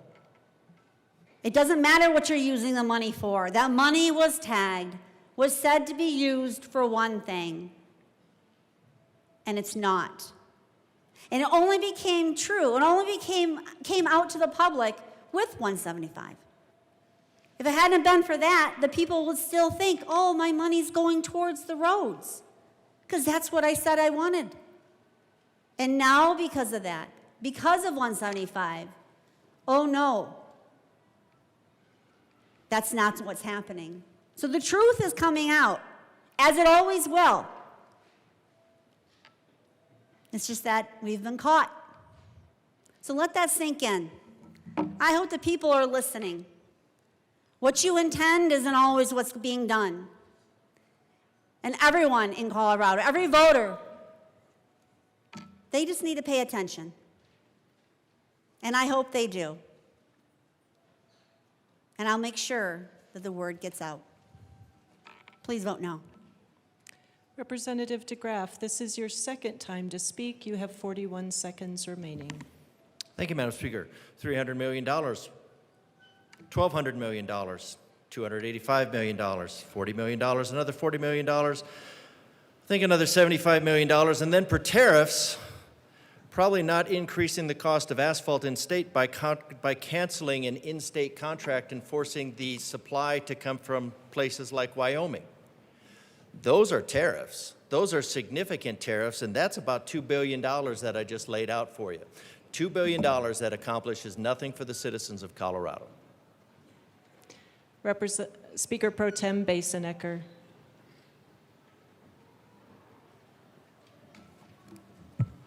Thank you, Madam Speaker. It's an honor to serve with you. It is an honor to serve with you. Members, I have some notes and some thoughts, but I really just wanted to start by extending some thank yous. I want to say thank you to the workers, including CDOT, who have found themselves in the crosshairs of a very uncomfortable conversation when in reality they place themselves in harm's way each and every day, trying to do that very thing we all share, which is to improve our roadways and keep folks safe. I want to thank the folks who work alongside CDOT for doing the same thing. And I want to suggest that comments about grift are difficult to hear when you think about the thankless job that folks have all the way from I-70 and I-76 to North and South I-25 to make sure that folks are safe on our roadways and that those roadways are well maintained. I also want to acknowledge that we have more work to do. Nobody would deny that. But I think it's fair to mention first that while there's been a lot of talk of dollars that were supposed to go to roads are not being directed that way, that is simply not accurate when you look at the legislative record of how these funds were to be allocated. I was here in 2021 when Senate Bill 260 was passed. I actually sat on the committee that heard it. The very backers of 175 supported 260. And now, discontent with the deal, are renegotiating that through a ballot measure, a constitutional amendment. I have no problem with coming to the table and figuring out a different legislative solution. But there is no world when you look at the way we are forced to budget in the state of Colorado that you go your own way and think that that siloed effort doesn't somehow impact somebody else. There's no way to go through life, let alone to budget. Since 2021, the passage of Senate Bill 260, we have improved more than 2,500 miles of rural roads. And I mention rural roads in particular because absent 260, those same communities would not have had the tax base to do that work. Those roads would be in disrepair today, absent Senate Bill 260. This was the grand bargain that was struck. That doesn't include the commitments on CDOT's 10-year plan, resulting in more than 800 lane miles improved through 40 different 10-year projects. We've also made significant additional investments in poor interstate pavement condition, resulting in reduction of proportion of interstate miles in poor condition from 3.9% to less than 2% over the last 3 years. And we have more to do. Nobody is arguing that point. The question is how we do it. I also want to thank the members of our JBC for their work.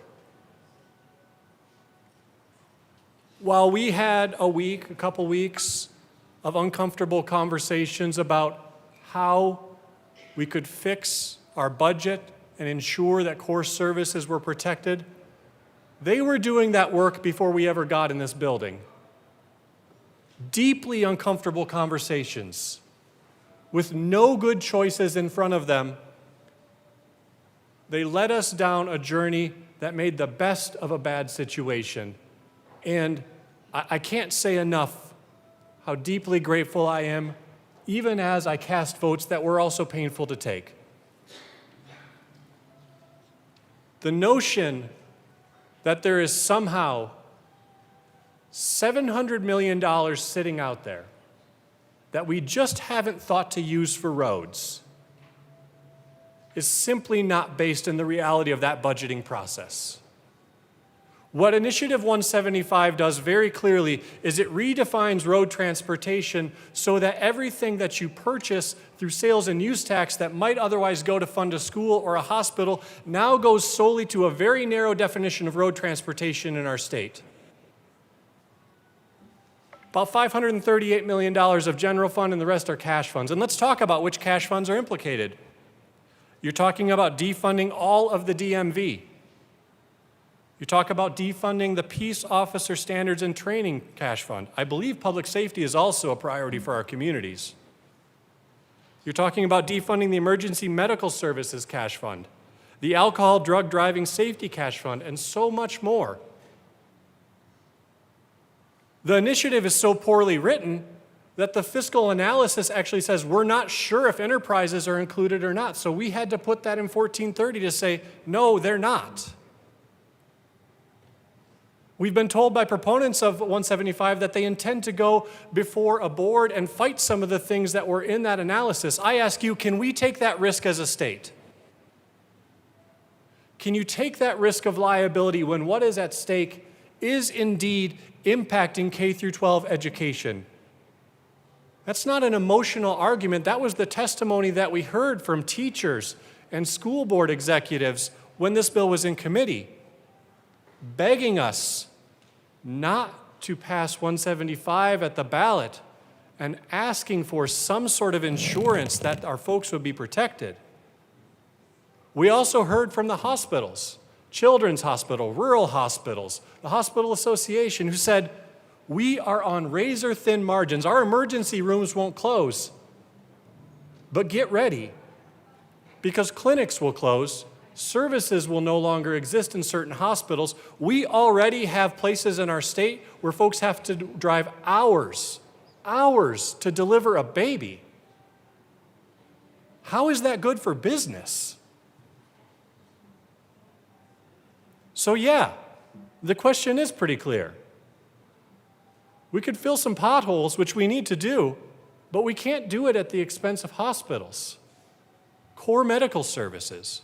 We can't do it at the expense of our kiddos, so many of which are already forced to have 4-day-a-week school weeks. We can't do it at the expense of our teachers who look at their bottom line and wonder if they can afford to stay in their profession they love year in and year out. And we certainly can't do it on the backs of higher ed, where those cuts will need to come from, raising tuition as a result. It is not a hypothetical. If we had $700 million this budget cycle to spend, do you think we would have made the difficult cuts we made? And we're not just talking next year. If 175 passes, it has an immediate impact on this year's budget. We will be back, friends, to fix another deficit that was not our problem or fault. But it is our responsibility. And so I do hope people are listening. Because I do not believe this is actually a citizens-led initiative when 11 people have donated to a campaign at an average donation of over $125,000 per person? Mr. Speaker Pro Tem, I'll just urge caution as we talk about things related to the campaign. Thank you, Madam Speaker. That is not my reality. My reality is going back to my district and answering the questions, where were you when they were gutting higher education? Where were you when they were threatening to close down hospitals? Where were you when they were reducing per pupil funding? And I will say I was right here. And I voted for this bill because I knew that while two bad choices aren't the best option, this is the least bad option we have in front of us to be able to keep our local governments whole, to retain the amount of funding we currently have for roads, and by God, let's work on a long-term solution for transit. But let's not place the things we care about, the things your constituents care about, in harm's way as a result. And so regretfully, I do ask for a yes vote on 1430. It's not a bill that I would otherwise bring. But the risk to our communities, to the people who sent us here to provide the services that they rely upon is too great. I urge a yes vote on 1430. The question before us is the adoption of House Bill 1430 on third reading and final passage. Mr. Schiebel, please open the machine and members proceed to vote. Representative Weinberg, how do you vote? No, ma'am. Representative Weinberg votes no.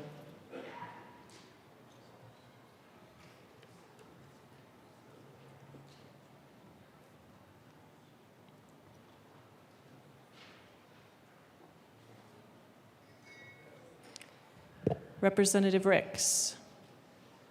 That'll be a $5 fine.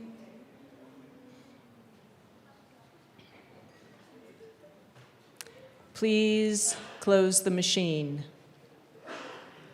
With 42 aye, 22 no, and 1 excused, House Bill 1430 is adopted. Co-sponsors.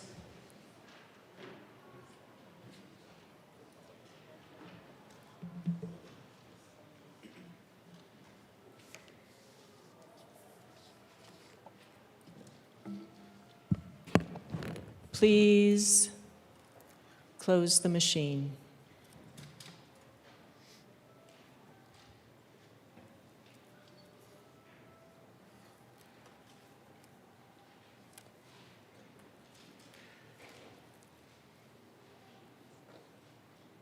Mr. Schiebel, please read the title to House Bill 1029.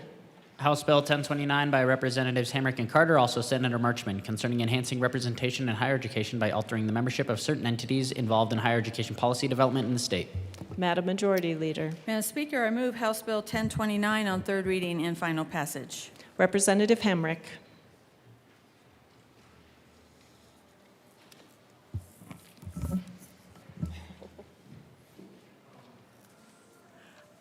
Madam Speaker, we ask permission to run a third reading amendment to House Bill 26-1029. Please briefly explain. First of all, we want to thank the fabulous representative from Weldon-Larimer County, an excellent legislator and an excellent proofreader who brought up a discrepancy in the bill language, which we are really, really thankful for. Great.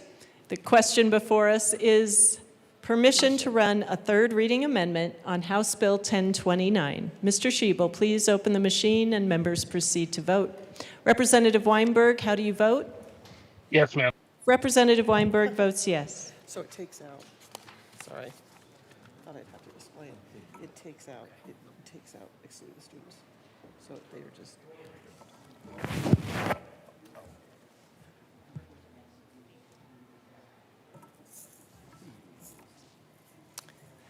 Representative Valdez, please close the machine. With 59 aye, 5 no, and 1 excused, permission is granted. Representative Hamrick. Thank you, Madam Speaker. This amendment cleans up and clarifies that the student members on the CCHE have the same requirements as other members on the CCHE, and we ask an aye vote. Oh, sorry. I move the Hamrick Amendment to House Bill 261029 and ask that it be properly displayed. Move the number of the amendment, please. L8. L8, sorry. I'll ask you to restate the motion. Thank you, Rep. Hamrick. Apologies, Madam Speaker. No problem. I move Amendment L8 to House Bill 26-1029 and ask that it be properly displayed. Very good. It is properly displayed. Please proceed. All right, as previously stated, thanks to the fabulous legislator, this amendment cleans up and clarifies that student members on the CCHE have the same requirements as other members on the CCHE, and we ask for an aye vote. Yes, Representative Garcia Sander. Thank you, Madam Speaker, and I appreciate the bill sponsors accepting this, this change and this amendment, bringing forward this amendment. This just allows equity in student membership for this particular bill, so thank you. Representative Carter. Briefly, the initial portion of the original reason for this bill was to allow more individuals to participate in the process on this committee, and including the student representation. Thank Representative Garcia Sanders for pointing out something that we needed to correct, so I would appreciate an aye vote. Seeing no further discussion, the motion before us is the adoption of L008 to House Bill 1029. Mr. Schiebel, please open the machine and members proceed to vote. Representative Weinberg, how do you vote? Yes, ma'am. Representative Weinberg, was that a yes? That was a yes, ma'am. Thank you.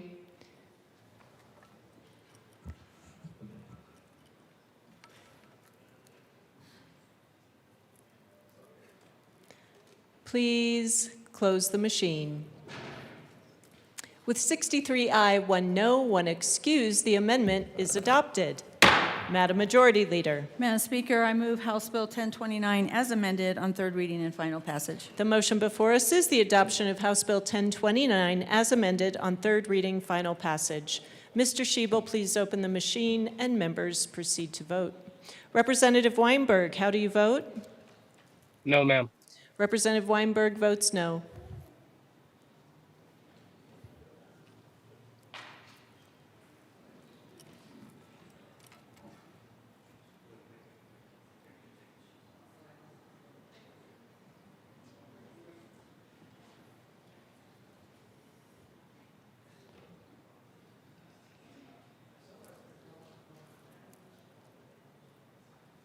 AML, there we go. Please close the machine.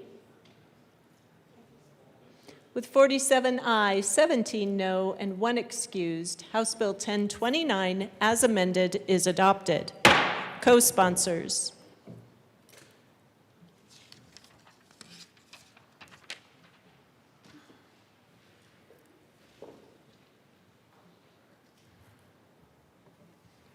Please close the machine.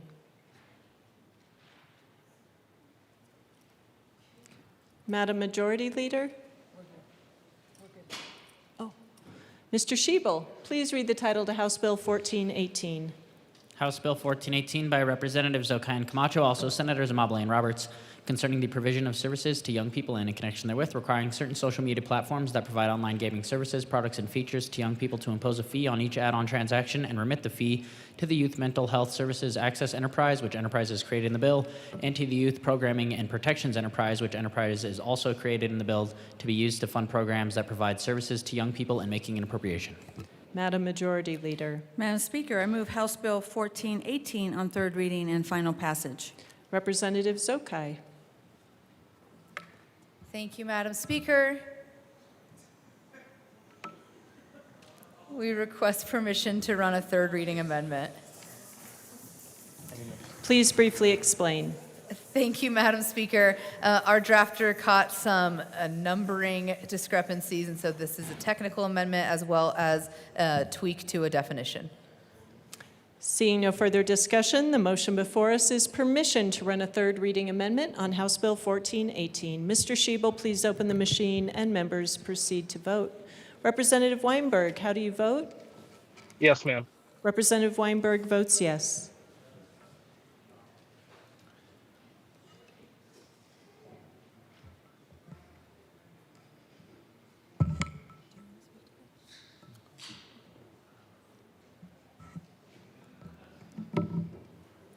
Gilchrist and Story. Please close the machine. With 48 ayes, 16 no, and 1 excused, permission is granted. Representative Zokai. Thank you, Madam Speaker. I move L30 to House Bill 1418 and ask that it be displayed. One moment. It is properly displayed. Please proceed. Thank you, Madam Speaker. These are the technical numbering changes that our drafter caught, as well as a tweak to the definition of online gaming service to exclude platforms that are live streaming platforms or video sharing platforms, as well as storefronts where users purchase the initial download of games. What this fee is on in-game purchases, not the initial access to the game itself, and we are clarifying that in this amendment. Ask for an aye vote. Representative Luck.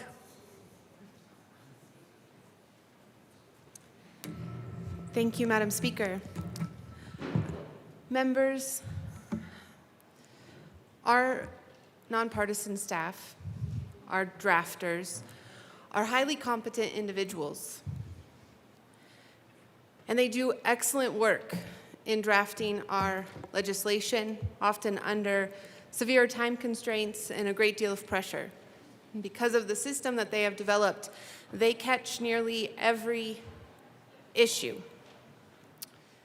And so I actually rise in opposition to this amendment because I fear that if we correct this at this stage, there may not be a reviser's bill next year. And I think that it is an important piece of legislation to have every single year. And if they correct all of the mistakes beforehand, then we won't have the bill. Please keep that in mind. Representative Camacho. Representative Garcia. Members, I rise in support of this amendment. I agree that our drafters are just incredible people that can catch all the mistakes. And I think if we vote no, we are voting for, overspending in government. Why have another bill in the system when we don't need one? Let's vote yes on this and try to reduce bills by trying to eliminating the reviser's bill next year. Thank you. All right, Representative Luck, a little bit of funny. Thank you, Madam Speaker. That is an excellent point. But in the face of the divide in our politics, the increased amount of partisanship, the reviser's bill is one of those bills that brings us all together. And so in the name of collegiality and camaraderie, and of course of the reviser's bill and its legacy, please vote no. Representative Camacho. We are not debating the reviser's bill, even though I am the co-sponsor with my good colleague from Penrose. We asked for a yes because we have pushed our drafter to the limit, and if you say no, he may not be with us next year, so please vote yes. Members, seeing no further discussion, the motion before us is the adoption of L30 to House Bill 1418. Mr. Schiebel, please open the machine and members proceed to vote. Representative Weinberg, how do you vote? No, ma'am. Representative Weinberg votes no.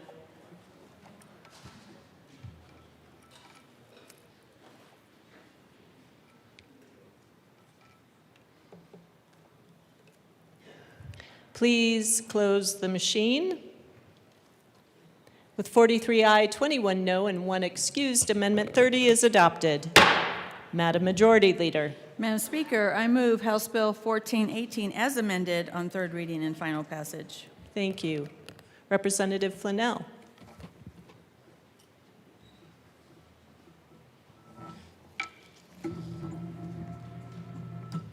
Thank you, Madam Speaker. Yesterday, when this bill was heard on second reading, I had to run downstairs to my office, but I was still listening to debate on my phone. As more legislators spoke about the bill, I kept wondering why it sounded so familiar. It's because this bill, the bill sponsor from Fort Collins, introduced this bill in Judiciary Committee earlier this year, where it was killed in committee. Clearly, being in the majority has its advantages. If your bill dies, you can just get a late bill approval, rewrap it, and request that it go to a different committee, which is exactly what happened here. To be clear, this is one of the most... Representative Flanell, if you have a concern about process, please feel free to address that with me. In this moment, we are talking about the bill. It's unethical. House Bill 261148, the original bill, also included a 5% tax on games. Although in this building, I guess we could just call it a fee to get around technicalities. Under that bill, the revenue was originally directed to the state public school fund. By creating a mandatory charge for a broad non-enterprise state fund without a vote of the people, HB 1148 effectively functioned as a tax increase that bypassed Tabor, which is one of the reasons the judiciary rejected it. This new bill, although crafty, still presents Tabor concerns. So to start, it captures games that likely have minor users. That means a game covered under this bill could have significant adult user base, yet those adults would still be forced to pay fees into an enterprise that provides them no benefit. This creates a significant risk of litigation. Additionally, the original bill exceeded $1 million over 5 years, which violated Tabor. Because of that, the sponsor tried to bypass this by creating two separate enterprises carefully capped just below the Proposition 117 threshold, so there would be no formal trigger for a public vote. However, while reading the JBC fiscal analysis, it states, the bill requires the Youth Programming and Protections Enterprise to support CDE in its enforcement of educational rights. If the enterprise's support includes direct payments to CDE, that money may be counted as state revenue subject to Tabor. If the enterprise makes direct payments to CDE for the department's educational rights enforced related to SB 26-125, this may be considered enterprise spending on state services, resulting in the funds becoming subject to Tabor. Whether or not enterprise revenue becomes subject to Tabor will depend on how it is spent to support CDE's enforcement of educational rights.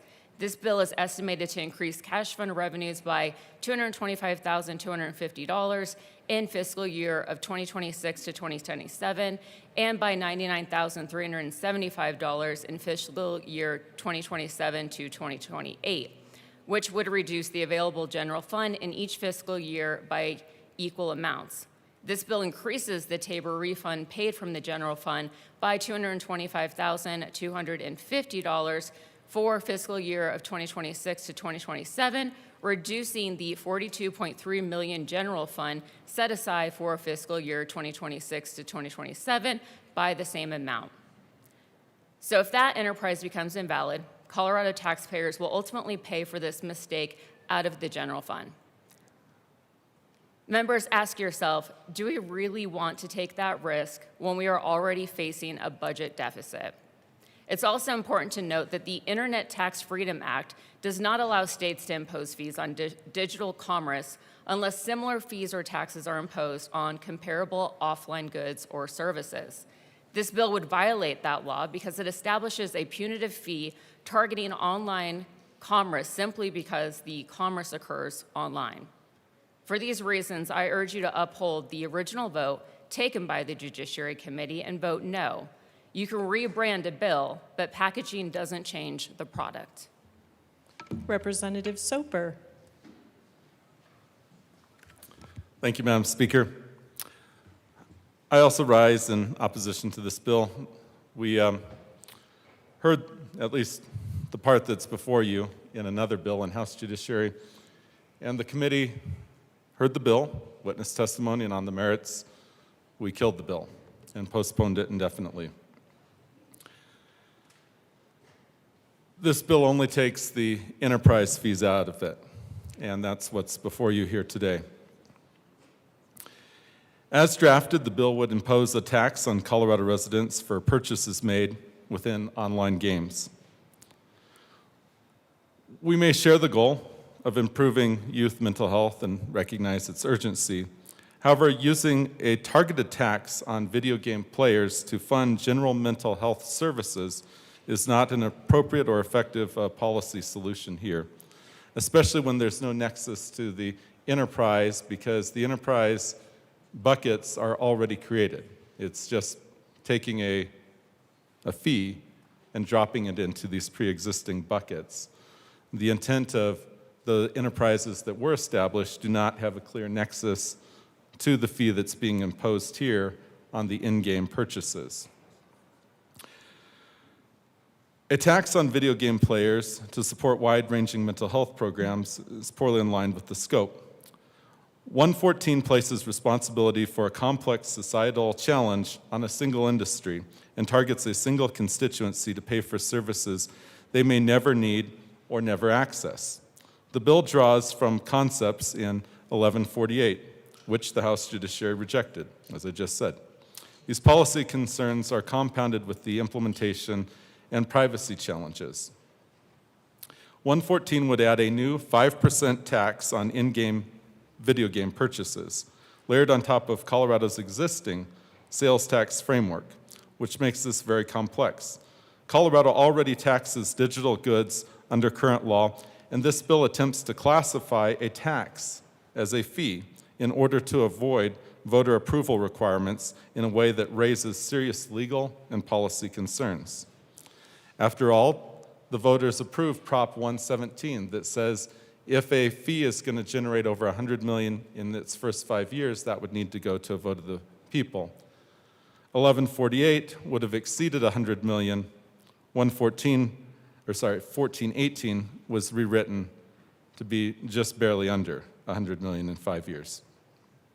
Additionally, 1418 introduces a new unavoidable cost that will be passed on to consumers. A 5% tax on in-game purchases may appear modest, but it adds yet another expense for video game players in Colorado who are already experiencing a rising cost.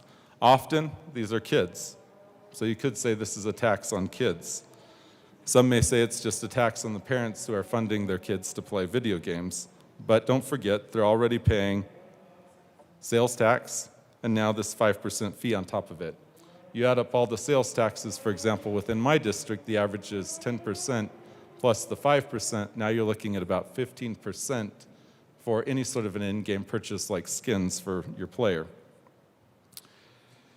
Youth mental health cannot be solved by targeting one industry.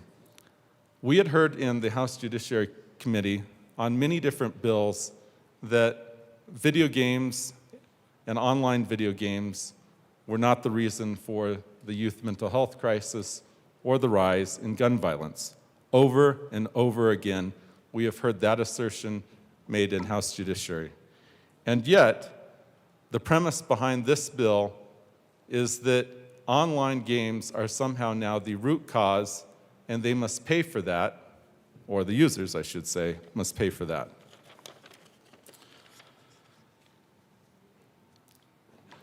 It singles out the one industry. This approach overlooks both the video game industry's strong track record of safety and the broader factors that contribute to youth mental health. It especially is concerning given the positive role games that a player can play. There are even games that concern construction, building cities, things that support good learning.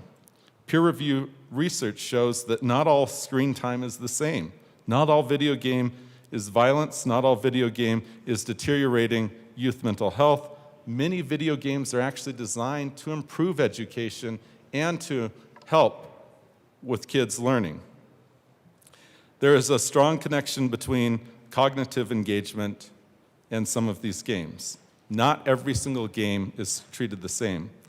Global research further underscores the benefits of gaming. Players widely report that video games provide mental stimulation, reduce stress, create accessible experiences for individuals with diverse abilities.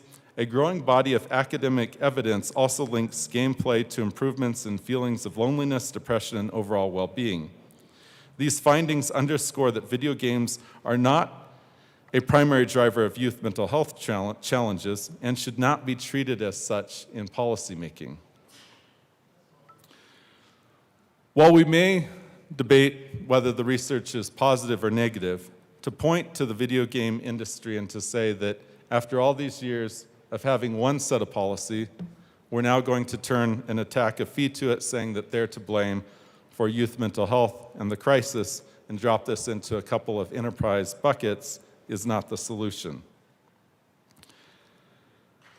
For these reasons, I'd urge this body to vote no on 1418 and instead pursue solutions that are evidence-based, appropriately targeted, and effective in addressing youth mental health. Thank you. Representative DeGraff. Thank you, Madam Speaker. All right, tax widgets of Colorado. Another tax and spend bill simultaneously. It's the way we do things now. You create a new tax and you create spending to go along with it. Voila, no Tabor conflict. They won't be happy until you have nothing. So, the Taxpayer Bill of Rights tells the General Assembly that they have to ask for raising taxes. They hate that. That's why Doug Bruce is persona non grata here. So what happens is now you create a tax, but if you create a fee, if you create an enterprise, then you can call it a fee. Now, a fee, as my understanding of enterprises go, would be something that you would get a benefit from. Say you go and register a car, it kind of makes sense that you would pay a fee. That way, a person who has 5 cars, they pay 5 fees. The person who has 1 car pays 1 fee, and it's funded on a proportional basis. Now, what we know is, well, there's a lot of adults that are not going to be benefiting from youth mental health, crisis resolution, or youth mental health services. They're going to pay that fee. They're not paying it for anything else, so it's a tax. There's a lot of youth. In committee, it was talked about that this is not going to benefit most youth. But all will pay it. So is it really a fee if it's not really an enterprise that doesn't really provide a service to all the people? So what you're looking at, tax widgets of Colorado, is why they want to get rid of the Taxpayer Bill of Rights, because the creativity to come up with these schemes has got to be exhausting. So the first shot would have raised over $100 million in 5 years, so you bring it back as a second one, and then you do it underneath it. It's less than $100 million over 5 years. Then it gets through the process, and then you can raise the fee. There's another way. So you just create a revenue stream to provide on the pretense of providing a service to justify a tax and call it a fee.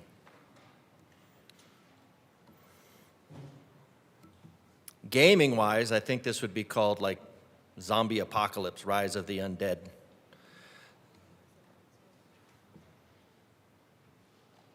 So this is the kind of scheme that you can just expect more of. And villainizing, video games, they get a bad rap. There's some good stuff. I know my boys do a lot of communication over video games. They play video games and they talk to their cousins. They talk to people around the world. Lots of communication, lots of social interaction. But it's easy to villainize this to create the emotional response, which is interesting after the whole ballot initiative thing we just talked about, to create the emotional response to get you to justify the precedent, to justify the foot in the door, to do this over and over and over again. Because after the Taxpayer Bill of Rights and blowing through a $4 billion surplus, is there enough money in the budget? Nope. That was about $1,000 per Coloradan, so you lost $1,000 per year in taxes. Oh wait, they're fees. Maybe they're I don't know. Does it really matter? Does it really matter to the tax widgets of Colorado if you're a fee widget or a tax widget? That's how the General Assembly sees the citizens of Colorado. Tax widgets, fee widgets. I recommend a no vote. I recommend a no vote on this bill, and I recommend a no vote on this entire way of bilking the citizens of Colorado. Representative Kelty.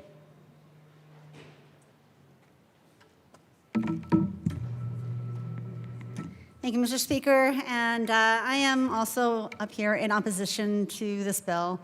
And this is part of the reason why, and this is how I see it. This bill does not make kids safer.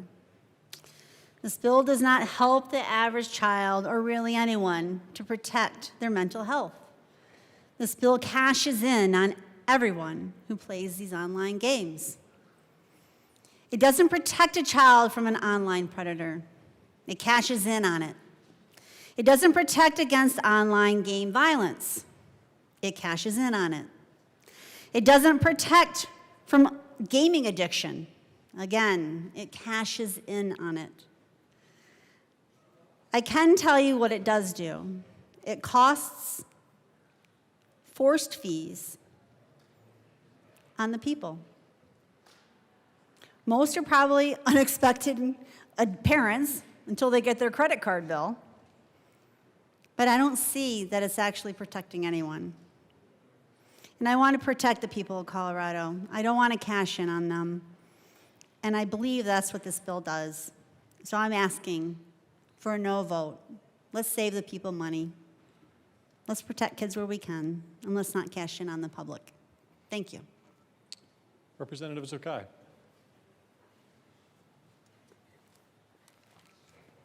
Thank you, Mr. Speaker Pro Tem. Before I quickly get into the merits of this bill, I do just want to address the bill that was heard in judiciary was 1148. I welcome members to pull that bill out and see how it is a different bill. That bill was imposing a duty of care on online gaming companies. My good colleague from Adams County, it had privacy protections and data collection protections for youth on online gaming. Whereas the bill before you is about an in-game purchase, and it is my fifth title. With that, I am confident that the enterprises that are set up in this bill are done so correctly and within the confines of Tabor. We have been very careful in our drafting and our redrafting. We have worked with the Attorney General's office, and if you would like to go back and listen to my remarks on seconds, we laid out the nexus for these funds and for these enterprises between the fee payers and the benefit that they will receive from the fee. I will just stop there. If you wanted to, did you want to come back? No? Okay, I can keep going. The reason why this bill is so important is because the research has been very clear about what this is doing to youth mental health. Children spending excessive time inside these platforms experience higher rates of anxiety, higher rates of depression, disrupted sleep, reduced physical activity, and compulsive use behaviors. A well-renowned research firm has documented how reward systems on the platforms that we are targeting in this bill mirror the mechanics of gambling, exploiting the same dopamine pathways slot machines target in adults.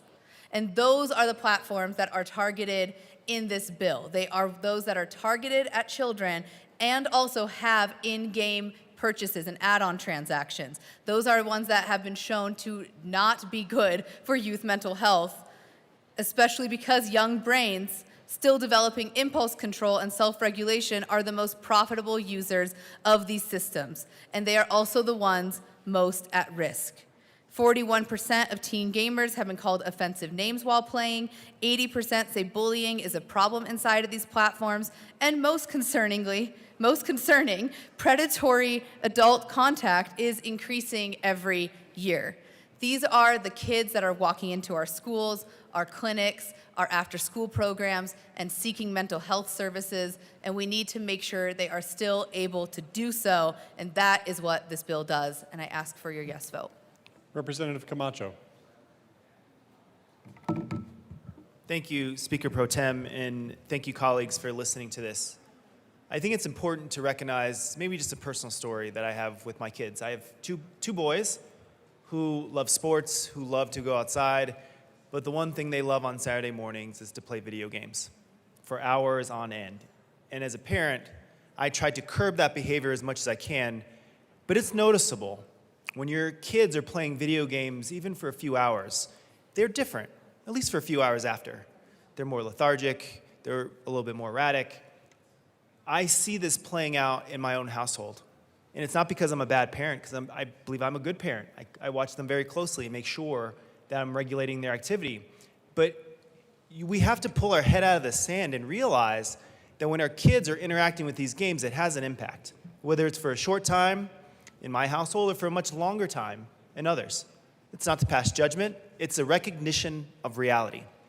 Another recognition of reality is that every year in a special session that I've been at this legislature, we have cut $1 billion or more from the budget. And what does that mean? Tangible effects on our ability to provide for our children, to provide for their mental health, to provide for health care in general. I see a direct correlation between my kids' activities on Saturday mornings and the need for this bill. Because what this bill does is provide funding for therapy in school, provides safe place to go in the summer. It provides all those opportunities I know my kids and many of the families in my community fight for every time one of those new camps open up. There's only so many slots. There's only so much funding to make sure that our kids get the services that they need. This is an opportunity to address a real need in our community, a real need in our state. And for that, I ask for before I say that, I hear a lot of consternation about fees and taxes and whatever else. Well, guess what? Tabor allows fees and enterprises. And if you don't like that, I get it. But it's the law, just like Tabor is. Lots of us have strong feelings on those, but under the law, fees and enterprises are allowed. And this bill takes advantage of that to provide for our kids in the exact ways I explained. And for that, I ask for a yes vote. Seeing no further discussion, the motion before us is the adoption of House Bill 1418 on third reading, final passage. Mr. Schiebel, please open the machine and members proceed to vote. Representative Weinberg, how do you vote? No, ma'am. Representative Weinberg votes no.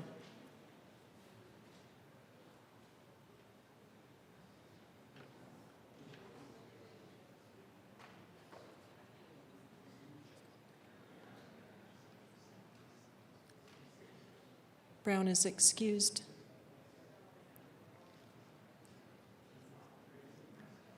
Representative Ryden.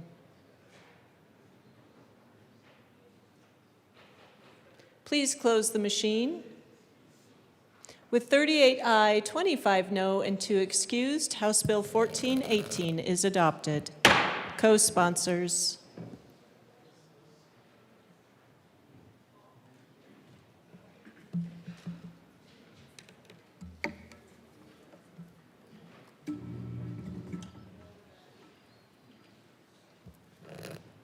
Please close the machine.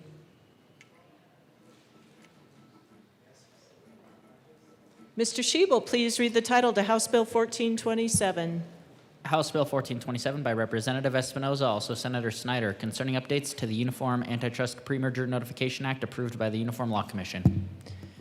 Madam Majority Leader. Madam Speaker, I move House Bill 1427 on third reading and final passage. The motion before us is the adoption of House Bill 1427 on third reading, final passage. Mr. Schiebel, please open the machine and members proceed to vote. Representative Weinberg, how do you vote? No, ma'am. Representative Weinberg votes no.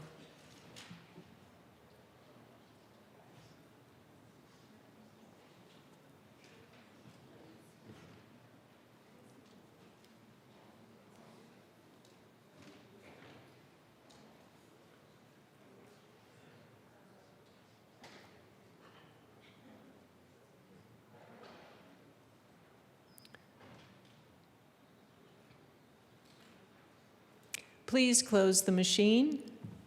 With 55 aye, 9 no, 1 excused, House Bill 1427 is adopted. Co-sponsors.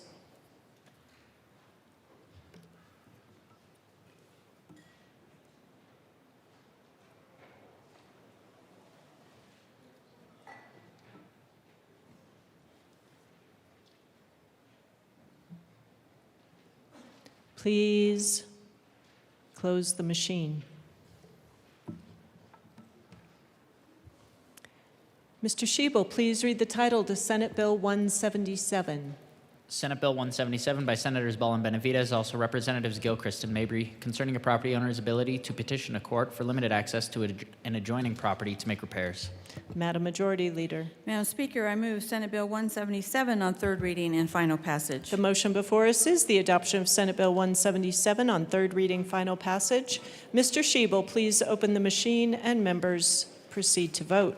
Representative Weinberg, how do you vote? No, ma'am. Representative Weinberg votes no.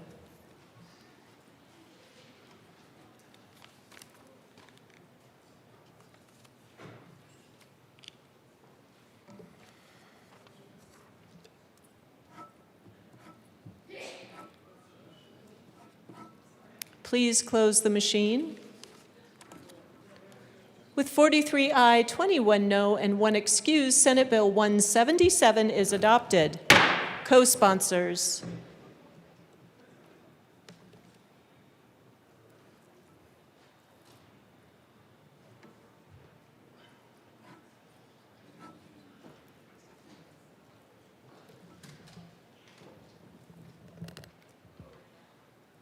Please close the machine.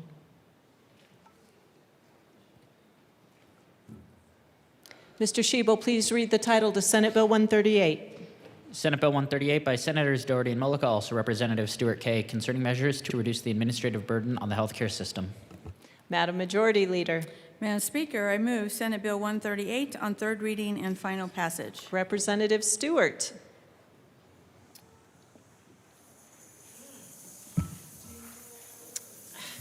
Thank you, Madam Speaker. I request permission to run a third reading amendment.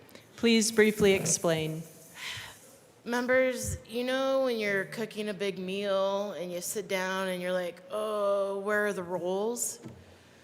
I forgot the rolls yesterday. So I'd like to bring that to the dinner table.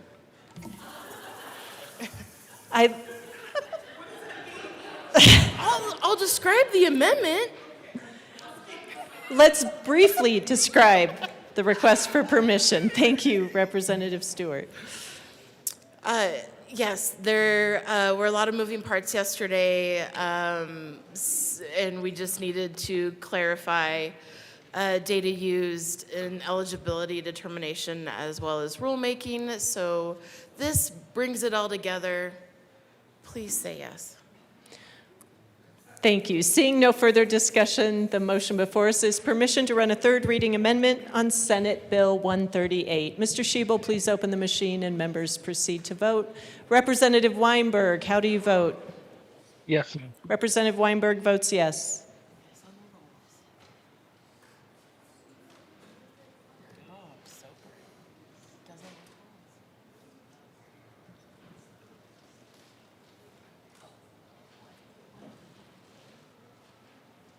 Please close the machine. With 62 aye, 2 no, and 1 excused, permission is granted. Representative Stewart. Thank you, Madam Speaker. I move L19 to Senate Bill 138. One moment. It is properly displayed. Please proceed. As I stated, this is the rolls. We can even say this is the butter. Clarifies eligibility data and rulemaking for Senate Bill 138, and I ask for your aye vote. Seeing no further discussion, the motion before us is the adoption of L019 to Senate Bill 138. Mr. Shebel, please open the machine and members proceed to vote. Representative Weinberg, how do you vote? No, ma'am. Representative Weinberg votes no.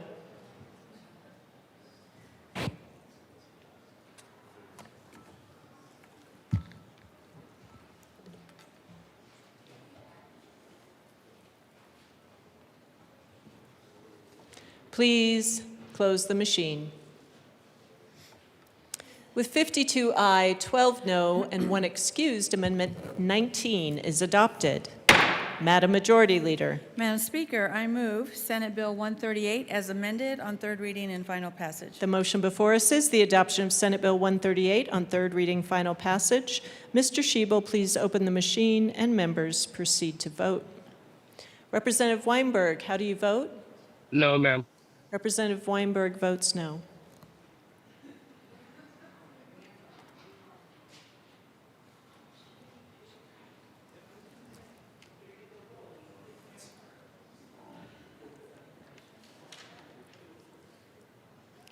Please close the machine. With 49 aye, 15 no, and 1 excuse, Senate Bill 138 as amended is adopted. Co-sponsors.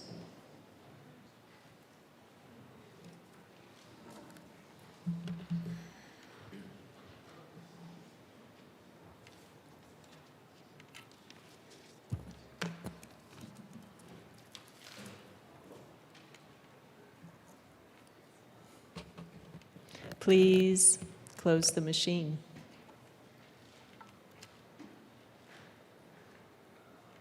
Mr. Shebel, please read the title to Senate Bill 17.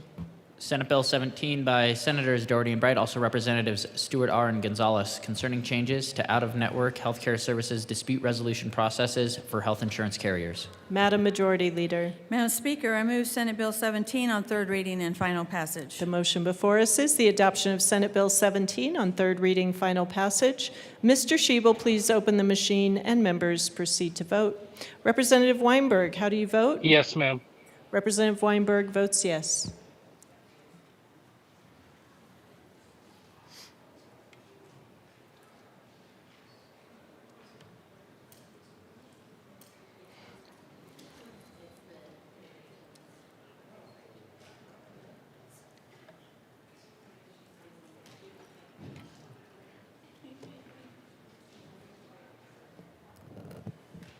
Please close the machine. With 63 aye, 1 no, and 1 excuse, Senate Bill 17 is adopted. Co-sponsors.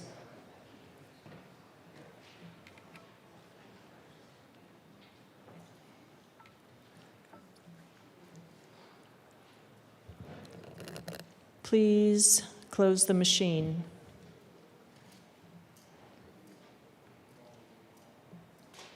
Mr. Shebel, please read the title to Senate Bill 174. Senate Bill 174 by Senator Roberts, also Representatives Carter and Soper, concerning the prohibition of lead generation marketing for legal services. Madam Majority Leader. Madam Speaker, I move Senate Bill 174 on third reading and final passage. The motion before us is the adoption of Senate Bill 174 on third reading, final passage. Mr. Shebel, please open the machine and members proceed to vote. Representative Weinberg, how do No, you ma'am. vote? Representative Weinberg votes no.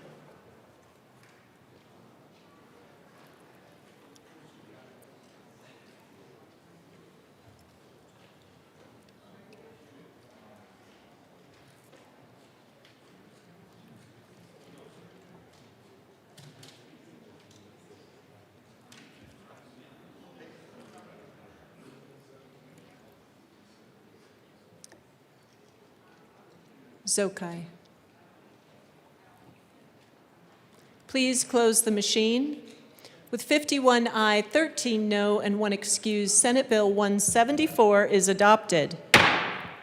Co-sponsors.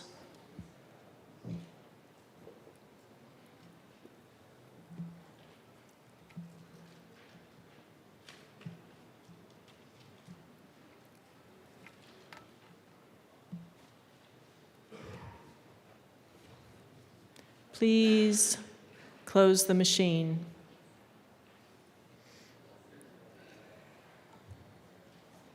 Mr. Shebel, please read the title to House Bill 1141. House Bill 1141 by Representative Bacon, also Senators Kolker and Marchman, concerning civil rights violations involving discriminatory practices in public schools. Madam Majority Leader. Madam Speaker, I move House Bill 1141 on third reading and final passage. The motion before us is the adoption of House Bill 1141 on third reading, final passage. Mr. Shebel, please open the machine and members proceed to vote. Representative Weinberg, how do you vote? No, ma'am. Representative Weinberg votes no.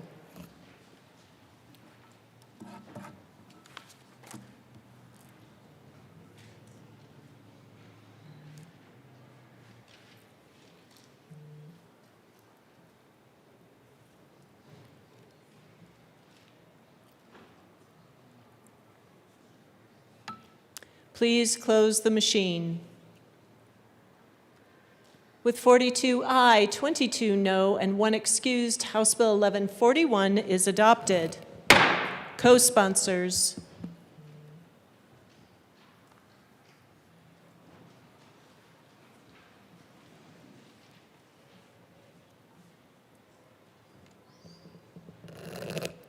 Please close the machine.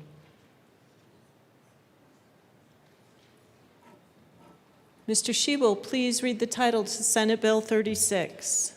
Senate Bill 36 by Senators Gonzalez and Weissman, also Representatives Bacon and Zokai, concerning increasing operational efficiency of existing prison population management measures and in connection therewith making and reducing an appropriation. Madam Majority Leader. Madam Speaker, I move Senate Bill 36 on third reading and final passage. The motion before us is the adoption of Senate Bill 36 on third reading, final passage. Mr. Shebel, please open the machine and members proceed to vote. Representative Weinberg, how do you vote? No, ma'am. Representative Weinberg votes no.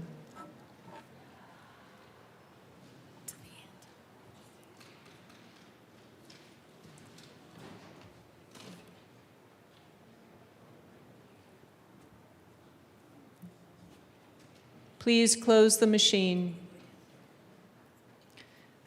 With 41 aye, 23 no, and 1 excused, Senate Bill 36 is adopted. Co-sponsors.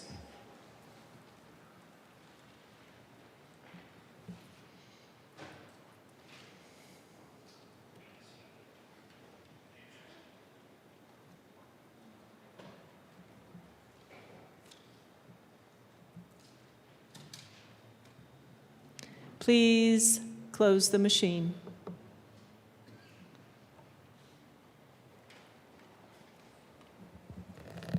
Mr. Shebel, please read the title to Senate Bill 20.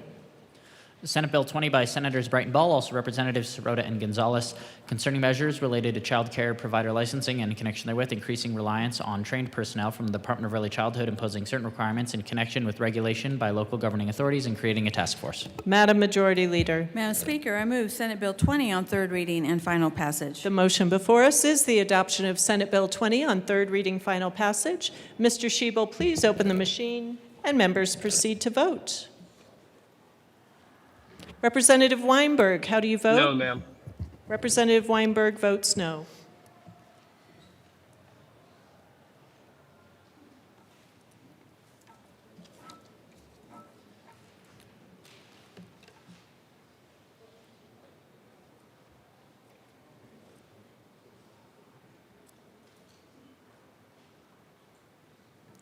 Please close the machine.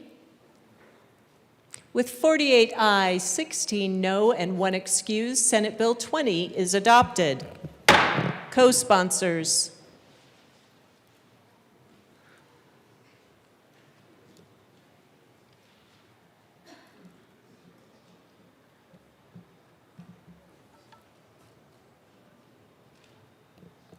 Madam Majority Leader. Thank you, Madam Speaker. I move House Bill 1425 to the end of the third reading calendar. Mr. Shebel, first close the machine, and House Bill 1425 will be laid over until the end of the third reading calendar. Mr. Shebel, please read the title to Senate Bill 182.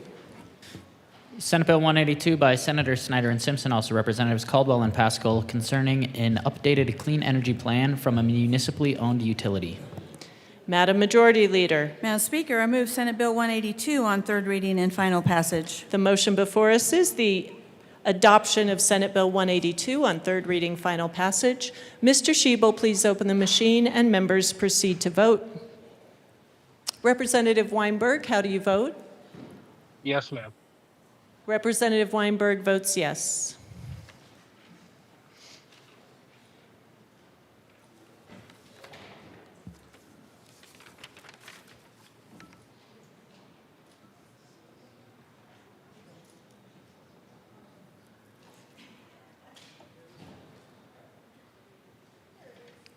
Please close the machine.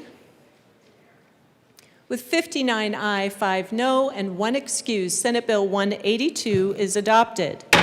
Co-sponsors.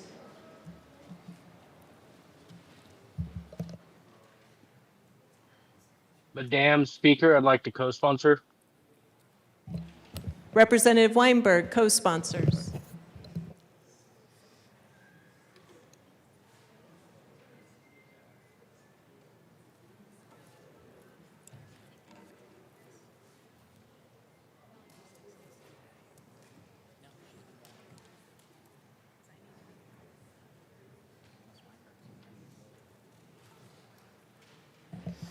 Please close the machine. Mr. Shebel, please read the title to Senate Bill 26-149. Senate Bill 149 by Senators Mobley and Simpson, also Representatives Caldwell and McCluskey, concerning pathways for individuals with mental health disorders and in connection therewith making appropriation. Madam Majority Leader. Mr. Speaker Pro Tem, I move Senate Bill 149 on third reading and final passage. Madam Speaker. Minority Leader Caldwell.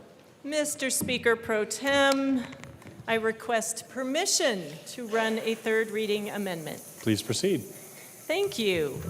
Members, we will be bringing a couple of amendments. This first amendment is a amendment coming at the request of Hospitals and Disability Law. I am happy to go through some of the details, but it does help ensure that our hospitals have the right language around small and second providers, as well as some additional definitions. Members, the question before us is permission to run a third reading amendment on Senate Bill 149. Mr. Shebel, please open the machine. Members, please proceed to vote. Representative Weinberg. Yes, sir. Representative Weinberg votes yes.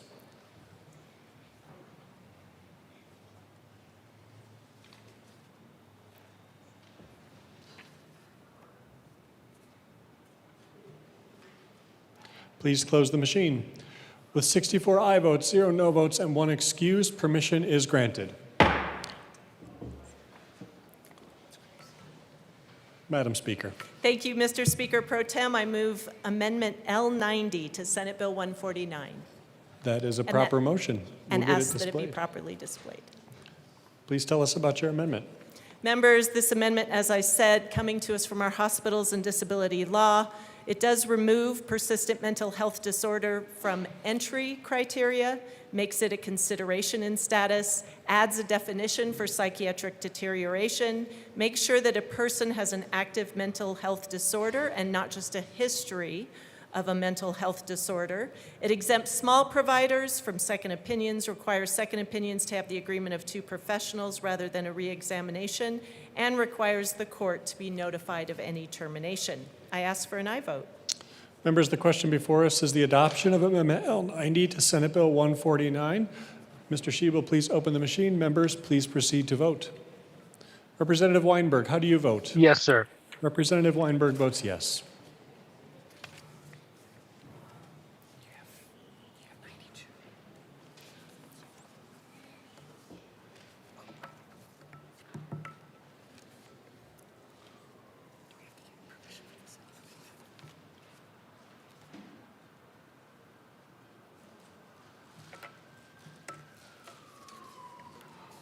Representatives Goldstein and Luck.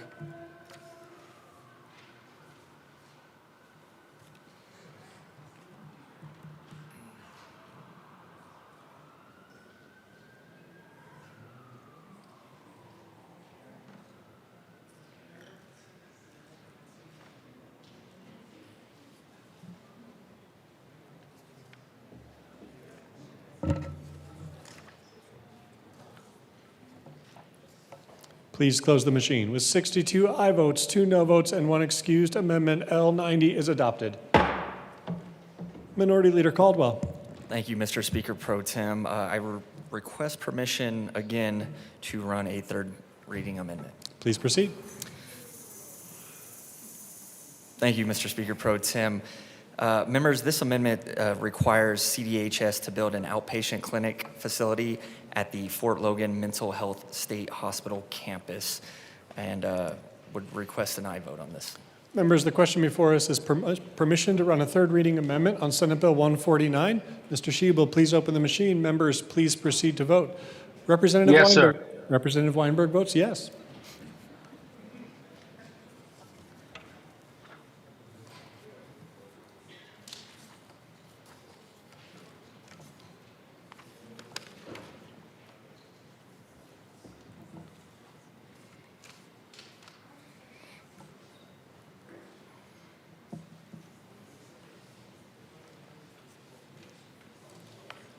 Please close the machine. With 64 aye votes, 0 no votes, and 1 excuse, permission to run a third reading amendment is granted. Mr. Minority Leader. Thank you, Mr. Speaker Pro Tem. Again, members, there's been a lot of stakeholdering over the last couple of days, which is why we had quite the gap between second reading and third reading. And again, this amendment requires CDHS to build an outpatient clinic facility at the Fort Morgan Mental Health State Hospital campus. Certainly request an aye vote on this one. Mr. Minority Leader, could you move the amendment for us and we'll get it displayed as That well? would help. Thank you very much, sir. I move L92 to Senate Bill 149, ask that it be properly displayed. Perfect. We'll get it displayed here. Yeah, do you have it?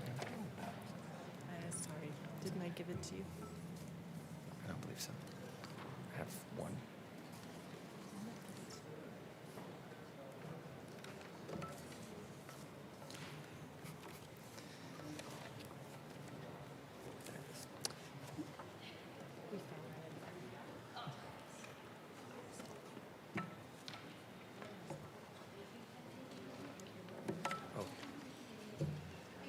Great. The amendment is before us. Any further comments, sponsors? Minority Leader Caldwell. Thank you, Mr. Speaker Pro Tem. I meant Fort Logan Mental Health State Hospital, not Fort Morgan. I don't know where my mind was at. Thank you. Thank you.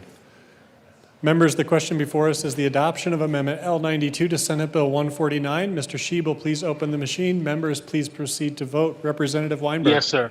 I almost beat you that time. I'll get it yet. Representative Weinberg votes yes.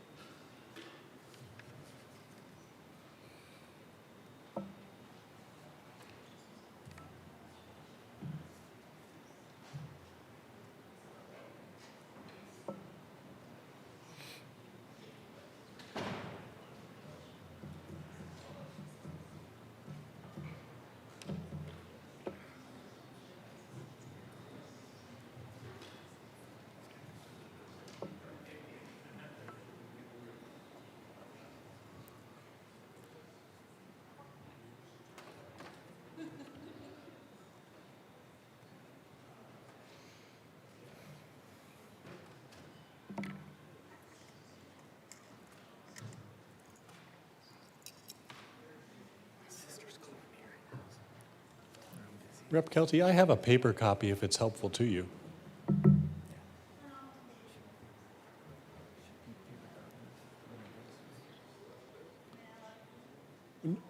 We're waiting on your vote.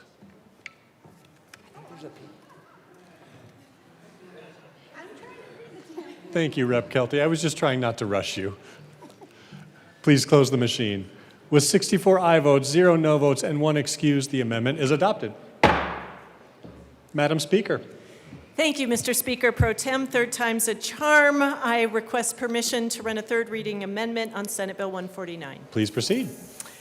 This is an adjustment to the appropriations because of the change with the outpatient clinic. It also makes a technical correction to the appropriation for bridges. I ask for an aye vote. Members, the question before us is permission to run a third reading amendment on Senate Bill 149. Mr. Schiebel, please open the machine. Members, please proceed to vote. Representative Weinberg. I feel like I should delay. Yes, sir. Representative Weinberg votes yes.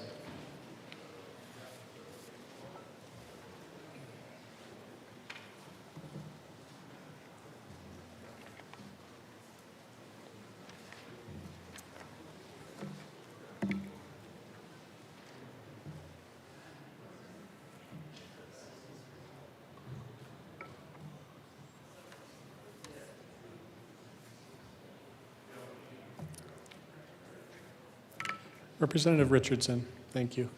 Please close the machine. With 64 aye votes, 0 no votes, and 1 excuse, permission is granted. Madam Speaker. Thank you, Mr. Speaker Pro Tem. I move Amendment 91 to Senate Bill 149 and ask that it be properly displayed. That's a proper motion. The amendment is before us. This amendment, again, makes slight adjustments to the appropriations that were already included in the bill, a technical correction to the appropriation for bridges, BHA, and legal services. Appreciate an aye vote. Members, the question before us is the adoption of Amendment L091 to Senate Bill 149. Mr. Schiebel, please open the machine. Members, please proceed to vote. Rep. Weinberg. Olympic-sized swimming pools, I vote yes. Representative Weinberg, could you repeat that one more time for us? Olympic-sized swimming pools, I vote yes. Representative Weinberg votes yes.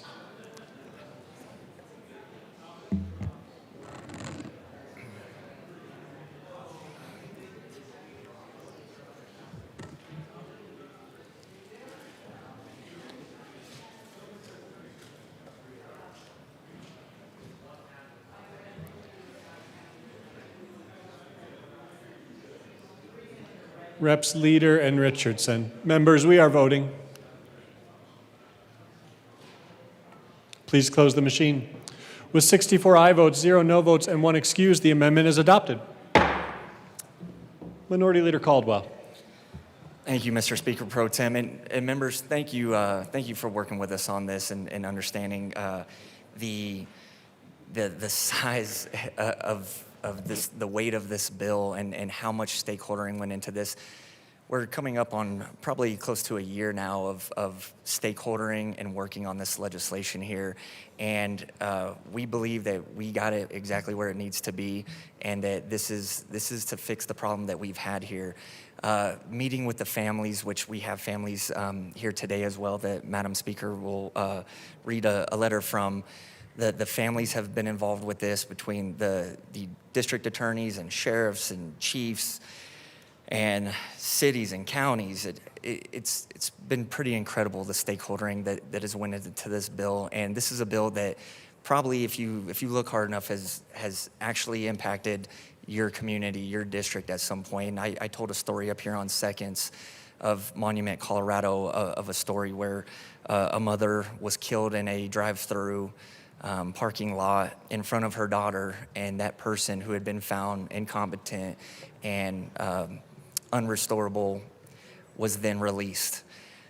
And that family needs closure. And I'm obviously they'll never have that full closure, but I'm hoping that taking this step into this direction will help with that healing process here. And by the way, as far as stakeholdering goes, I forgot to mention the governor's office and his team has been working hand in hand with us through this entire time here. And it's such a heavy lift. And thank you again to the nonpartisan staff and our bill drafters and our fiscal analysts who've just worked on this thing. And at times where I just thought things were, I would think to myself, this is going to be impossible. This is going to be impossible to get these fixes in this short amount of time. And, you know, I don't know if it was because they didn't sleep or what, but they managed to get it done. And that's why we're here today. And that's why you're seeing third reading amendments, because the stakeholdering has not stopped. Again, I just appreciate all the support throughout this process. And I'll urge an aye vote, certainly. And I'd like to turn it over to Madam Speaker. Thank you, Mr. Speaker Pro Tem, and my gratitude to Minority Leader Caldwell and his partnership, to Senators Amabile and Minority Leader Simpson, who I hope are listening, and their tremendous work, and ditto. There were so many people who came to the table to help us redesign competency in this state. There are really two sides of this coin. What happens after a violent crime has been committed? How do we ensure that we protect the civil rights of those involved and that we follow due process, that we are thoughtful about individuals who may not be competent and non-restorable to participate in that process? And then what action can we take as a state to ensure that there is care and treatment on the other side, that when a person moves from the criminal system to the treatment side, that is done also to protect their civil rights and due process. I shared with you today an email from a family who has been a part of this bill's journey since last fall. Neely Bowman was born and raised not far from this very building, but spent the majority of her life and her children's lives in Arvada. Single mom, lived fearlessly because she had to, worked harder than anyone to provide a decent life for herself, her 2 kids, Billy Joe and Joseph. She was a devoted city municipal worker, building a career between municipalities of Arvada and Westminster.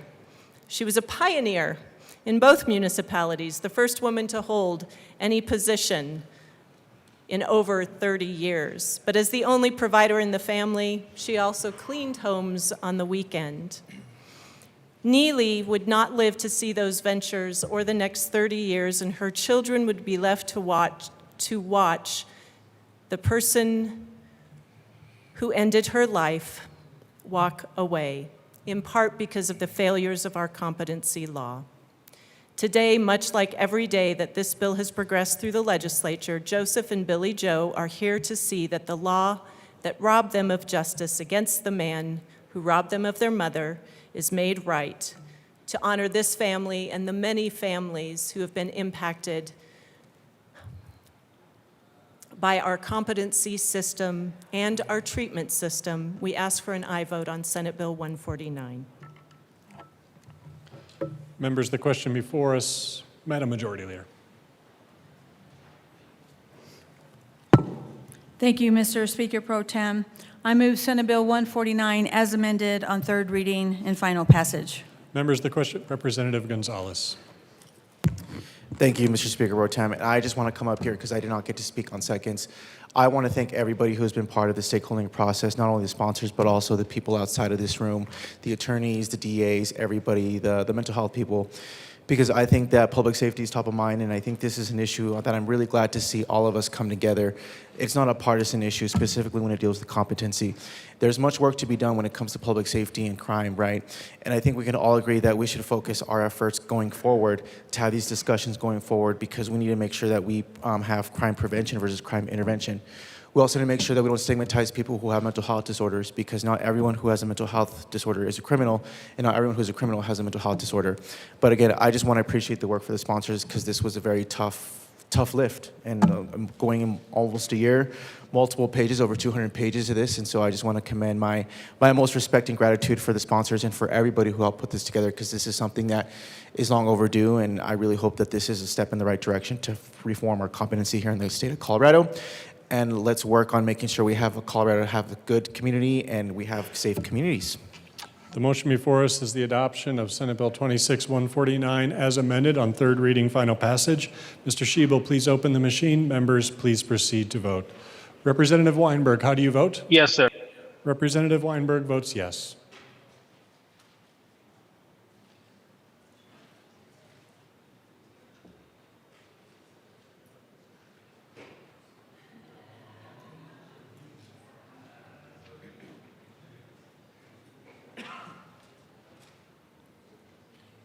Please close the machine.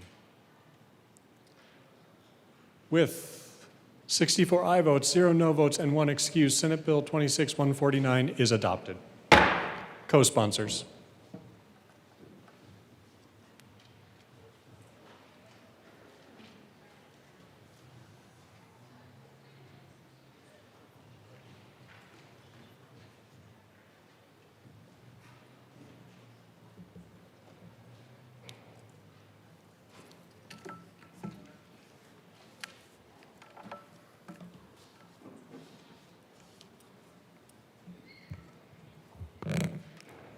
Please close the machine.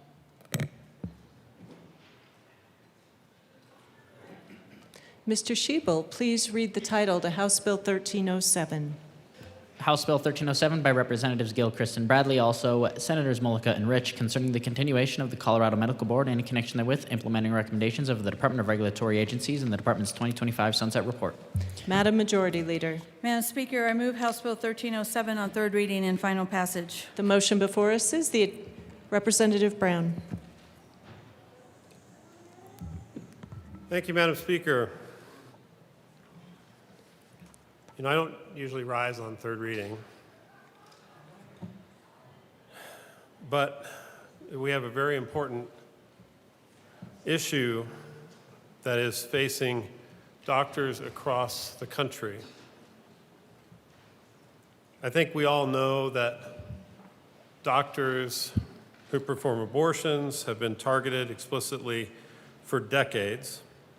And more recently, doctors and providers of gender-affirming care have experienced similar patterns of targeted threats, including repeated bomb threats at Boston Children's Hospital.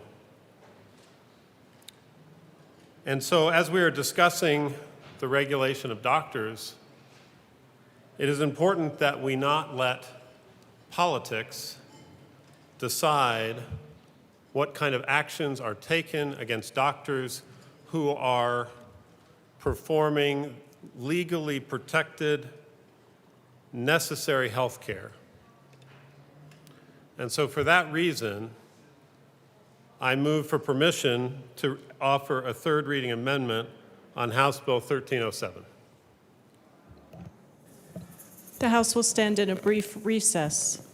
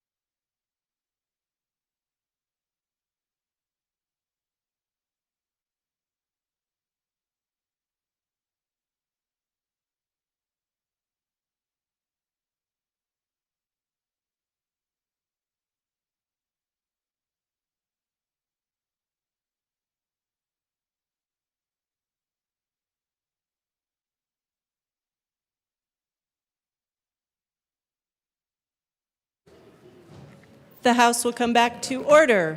Representative Brown. Thank you, Madam Speaker. I withdraw my motion. I will note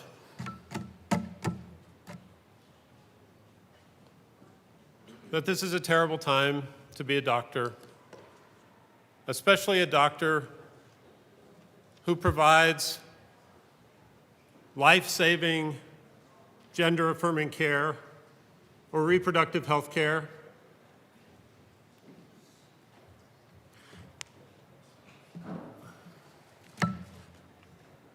And those doctors deserve every protection that we can provide them. There are those in the political class who would seek to erase the fact that people need basic reproductive health care, including abortion, or that people need basic, life-saving, gender-affirming care. And certainly we have a political class at the federal level who is seeking to do just that.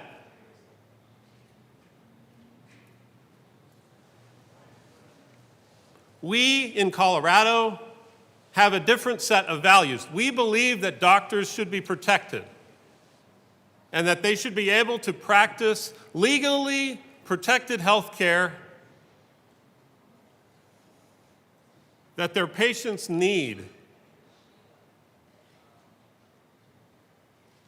The Medical Practice Act is our opportunity to make sure that people have access to care and that doctors are not intimidated by people like me and like all of us in this room or beyond, or political appointees into not performing that care.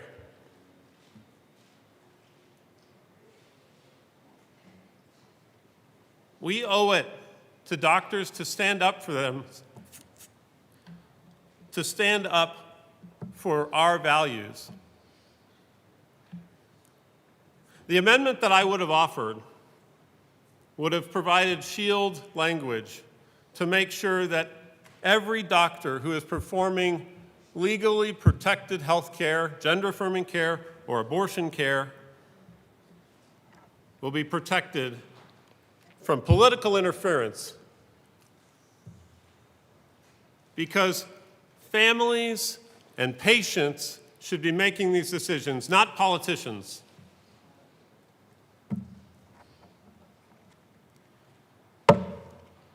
In the interest of our work together and making sure that we can continue to work together and not be held hostage, I have withdrawn my motion. But these are difficult times for trans people and for people who need reproductive health care and the doctors who serve them. I will vote yes, and I ask you all to vote yes on the Medical Practice Act. And I hope that we collectively can continue to protect those who serve folks who need life-saving care. House will stand in a brief recess.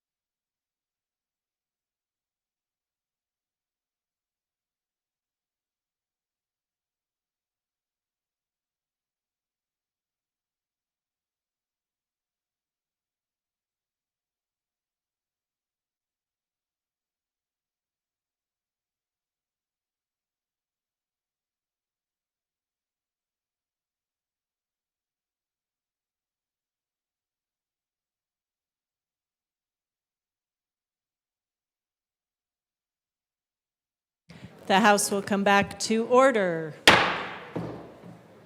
Representative Bradley. Thank you, Madam Speaker. Just for clarity, this bill was presented in Health and Human Services. We all get to be on sunsets. I was not aware of the sunset process. Our caucus doesn't usually make us aware of sunsets before session begins. The representative that just spoke on a third amendment was not in Health and Human Services. I asked for a vote to be placed on this bill as a healthcare practitioner. The members of Health and Human Services voted for me to be put on this bill. I worked very hard with the lobby corps to be on this bill as a healthcare practitioner. The member that just spoke was not happy about that. I looked to get past that. But what that member just did was disrespectful to this entire process. I have never surprised you guys with amendments.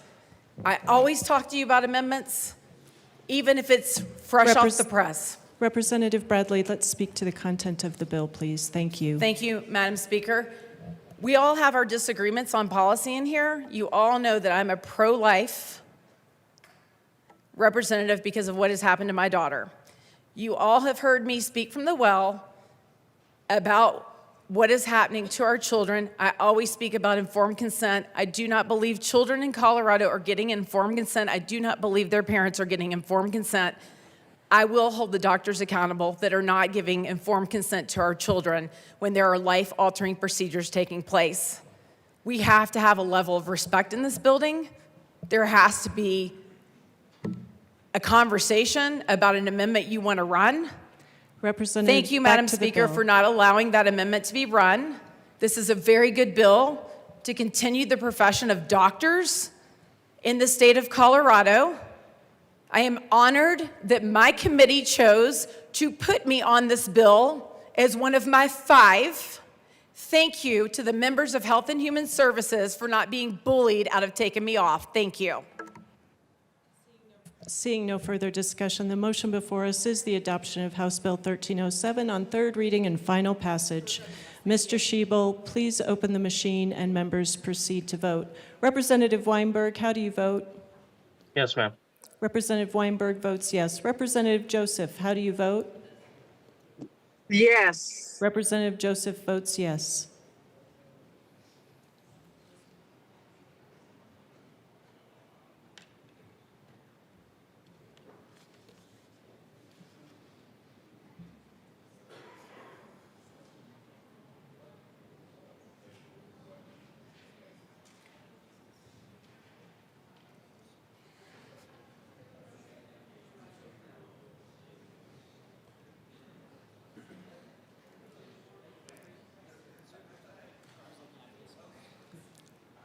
Please close the machine. With 63 aye, 1 no, 1 excused, House Bill 1307 is adopted. Co-sponsors.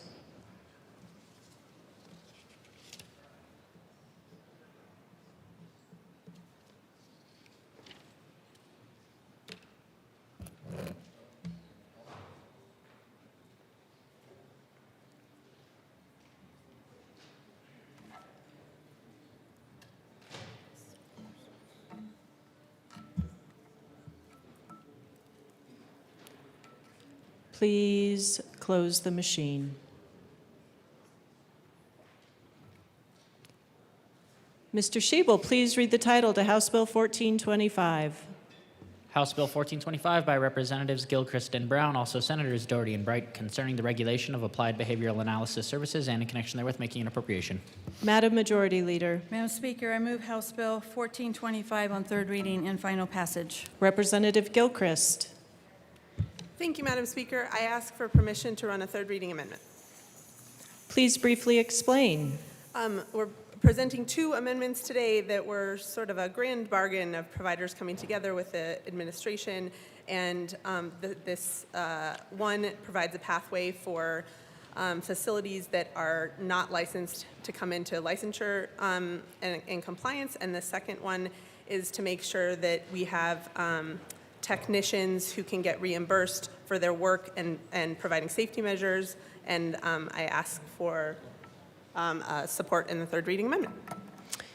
Seeing no further discussion, the question before us is permission to run a third reading amendment on House Bill 1425. Mr. Shebel, please open the machine and members proceed to vote. Representative Joseph, how do you vote? Representative Yes. Representative Joseph votes yes. Representative Weinberg, how do you vote? No, ma'am. Representative Weinberg votes no.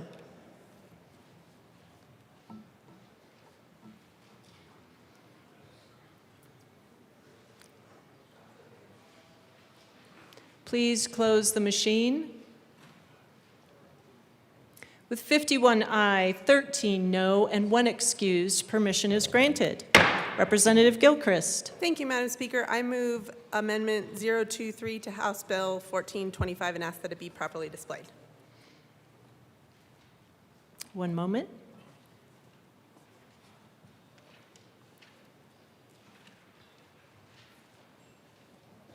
Please proceed. Thank you, Madam Speaker. This is an amendment that allows a facility, once the bill is passed, to be in compliance as they are getting through their going through the process of getting approved through the licensure process, and I ask for an aye vote. Seeing no further discussion, the motion before us is the adoption of Amendment L23 to House Bill 1425. Mr. Shebel, please open the machine and members proceed to vote. Representative Joseph, how do you vote? Representative Joseph, you're on mute. Yes. Representative Joseph votes yes. Representative Weinberg, how do you vote? No, ma'am. Representative Weinberg votes no.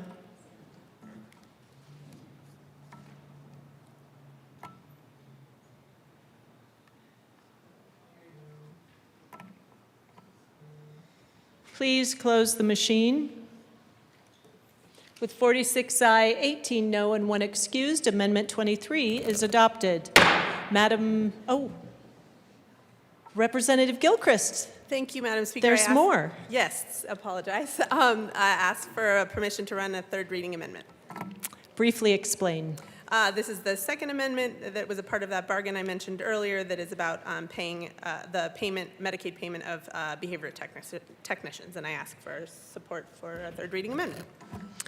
Seeing no further discussion, the motion before us is permission to run a third reading amendment on House Bill 1425. Mr. Shebel, please open the machine and members proceed to vote. Representative Weinberg, how do you vote? No, ma'am. Representative Weinberg votes no. Yes. Representative Joseph, how do you vote? Yes. Representative Joseph votes yes.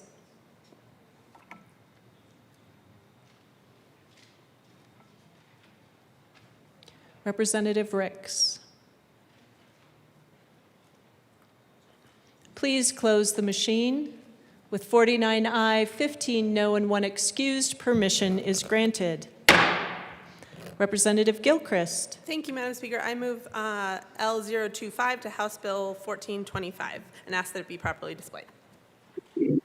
One moment.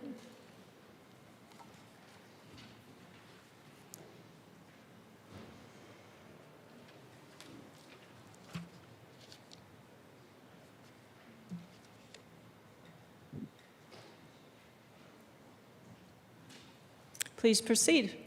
Thank you, Madam Speaker. This amendment allows for behavior technicians who oversee support and treatment of kids with autism to have a 45-day window to be paid for Medicaid, by Medicaid, and then also put some guardrails around the safety and support of those RBTs so that they're supervised in the treatment and support of these kids. And I ask for an aye vote. Seeing no further, Representative Johnson. Thank you, Madam Speaker.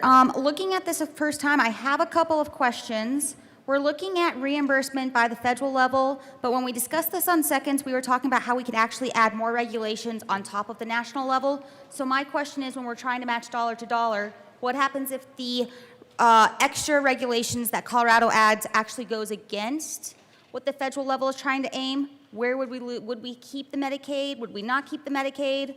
The second question I have is we're looking at line 21, the end of the 45-day period described. Is that saying we only have 45 days for them to turn over and get certified? Can you answer those two questions as we're digesting this entire page? Representative Gilchrist. Thank you, Madam Speaker. And again, this was heavily negotiated with providers who are doing the work in the field every day, who understand the process of RBT credentialing, and then also the administration and HCPF, who also understands the payment of the RBTs. A 45-day period is put into place once this bill if this bill passes, that will allow that at the 45-day period, the RBT has to be credentialed, and we draw down federal dollars for this. So we would continue to draw down federal dollars for this, and I ask for an aye vote. Representative Johnson, this is your second time to speak. You have 9 minutes and 19 seconds remaining. Thank you. And I guess I will rephrase because it wasn't quite answered. So yes, the 45 days, but I thought the amendment that was done in Appropriations Committee, when we were talking about it on second reading, said that we had until 2028. So is that when this implements in 2028, they now have a 45-day window, or is this after it's signed, or is it on August 13th due to the petition? I'm just curious when that 45-day window starts. And then going back to the first part, lines 1 to 14, I'm still not getting the answer. Yes, they're federal grants. Yes, we're recognizing the federal certification process. However, per the way it was written on seconds, is we do want Colorado to be able to supersede, add extra regulations. We've seen time and time again when Colorado goes beyond what the federal scope is allotted, we have lost dollars because we go beyond what they've intended. So my question is, if this goes beyond those extra requirements that the federal standard has created, are we at risk of losing any of those Medicaid dollars because Colorado, through the vote on second, says we can go beyond it? Those are the questions I'm asking. It's not a question if it's been stakeholded, not a question, if we've talked about these things. It really is two applicational questions. When does the 45-day period start? Is it in 2028? Is it after this becomes effective August 13th? I know last year when we had this discussion, colleagues, we were very upset at HCPF because they shortened the time frame for certified APA providers to go on to new requirements. And this was going to push out rural areas. This was a concern from many parents who have children with autism, that they did not have enough time to comply. This is why they wanted more time in the ruling process. So my question, listening to those concerns that started this discussion last year with the 45 days, are we going to see another crunch? Because they were so upset they had a crunch last interim. That was their biggest thing of, you're adding more regulations and less time to do this. So I'm just curious. Question one, when does that 45-day window start?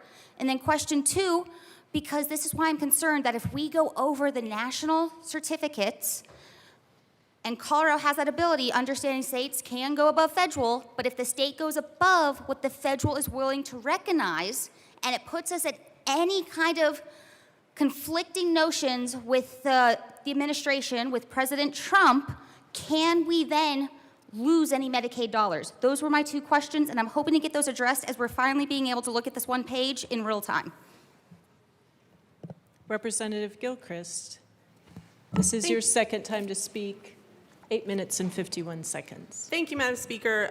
So just to clarify, the 45-day window is for when RBTs, the techs that are caring for kids, are getting trained, and they have to get credentialed within 45 days and they can be paid for those 45 days.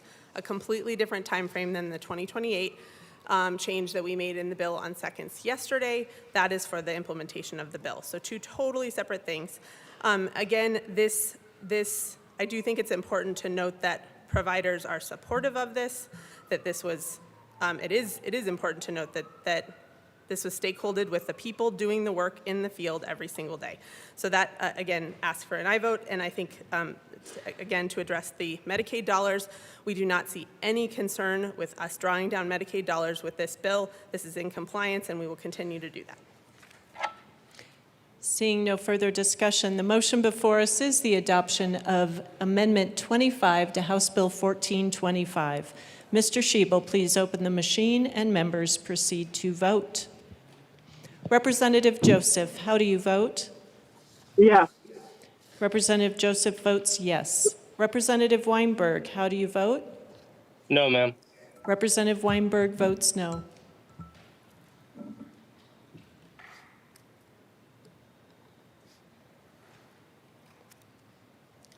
Please close the machine. With 44 aye, 20 no, and 1 excused, Amendment L25 is adopted.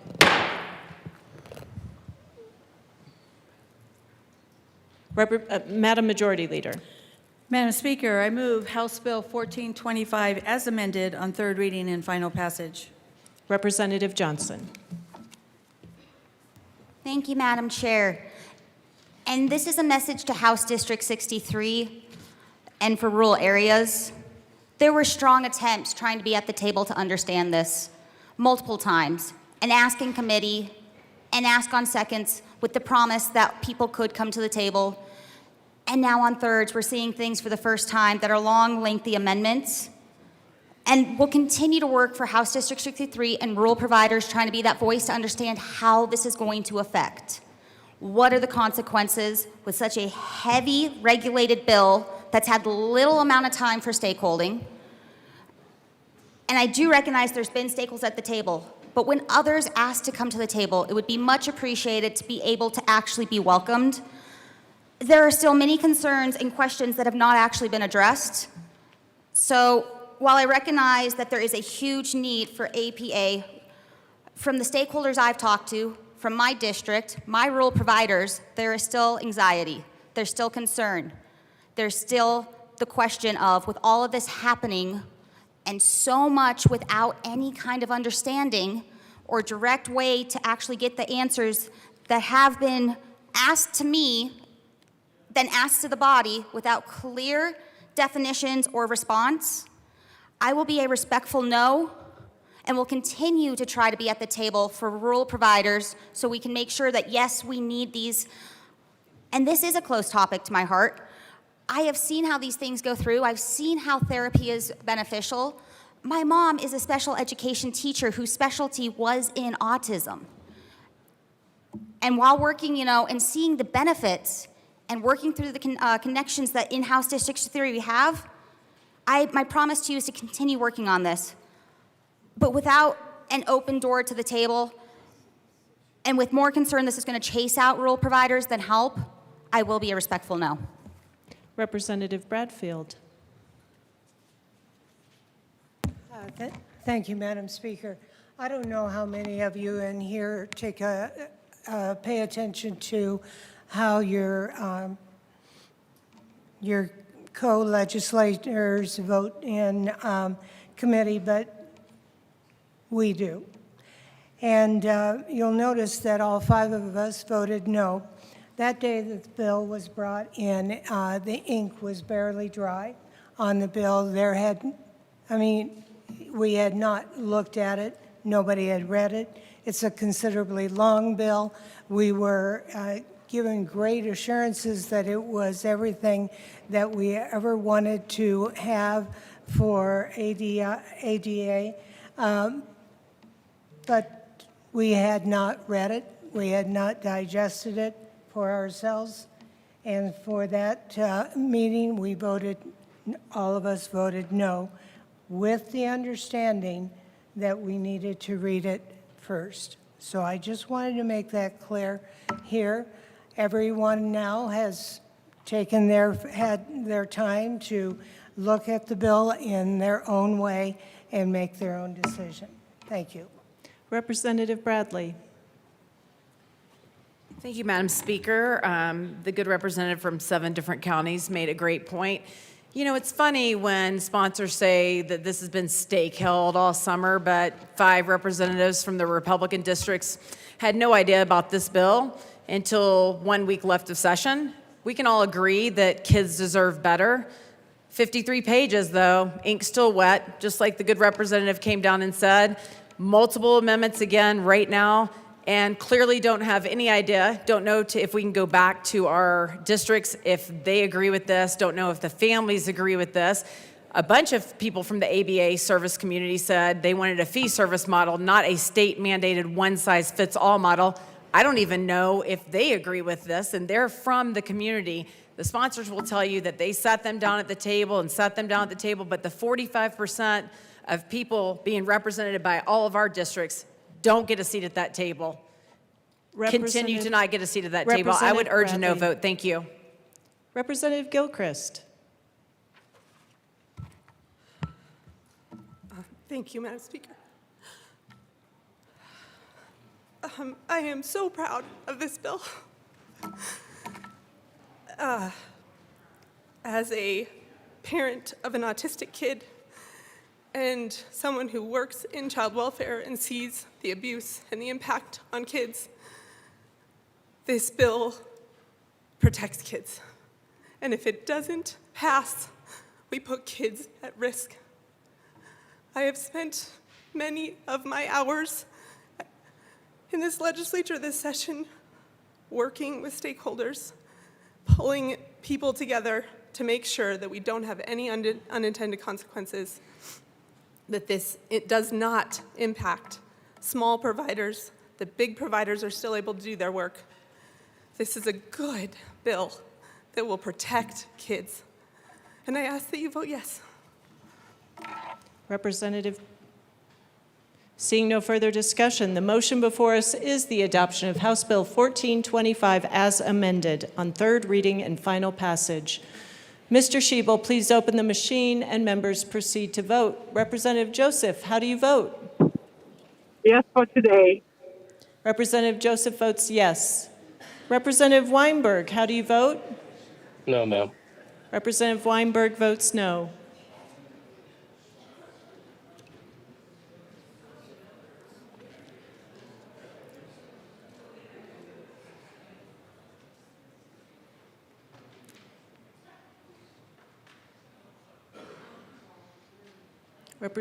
AML Winter. Please close the machine. With 45 aye, 19 no, and 1 excused, House Bill 1425 is adopted. Co-sponsors.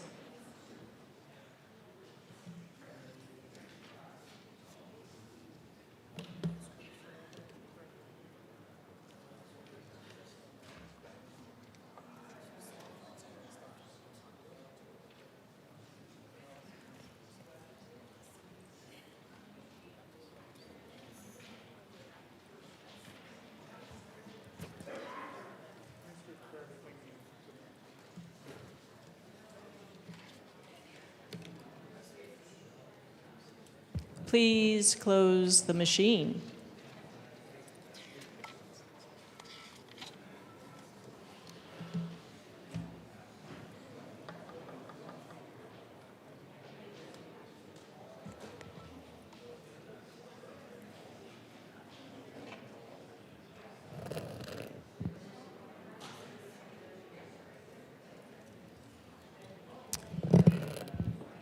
Members, we will be heading into consideration of Senate amendments on House bills, and we'll take a 5-minute recess before we begin. The House is in recess.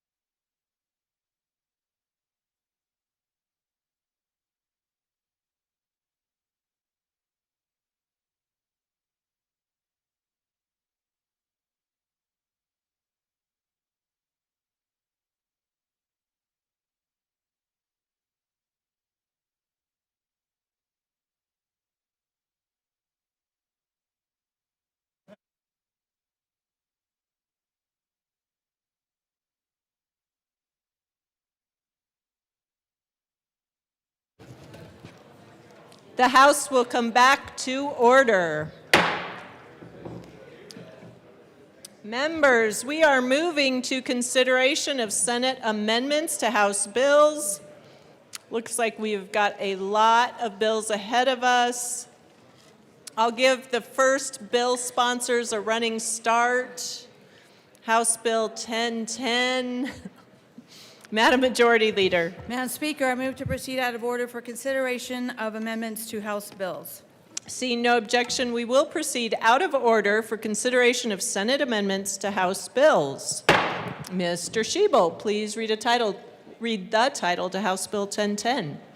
House Bill 1010 by Representatives Wilford and Jackson, also Senator Danielson, concerning increasing support for older adults in the workforce. Representative Wilford?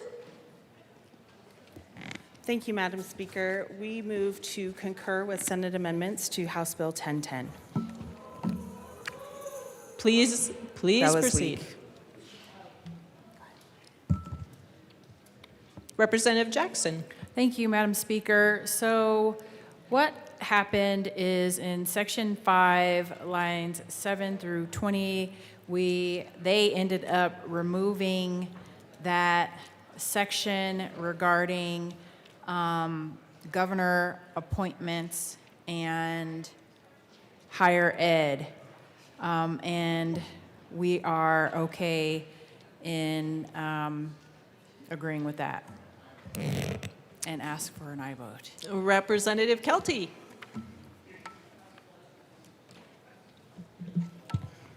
Thank you, Madam Speaker. On HB 1010, when we went through seconds and thirds, we spoke about this bill, and the positive thing about this bill is that we were able to put on there that we were designating an older adult, a senior citizen, to represent said senior citizens on the said senior citizen older adult support and representation in the workforce bill.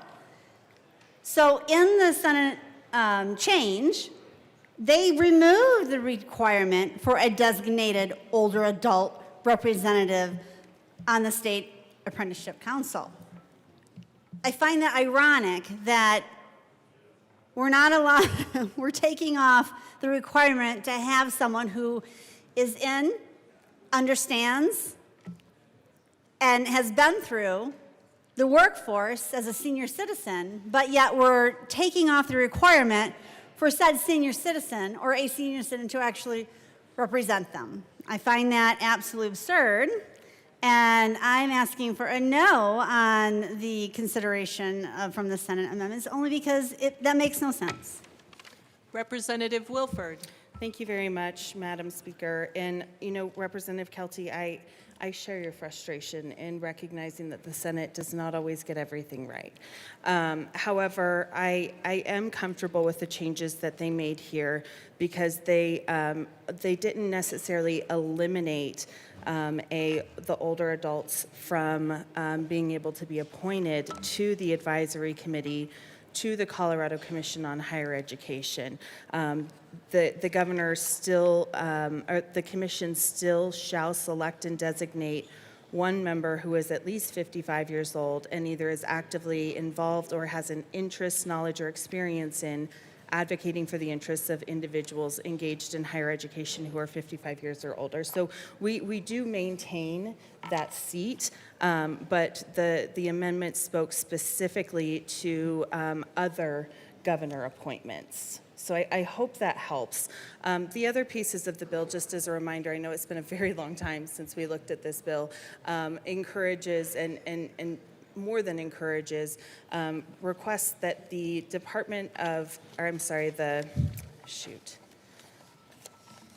the Commission on Aging meet regularly and coordinate with the State Workforce Development Council. And as a reminder, this will help to ensure that older adults are really continuing to be centered in the conversations about retooling our workforce, changing careers, and upskilling as needed. So we would ask for an aye vote. Representative Kelty.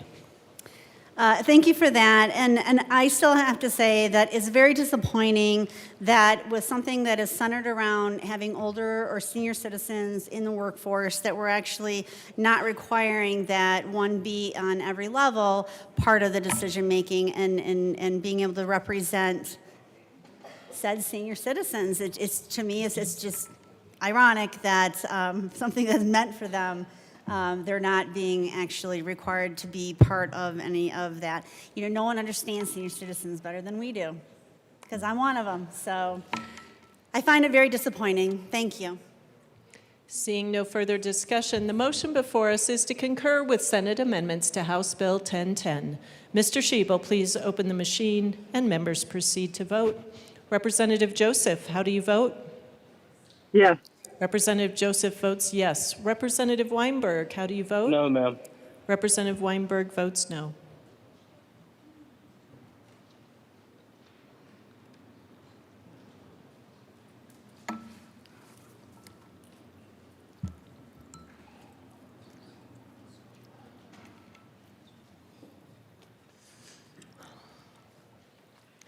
Representative Bottoms is excused.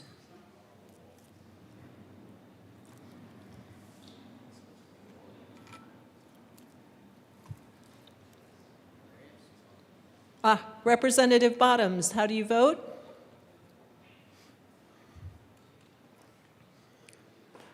Representative Bottoms, you're on mute. Can you hear us? Representative Bottoms is excused. Please close the machine. With 44 aye, 19 no, and 2 excused, House Bill 10, the motion to concur is adopted. Madam Majority Leader. Madam Speaker, I move for the repassage of House Bill 1010 as amended. The motion before us is the repassage of House Bill 1010 as amended. Mr. Shebel, please open the machine and members proceed to vote. Representative Joseph, how do you vote? Yes. Representative Joseph votes yes. Representative Bottoms, how do you vote? No. Representative Bottoms votes no. Representative Weinberg, how do you vote? No, ma'am. Representative Weinberg votes no.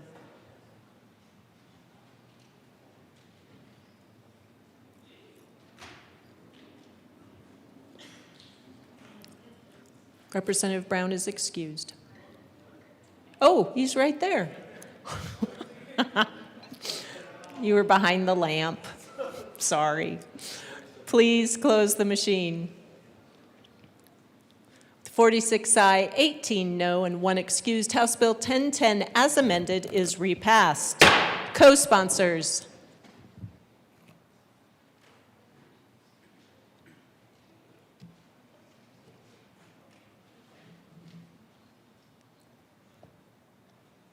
Please close the machine.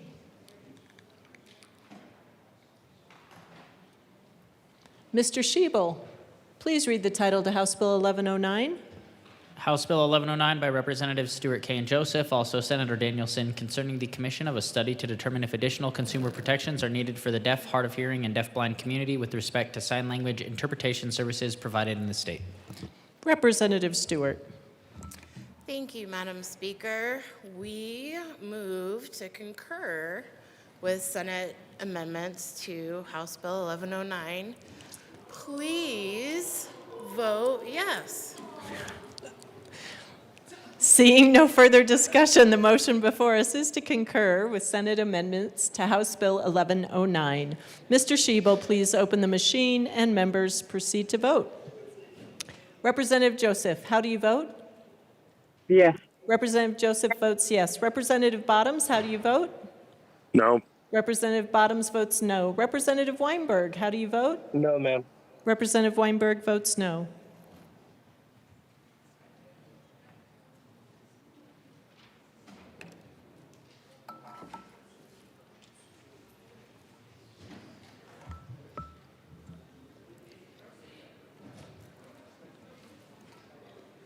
Please close the machine. With 53 aye, 11 no, and 1 excused, the motion to concur is adopted.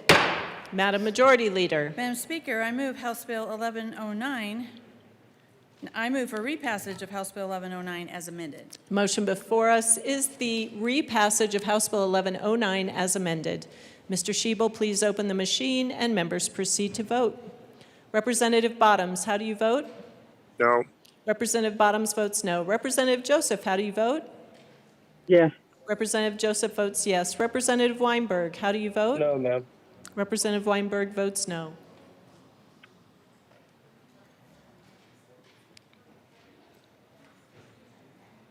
Please close the machine.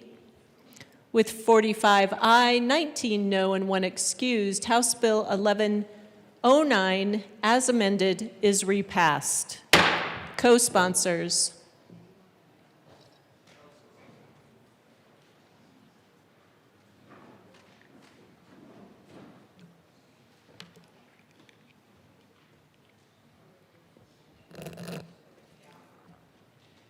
Please close the machine.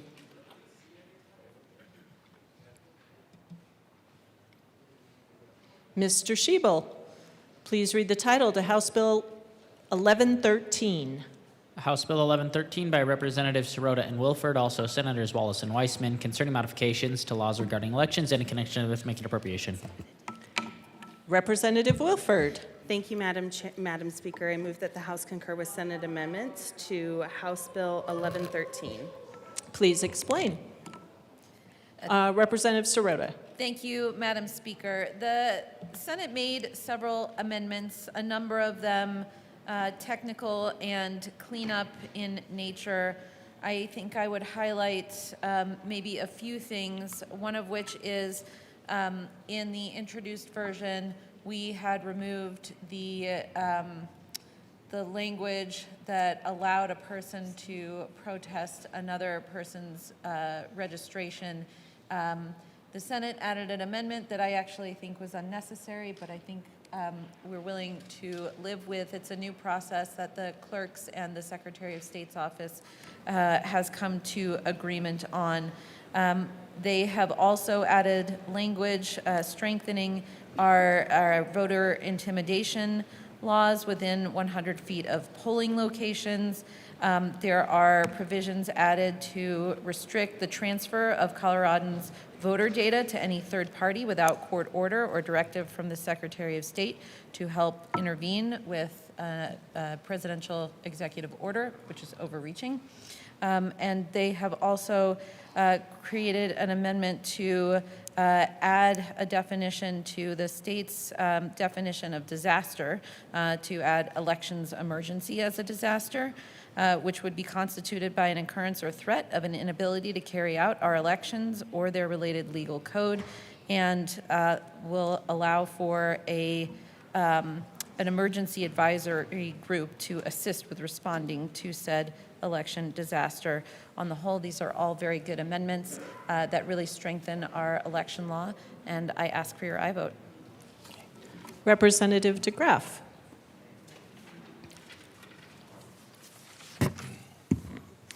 Thank you, Madam Speaker. I do note in here that the Senate added very specific language. It looked like for whistleblowers. I think they should have, added language for elected officials who have compromised all of our election machines by leaking BIOS passwords and publishing them online. I am a little concerned about the declaring it the idea of an election disaster, because if you remember last year, somebody made the governor a disaster czar over all disasters, even self-made ones, like the economy.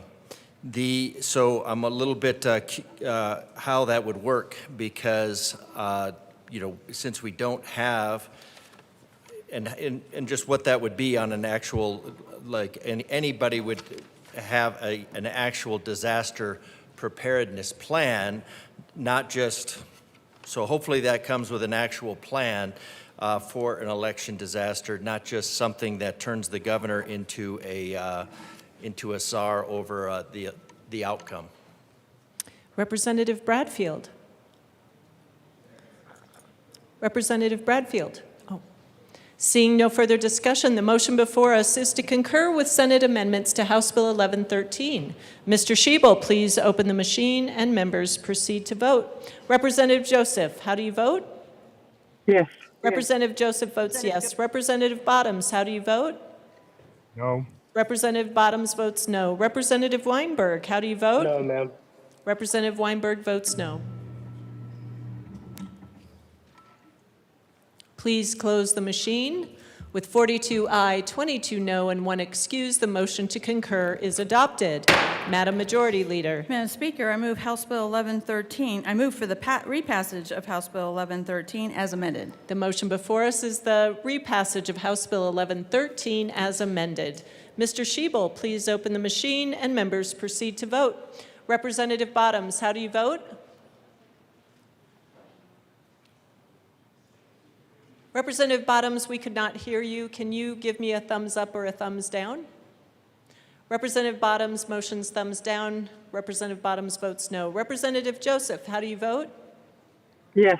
Representative Joseph votes yes. Representative Weinberg, how do you vote? No, ma'am. Representative Weinberg votes no.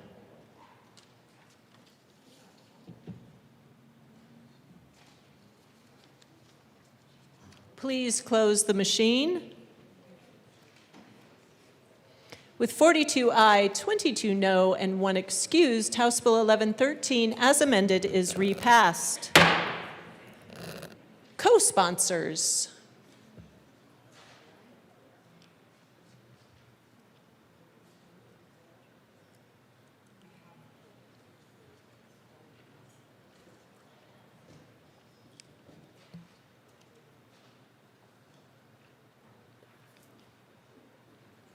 Please close the machine.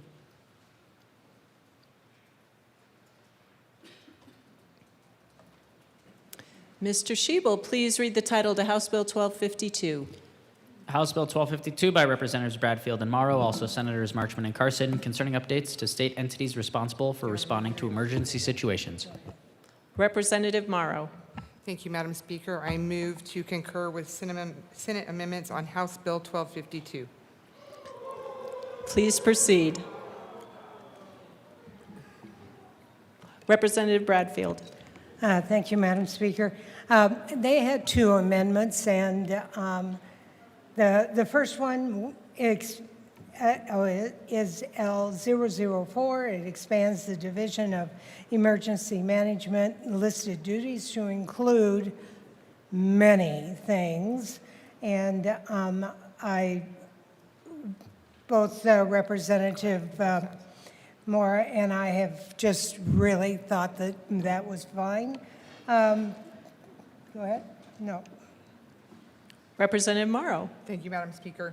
And the other amendment clarifies that the Colorado Commission of the Indian Affairs is housed in the Office of Tribal and American Indian and Alaskan Native Affairs, strengthens its coordination and staffing duties, and adds term limits to the commission.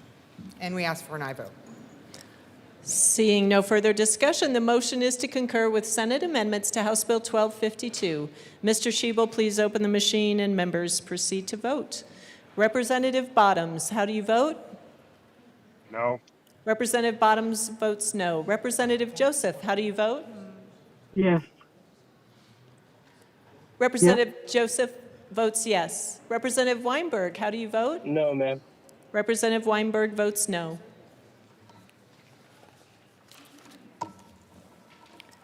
Please close the machine. With 53 aye, 11 no, and 1 excuse, the motion to concur is adopted. Madam Majority Leader. Madam Speaker, I move for the repassage of House Bill 1252 as amended. The motion before us is the repassage of House Bill 1252 as amended. Mr. Shebel, please open the machine and members proceed to vote. Representative Bottoms, how do you vote? No. Representative Bottoms votes no. Representative Joseph, how do you vote? Yes. Representative Joseph votes yes. Representative Weinberg, how do you vote? No, ma'am. Representative Weinberg votes no.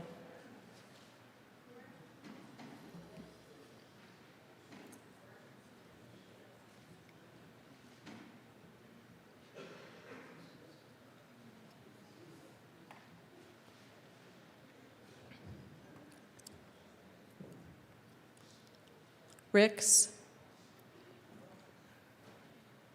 Please close the machine. With 52 aye, 12 no, and 1 excused, House Bill 1252 is repassed as amended. Co-sponsors.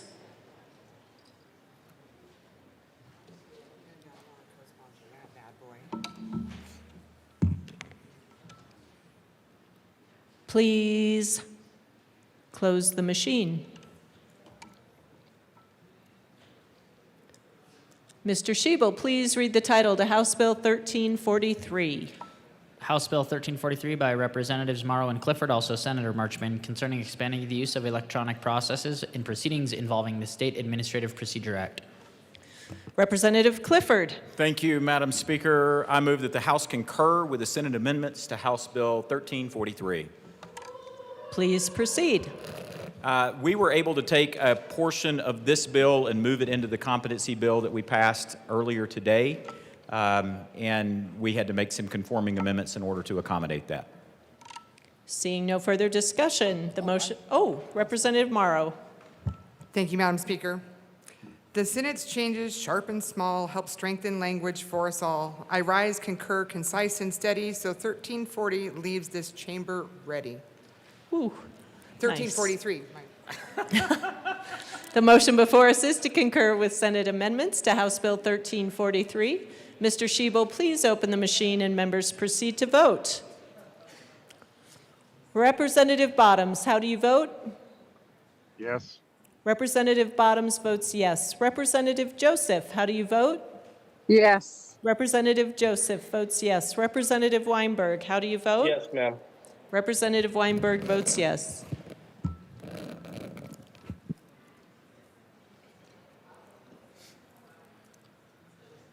Please close the machine. With 64 ayes, 0 no, and 1 excused, the motion to concur is adopted. Madam Majority Leader. Madam Speaker, I move for the repassage of House Bill 1343 as amended. The motion before us is the repassage of House Bill 1343 as amended. Mr. Shebel, please open the machine and members proceed to vote. Representative Bottoms, how do you vote? Yes. Representative Bottoms votes yes. Representative Joseph, how do you vote? Yes. Representative Joseph votes yes. Representative Weinberg, how do you vote? Yes, ma'am. Representative Weinberg votes yes.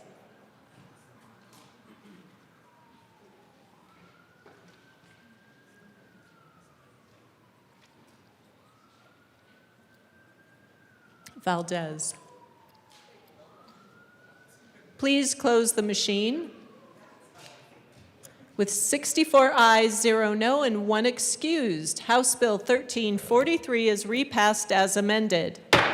Co-sponsors.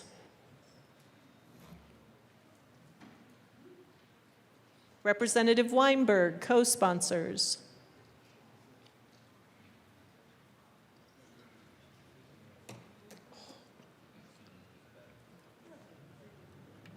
Please close the machine.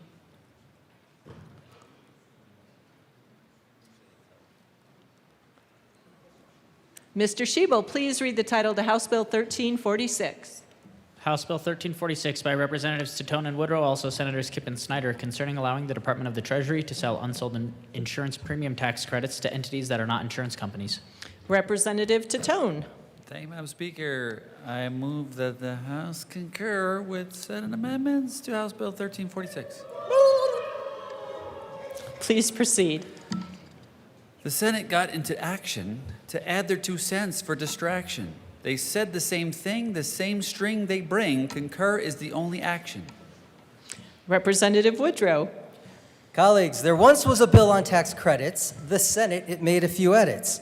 Taxes, insurance, we seek your concurrence. And no, AI didn't write this. I didn't write, neither did mine. Seeing Representative Woodrow. Yeah, the Senate clarified that new certificates get issued to purchasers. We asked for an aye vote.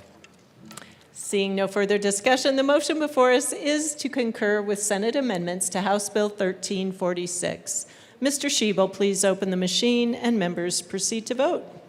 Representative Bottoms, how do you vote? No. Representative Bottoms votes no. Representative Joseph, how do you vote? Yes. Representative Joseph votes yes. Representative Weinberg, how do you Yes, vote? ma'am. I'm sorry, Representative Weinberg, did you say no? Yes, ma'am. Representative Weinberg votes no. Representative Weinberg, I apologize. How do you vote? Shockingly, yes, ma'am.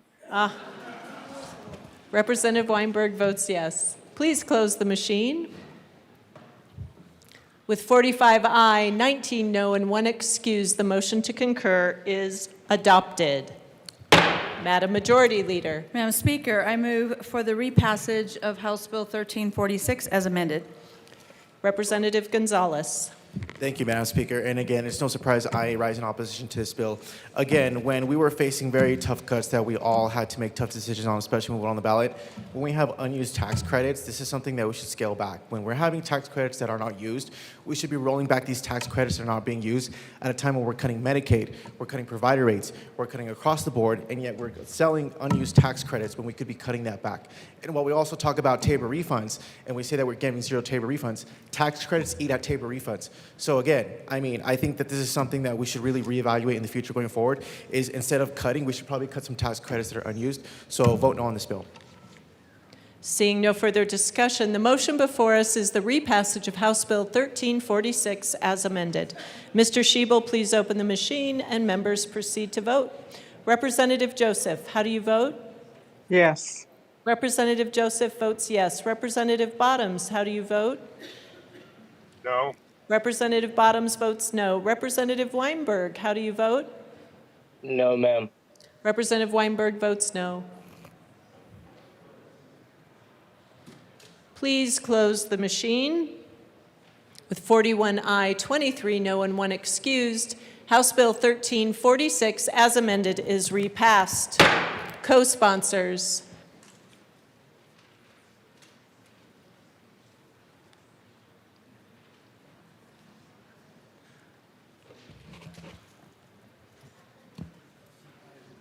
Please close the machine.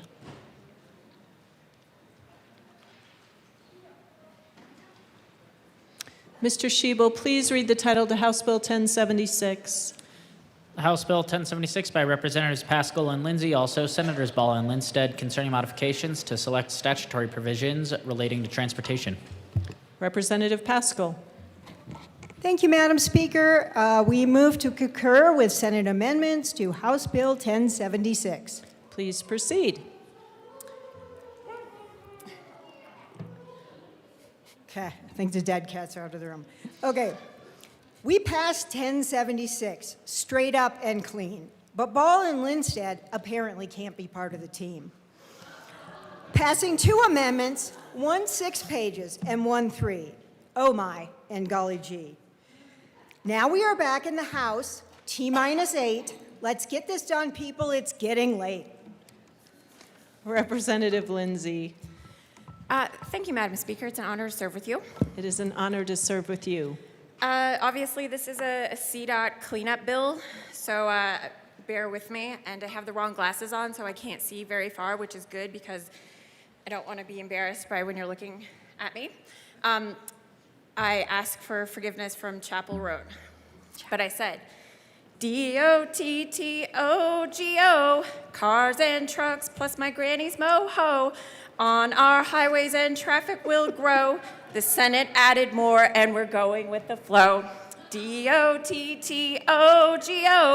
ride and drive, stay safe in snow, and have more fun than you'll ever know. D-O-T-T-O-G-O. What does that mean? Representative Marshall, see what you started? Representative Paschal. Thank you, Madam Chair. Okay, strap in. First thing is motorcycle licensure cleanup. There was a request from the Colorado State Patrol and the Department of Revenue in House Bill 1021. There was a technical oversight that omitted the word endorsement from the statute. Oh, don't I? What do you want to do? You go then. You go. You make No, it. I'm done. I'm just saying, you don't have to read every single one. Okay, there's a lot of stuff. Does anyone want to hear all of it? Okay. Kelty. Representative Pascal, please proceed. Thank you, ma'am. It eliminates a statutory conflict that clarifies that if an individual renews their license online, they must attest that they had an eye exam by an optometrist or ophthalmologist within 1 year. Restores the 5-year driver license renewal cycle. Okay, are you done now? All right, more stuff. If you really want to know, go read it. We asked for an aye vote. Representative Kelty. I request that the sponsors continue to explain more of the amendments.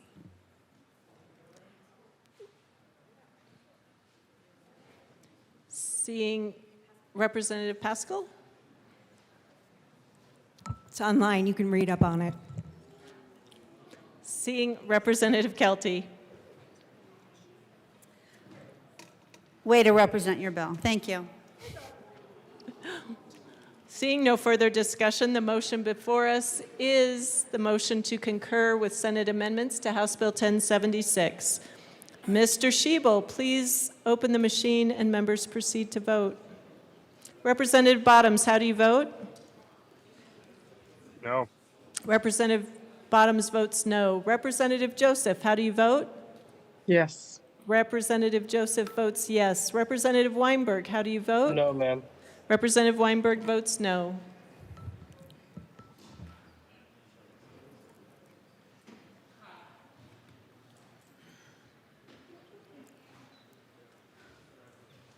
Please close the machine. With 42 aye, 22 no, and 1 excuse, the motion to concur is adopted. Madam Majority Leader. Madam Speaker, I move for the repassage of House Bill 1076 as amended. The motion before us is the repassage of House Bill 1076 as amended. Mr. Schiebel, please open the machine and members proceed to vote. Representative Bottoms, how do you vote? No. Representative Bottoms votes no. Representative Joseph, how do you vote? Yes. Representative Joseph votes yes. Representative Weinberg, how do you vote? No, ma'am. Representative Weinberg votes no.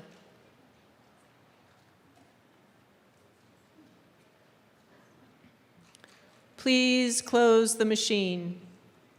With 42 aye, 22 no, and 1 excused, House Bill 1076, as amended, is repassed. Co-sponsors.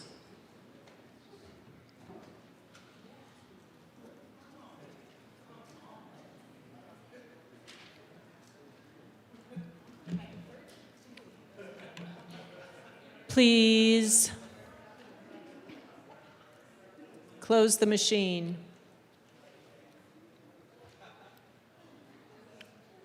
Mr. Schiebel, please read the title to House Bill 1123. House Bill 1123 by Representative Stewart K. and Mabry, also Senators Mobley and Weissman, concerning measures to prevent sexual abuse in jails and in connection therewith making an appropriation. Representative Stewart. Thank you, Madam Speaker. We move that the House concur with Senate amendments to House Bill 1123. Please proceed. A bill was born in the lower hall to shield the ones behind the wall, where silence shelters what should not stand, and harm too often goes unmanned. The House gave shape, the House gave voice to grievance, remedy, and choice, then sent it on with hopeful pen to be considered once again. The Senate took it, weighed each clause, proposed amendments, gave it pause, trimmed a definition here, redrew a line, clarified intent, refined design, reporting structures sharp and clean, the role of oversight more keen, the scope of jail, the duty owed, the path of complaints meant to go. What left the House came back transformed, not weakened, but more carefully formed, a sturdier frame for what it meant. Hold on. When Mobley and Weissman lent their hands to language tested twice, once for passion, once for precision's price, and so the bill, between two chambers tossed, gained more in shaping it than it lost. Representative Mabry. Thank you, Madam Speaker. Now I'm going to explain how Rep. Weissman really legalese this bill up. so my comments are not going to be nearly as exciting. Okay, so the 7 amendments were brought in the Senate. 3 of the 7 were cleanup. We standardized the definition of local facility. We updated the strip search definition by replacing an arrested person with a person. And there was a cleanup amendment brought to deal with a misnumbering on third reading. Then there were some pretty substantive amendments. So folks in Judiciary Committee will remember we had long discussions about body-worn cameras versus a strip search being done in a room that has a camera in it. So with L19, we flipped the rule so that strip searches need to be done with the body-worn cameras, and we're requiring notice and tagging requirements on that footage. We have narrowed the video access protections to apply only to strip search footage rather than all jail video. We added a new section requiring every sheriff to coordinate with their vendor to implement a strip search tag on the footage. And then the standard was changed to add a new prong about the circumstances and set of conditions that might lead one to believe it was reasonable to conduct a strip search in the circumstances. And we ask for a yes vote. Seeing no further discussion, the motion before us is to concur with Senate amendments to House Bill 1123. Mr. Schiebel, please open the machine and members proceed to vote. Representative Bottoms, how do you vote? No. Representative Bottoms votes no. Representative Joseph, how do you vote? Yes. Representative Joseph votes yes. Representative Weinberg, how do you vote? No, ma'am. Representative Weinberg votes no.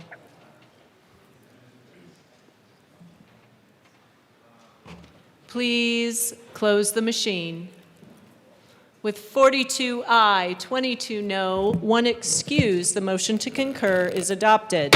Madam Majority Leader. Madam Speaker, I move for repassage of House Bill 1123 as amended. The motion before us is the repassage of House Bill 1123 as amended.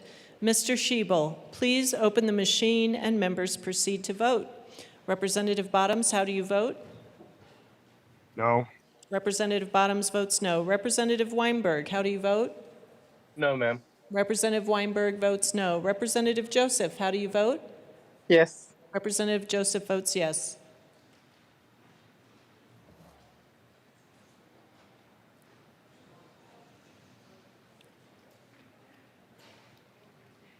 Please close the machine.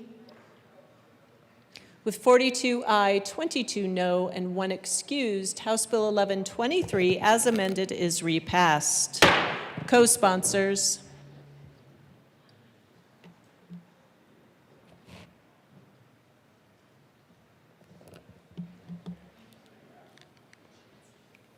Please close the machine.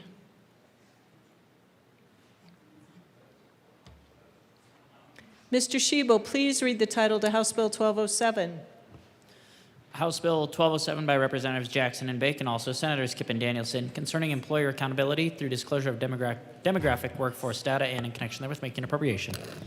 Representative Jackson. Thank you, Madam Speaker. I move that the House concur with Senate amendments to House Bill 1207. Please proceed. Thank you. So in the Senate, they made a couple of amendments, one being that this would apply to workers that as of March 1st of this year. So as of this year in March, if these companies had to submit this information, this bill would apply to them. Also, we removed the safety clause, they removed the safety clause, and now it is subjected to a petition clause. And lastly, there was a typo that was changed on page 1, and we would ask for an aye vote. Seeing no further discussion, the motion before us is to concur with Senate amendments to House Bill 1207. Mr. Shebel, please open the machine. Members proceed to vote. Representative Joseph, how do you vote? Yes. Representative Joseph votes yes. Representative Bottoms, how do you vote? No. Representative Bottoms votes no. Representative Weinberg, how do you vote? No, ma'am. Representative Weinberg votes no.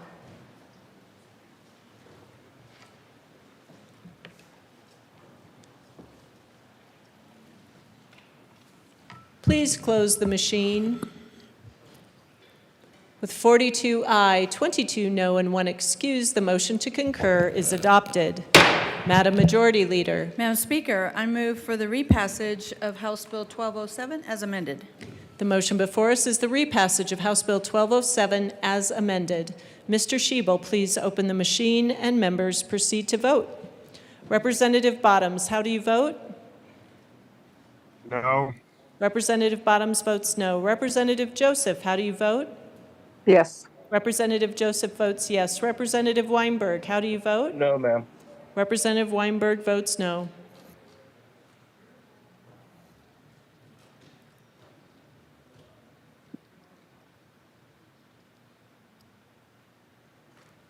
Representative Luck.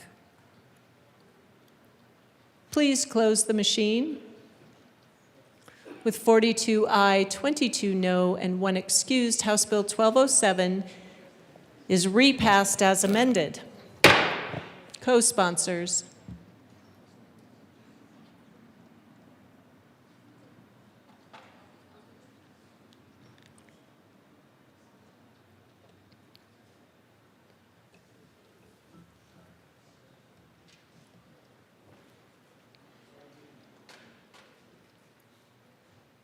Please close the machine.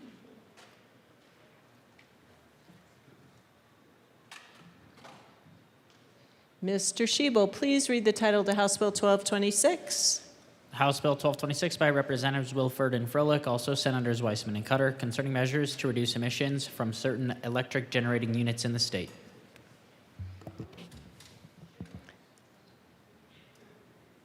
Representative Wilford.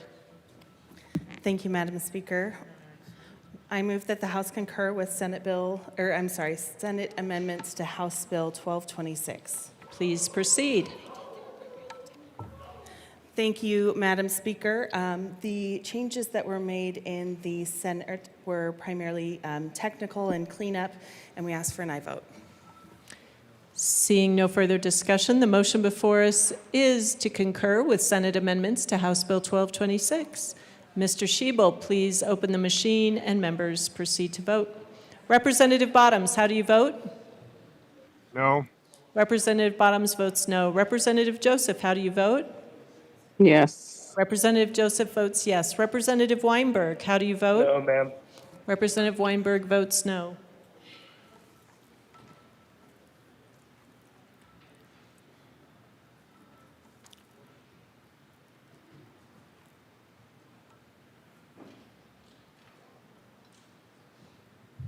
Please close the machine. With 42 aye, 22 no, and 1 excused, the motion to concur is adopted. Madam Majority Leader. Madam Speaker, I move for the repassage of House Bill 1226 as amended. The motion before us is the repassage of House Bill 1226 as amended. Mr. Shebel, please open the machine and members proceed to vote. Representative Joseph, how do you vote? Yes. Representative Joseph votes yes. Representative Bottoms, how do you vote? No. Representative Bottoms votes no. Representative Weinberg, how do you vote? No, ma'am. Representative Weinberg votes no.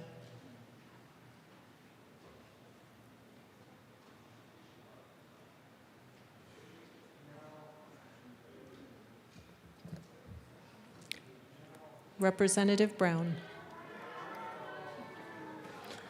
Please close the machine. With 41 aye, 23 no, and 1 excused, House Bill 1226, as amended, is repassed. Co-sponsors. Bless you.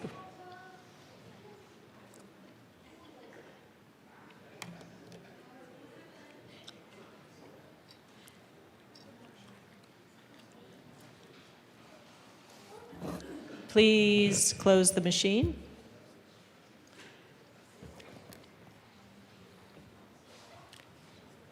Madam Majority Leader. Mr. Shebel, please read the title to House Bill 1322. House Bill 1322 by Representatives Valdez and McCormick, also Senators Cutter and Mullica, concerning civil actions against certain individuals engaging in conversion therapy efforts. Representative Valdez. Thank you, Madam Speaker. I move that the House concur with Senate amendments to House Bill 1322. Please proceed. Representative McCormick. Thank you, Madam Speaker. The Senate put on some amendments that will, actually, they struck some subsections in the bill that were actually determined to be extraneous to the central goals of the bill. The bill will continue to do what it was set out to do, and so we're okay with what they did over there.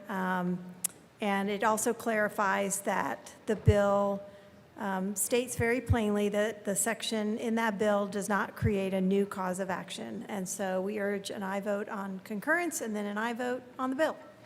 The motion before us is to concur with Senate amendments to House Bill 1322. Mr. Shebel, please open the machine and members proceed to vote. Representative Joseph, how do you vote? Yes. Representative Joseph votes yes. Representative Bottoms, how do you vote? No. Representative Bottoms votes no. Representative Weinberg, how do you vote? No, ma'am. Representative Weinberg votes no.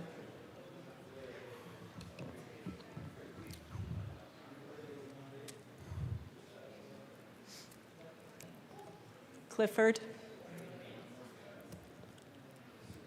Please close the machine. With 42 aye, 22 no, and 1 excused, the motion to concur is adopted. Madam Majority Leader. Madam Speaker, I move for the repassage of House Bill 1322 as amended. The motion before us is the repassage of House Bill 1322 as amended. Mr. Shebel, please open the machine and members proceed to vote. Representative Joseph, how do you vote? Yes. Representative Joseph votes yes. Representative Weinberg, how do you vote? No, ma'am. Representative Weinberg votes no. Representative Bottoms, how do you vote? No. Representative Weinberg, Representative Bottoms votes no.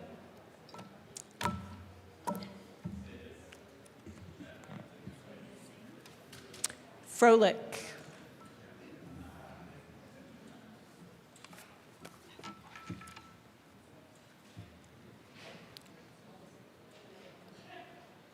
Please close the machine. With 41 aye, 23 no, and 1 excused, House Bill 1322, as amended, is repassed. Co-sponsors.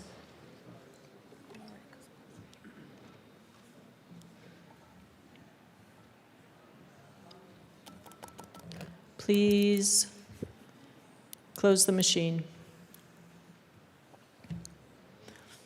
Mr. Shebel, please read the title to House Bill 1028. House Bill 1028 by Representatives Garcia and Velasco, also Senator Cutter, concerning second language diploma endorsements for graduating high school students. Representative Garcia. Y'all, it is well past 5. Can we stop with the rhyme? We will never get back the time. Just vote yes with the little green button, then we can go off to committee to listen. We accepted an amendment to allow all who voted no to vote yes, because you made a mistake, I'm sure you'll confess. But if you must know, we were overzealous, and we took out a reference that made someone jealous. So we returned the words, institution of higher education, so here we are, I want to go on vacation. Representative Velasco.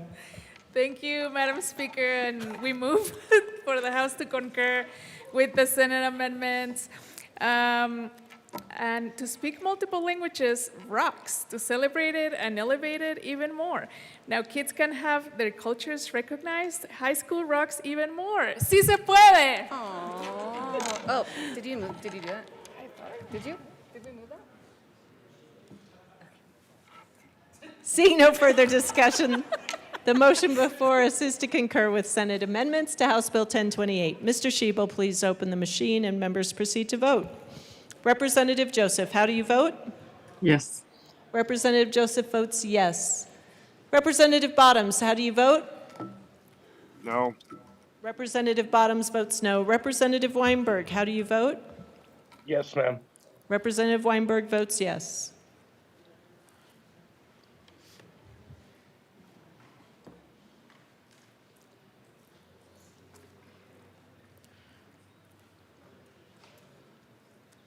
Please close the machine. With 44 aye, 20 no, and 1 excuse, the motion to concur is adopted. Madam Majority Leader. Madam Speaker, I move for the repassage of House Bill 1028 as amended. Motion before us is the repassage of House Bill 1028 as amended. Mr. Shebel, please open the machine and members proceed to vote. Representative Joseph, how do you vote? Yes. Representative Joseph votes yes. Representative Bottoms, how do you vote? No. Representative Bottoms votes no. Representative Weinberg, how do you vote? Yes. Representative Weinberg votes yes.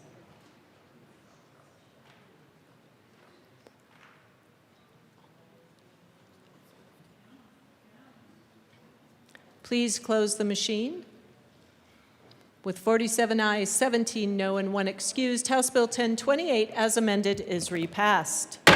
Co-sponsors.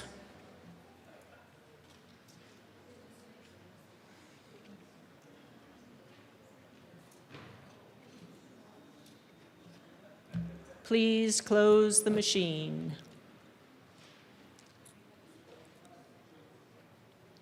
Mr. Shebel, please read the title to House Bill 1069. House Bill 1069 by Representatives Ferre and Stewart Kay, also Senators Mullica and Simpson, concerning increasing the availability of emergency medical services. Representative Stewart. Thank you, Madam Speaker. Have no fear. This is the last time I'll be down here today. I move that the House concur with Senate amendments to House Bill 1069. Please proceed. Oh my goodness. So, defrail is a bad word in DOI. I consider it a betrayal. We had to strip out the commercial plans in order to make sure we could make treatment in place happen and save the state so much money. Please vote yes to concur with this. Thank you. Seeing no further discussion, the motion before us is to concur with Senate amendments to House Bill 1069. Mr. Shebel, please open the machine and members proceed to vote. Representative Joseph, how do you vote? Whoops. Representative Joseph, how do you vote? Yes. Representative Joseph votes yes. Representative Bottoms, how do you vote? Yes. Representative Bottoms votes yes. Representative Weinberg, how do you Yes, vote? ma'am. Representative Weinberg votes yes. Please close the machine. With 64 ayes, 0 no, and 1 excused, the motion to concur is adopted. Madam Majority Leader. Madam Speaker, I move for the repassage of House Bill 1069 as amended. The motion before us is the repassage of House Bill 1069 as amended. Mr. Shebel, please open the machine and members proceed to vote. Representative Joseph, how do you vote? Yes. Representative Joseph votes yes. Representative Bottoms, how do you vote? Yes. Representative Bottoms votes yes. Representative Weinberg. Yes, ma'am. Thank you. Representative Weinberg votes yes.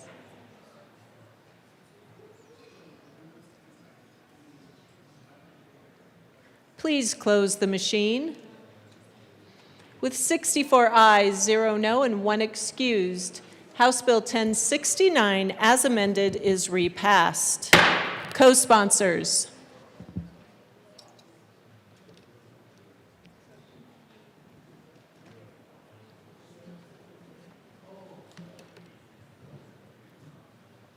Representative Weinberg, co-sponsors.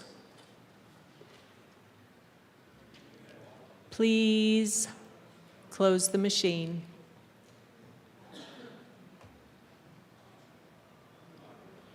Mr. Shebel, please read the title to House Bill 1078. House Bill 1078 by Representatives Smith and Hamrick, also Senators Marchman and Kirkmeyer, concerning increasing the number of off-campus courses offered by institutions of higher education to students in concurrent enrollment programs and in connection therewith making and reducing an appropriation. Representative Hamrick. Thank you, Madam Speaker. We move that the House concur with Senate amendments to House Bill 261078. Wow, the gobbles are gone. There we go. Representative Hamrick, please proceed. Thank you. The House sent their bill to the floor to open the off-campus door, but the Senate said, wait, if the funds aren't quite great, we won't let you add any more. Representative Smith. Thank you, Madam Speaker. The Senate had one amendment which assures that starting in funding year 28-29, additional courses will not be approved if there is not sufficient funding for the oversight of audits and approvals of concurrent enrollment courses offered by four-year institutions. It also adds a footnote to the 28-29 long bill to specify if it gets funded, and we ask you for a yes vote. Seeing no further discussion, the motion before us is to concur with Senate amendments to House Bill 1078. Mr. Shebel, please open the machine and members proceed to vote. Representative Joseph, how do you vote? Yes. Representative Joseph votes yes. Representative Bottoms, how do you vote? Yes. Representative Bottoms votes yes. Representative Weinberg, how do you vote? Yes, ma'am. Representative Weinberg votes yes.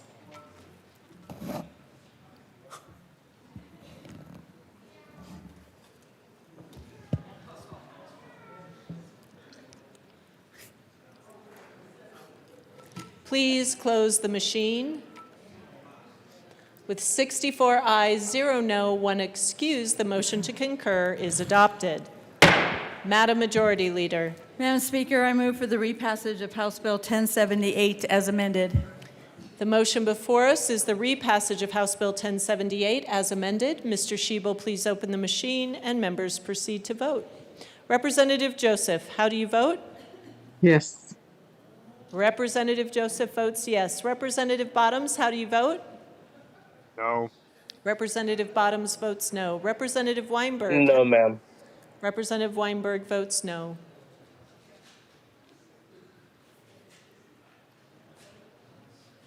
Please close the machine. With 55 aye, 9 no, 1 excused, House Bill 1078 as amended is repassed. Co-sponsors.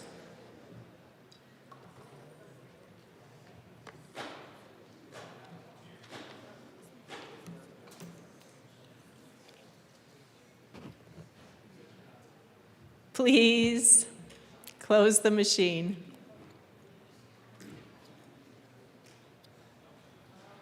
Mr. Shebel, please read the title to House Bill 1132. House Bill 1132 by Representatives Froelich and Lindsay, also Senators Kippen Bridges, concerning increasing pollinator habitats through the conservation of native plant material on lands in the state. Representative Lindsay. Feel free to buzz instead of gobble. But we move to concur with Senate amendments to House Bill 1132. Please proceed.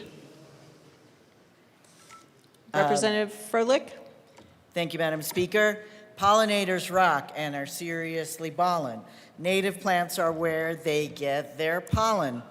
The Senate did a classic move, small technical fix, so we approve.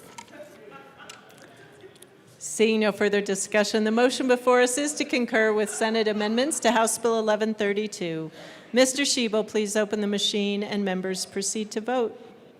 Representative Joseph, how do you vote? Yes. Representative Joseph votes yes. Representative Bottoms, how do you vote? No. Representative Bottoms votes no. Representative Weinberg, how do you vote? Yes, ma'am. Representative Weinberg votes no.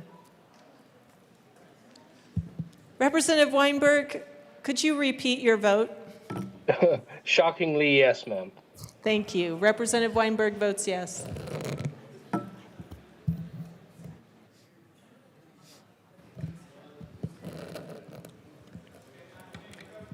Please close the machine. With 48 ayes, 16 no, and 1 excuse, the motion to concur is adopted. Madam Majority Leader. Madam Speaker, I move for the repassage of House Bill 1132 as amended. Motion before us is the repassage of House Bill 1132 as amended. Mr. Schiebel, please open the machine and members proceed to vote. Representative Joseph, how do you vote? Yes. Representative Joseph votes yes. Representative Bottoms, how do you vote? No. Representative Bottoms votes no. Representative Weinberg, how do you vote? No, ma'am. Representative Weinberg votes no.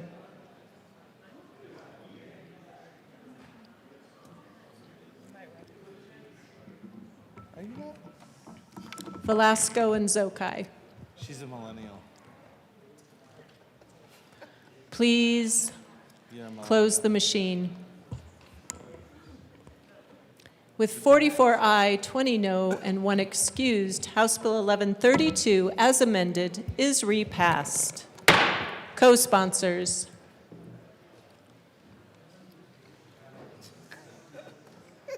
That explains a lot. Please close the machine. Oh, wait, does she need to? Mr. Schiebel, please read the title to House Bill 1210. House Bill 1210 by Representatives Bacon and Mabry, also Senators Weissman and Judah, concerning limiting the use of intimate personal data to make inferences that impact a person's financial position. Representative Mabry. Madam Speaker, I don't know what they want from me, but the more data they come across, the more problems we see. AML Bacon. BIG, BA, and KS. No surveillance is used against us. Businesses all mad because we pass this. They can't tap my cell or peep my browsing lists. Representative Mabry. Thank you, Madam Speaker. Members, we move to concur with Senate amendments to House Bill 1210. Please proceed. Thank you, Madam Speaker. So I'll first talk about the fact that we worked with financial institutions like banks, mortgage lenders, and credit unions to exempt them from provisions of the bill because we believe that existing federal law prevents the sorts of predatory behavior this bill aims to prevent and to reduce any redundancy or confusion. And this moved the banks, credit unions, mortgage lenders to neutral on the bill. We also added a clarification about ride time and distance and about how those things are not surveillance data, which brought one of the big rideshare companies to neutral. And then we brought some further clarifications on the discount language in this bill. Again, this bill did not impact discounts, but we were willing to add some clarification if that made certain stakeholders feel more comfortable. And then finally, we did some work with the insurance companies to make sure that the law did not touch on existing requirements on the companies regarding the use of consumer data and algorithms. Again, never believed that the provisions of the bill impacted the practices of the insurance companies, but if they wanted clarification language, we were happy to provide it. AML Bacon. Thank you, members. And we do want to let you know if anyone can figure out that allegory or that example, we will buy you lunch. No. Seeing no further discussion, the motion before us is to concur with Senate amendments to House Bill 1210. Mr. Schiebel, please open the machine and members proceed to vote. Representative Joseph, how do you vote? Yes. Representative Joseph votes yes. Representative Bottoms, how do you vote? No. Representative Bottoms votes no. Representative Weinberg, how do you vote? No, ma'am. Representative Weinberg votes no.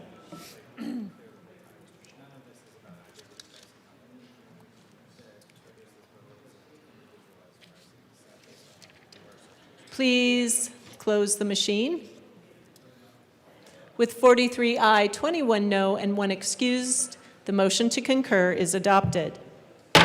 Madam Majority Leader. Madam Speaker, I move for the repassage of House Bill 1210 as amended. The motion before us is the repassage of House Bill 1210 as amended.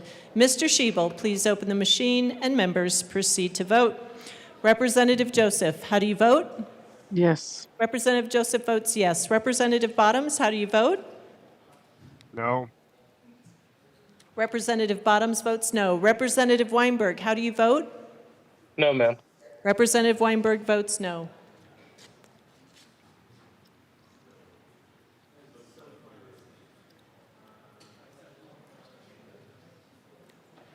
English and Marshall.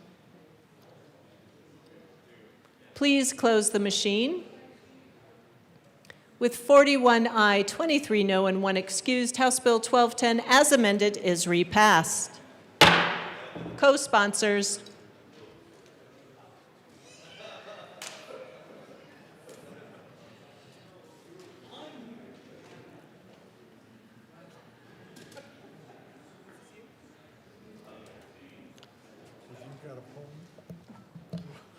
Please close the machine.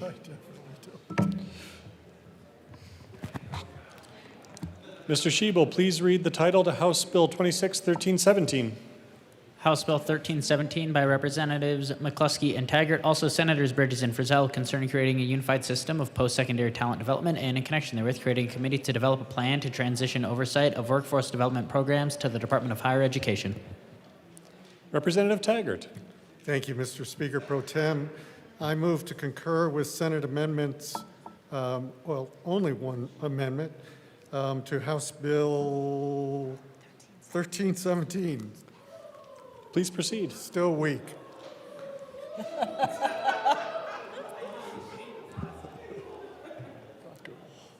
Madam Speaker. Thank you, Mr. Speaker Pro Tem. Members, the amendment that we ran changed the Transition Advisory Committee so that they will now consider how the department can support after-school and out-of-school time programs that offer career readiness learning opportunities. We ask for an aye vote. Members, the motion before us is to concur with Senate amendments to House Bill 1317. Mr. Shebel, please open the machine, and members, please proceed to vote. Representative Bottoms, how do you vote? No. Representative Bottoms votes no. Representative Joseph, how do you vote? Yes. Representative Joseph votes yes. Representative Weinberg? Yes, sir. Representative Weinberg votes yes.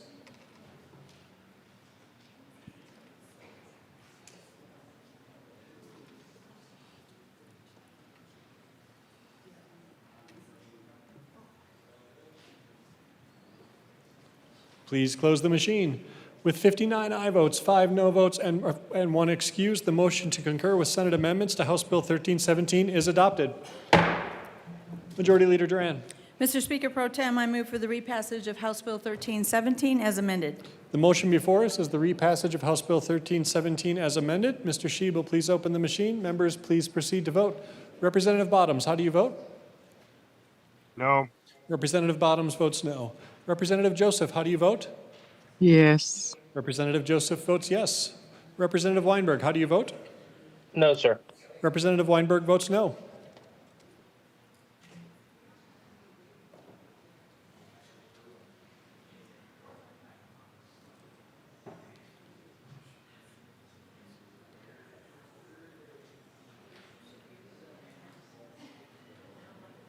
Reps Brown, Duran, and Valdez. Please close the machine. With 56 aye votes, 8 no votes, and 1 excused, House Bill 1317 is adopted. Co-sponsors.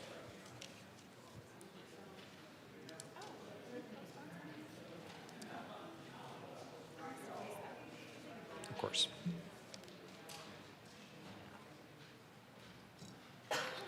Please close the machine. Mr. Shebel, please read the title to House Bill 1336. House Bill 1336 by Representatives Lindsay and Winter, also Senators Peltonar and Cutter, concerning measures to increase access to pharmacy services. Representative Lindsay. Thank you, Madam Speaker. You all know I have 4 kids. They're all grown-ups now, but 15 years ago, this was a grocery list of mine. Litter for cats and also some kibble, new sippy cups because the old ones dribble, 3 gallons of milk for all of these growing bones, oh, and Neapolitan ice cream plus some waffle cones, some fresh chicken and veggies for my weekly meal prep, and a quick stop by the pharmacy to test and treat my kids for strep. AML Winter. Thank you, Madam Speaker. I move to concur with Senate amendments to House Bill 1336. Please proceed. Thank you very much. Colleagues, there was a lot of stakeholder work on this bill, and with further negotiations, it resulted in an amendment in the Senate to narrow the bill somewhat for the test and treatment portion, but in a manner that proponents are more than comfortable with. It was a good compromise that will still result in a policy that will expand access to affordable health care at zero cost to the state. And with that, I urge an aye vote. Seeing no further discussion, the motion before us is to concur with Senate amendments to House Bill 1336. Mr. Shebel, please open the machine and members proceed to vote. Representative Joseph, how do you vote? Yes, Madam Speaker. Representative Joseph votes yes. Representative Bottoms, how do you vote? Yes. Representative Bottoms votes yes. Representative Weinberg, how do you vote? Yes, ma'am. Representative Weinberg votes yes. Please close the machine. With 64 ayes, 0 no, and 1 excused, the motion to concur is adopted. Madam Majority Leader. One more time.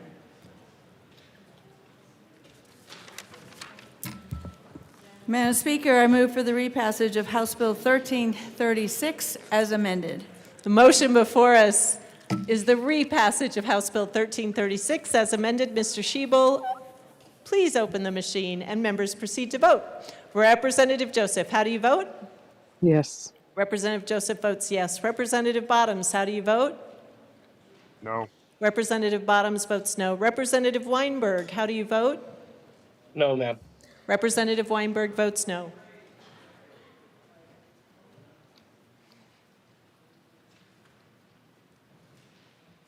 Please close the machine.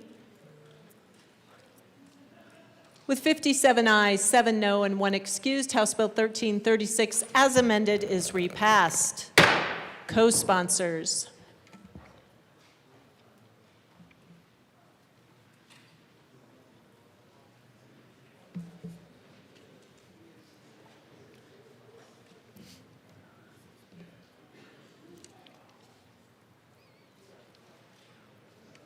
Please close the machine. Madam Majority Leader. Madam Speaker, I move that the House proceed out of order for consideration of conference committee reports. Seeing no objection, the House will proceed out of order for consideration of conference committee reports. Mr. Shebel, please read the title to House Bill 1084. House Bill 1084 by Representatives Espinoza and Camacho, also Senators Weissman and Lindstedt, concerning voter transparency requirements to expand information about the funding of initiated statewide ballot measures and in connection therewith, requiring the abstract of the fiscal impact statement for certain initiated statewide ballot measures to describe the measure's likely effect on the main areas of state expenditure. Representative Espinoza. Thank you, Madam Speaker. I move that the House adopt the first conference committee report on the first conference committee of HB 261084. Please proceed. The specific title fades away, shifting information that must stay. Move to the voter book, wrapped in blue, the transparent effect comes into view. When new proposals take the stage with lofty promises on the page, the blue book shines a steady light to show the cost and do it right. Representative Camacho. Thank you, Madam Speaker. The Senate tried to make this bill more clear, keeping voters informed when new costs appear. It keeps the focus on what could be reduced, so no one's surprised when nothing's obscured or excused. I'm asking we concur and move this forward today, because with 6 days left, we cannot let the Senate get in the way. Seeing no further discussion, the motion before us is the adoption of the first report of the first conference committee to House Bill 1084. Mr. Shebel, please open the machine and members proceed to vote. Representative Joseph, how do you vote? Yes. Representative Joseph votes yes. Representative Bottoms, how do you vote? No. Representative Bottoms votes no. Representative Weinberg, how do you vote? No, ma'am. Representative Weinberg votes no.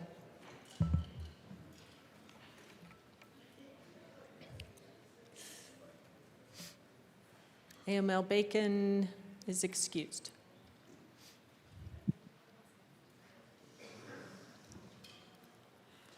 Please close the machine. With 41 aye, 22 no, and 2 excused, the motion is adopted. Madam Majority Leader. Madam Speaker, I move for the repassage of House Bill 1084 as amended by the committee report. The motion before us is the repassage of House Bill 1084 as amended by the first report of the first committee, conference committee. Mr. Shebel, please open the machine and members proceed to vote. Representative Joseph, how do you vote? Yes. Representative Joseph votes yes. Representative Bottoms, how do you vote?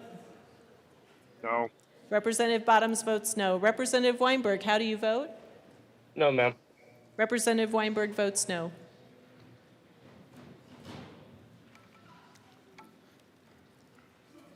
Please close the machine. With 41 aye, 22 no, and 2 excused, House Bill 1084, as amended, is repassed. Co-sponsors.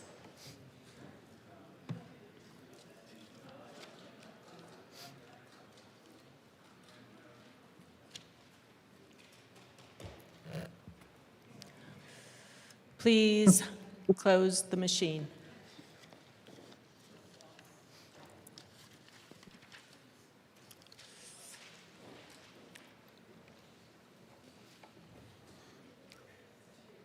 Madam Majority Leader. Madam Speaker, I move for the House to proceed out of order for consideration of adherence. Seeing no objection, the House will proceed out of order for consideration of adherence.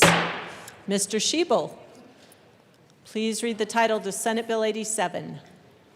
Senate Bill 87 by Senators Wallace and Pelton B, also Representatives Wynn and Lindsay, concerning authorizing legislative leave from employment during a legislative session for certain members of the General Assembly.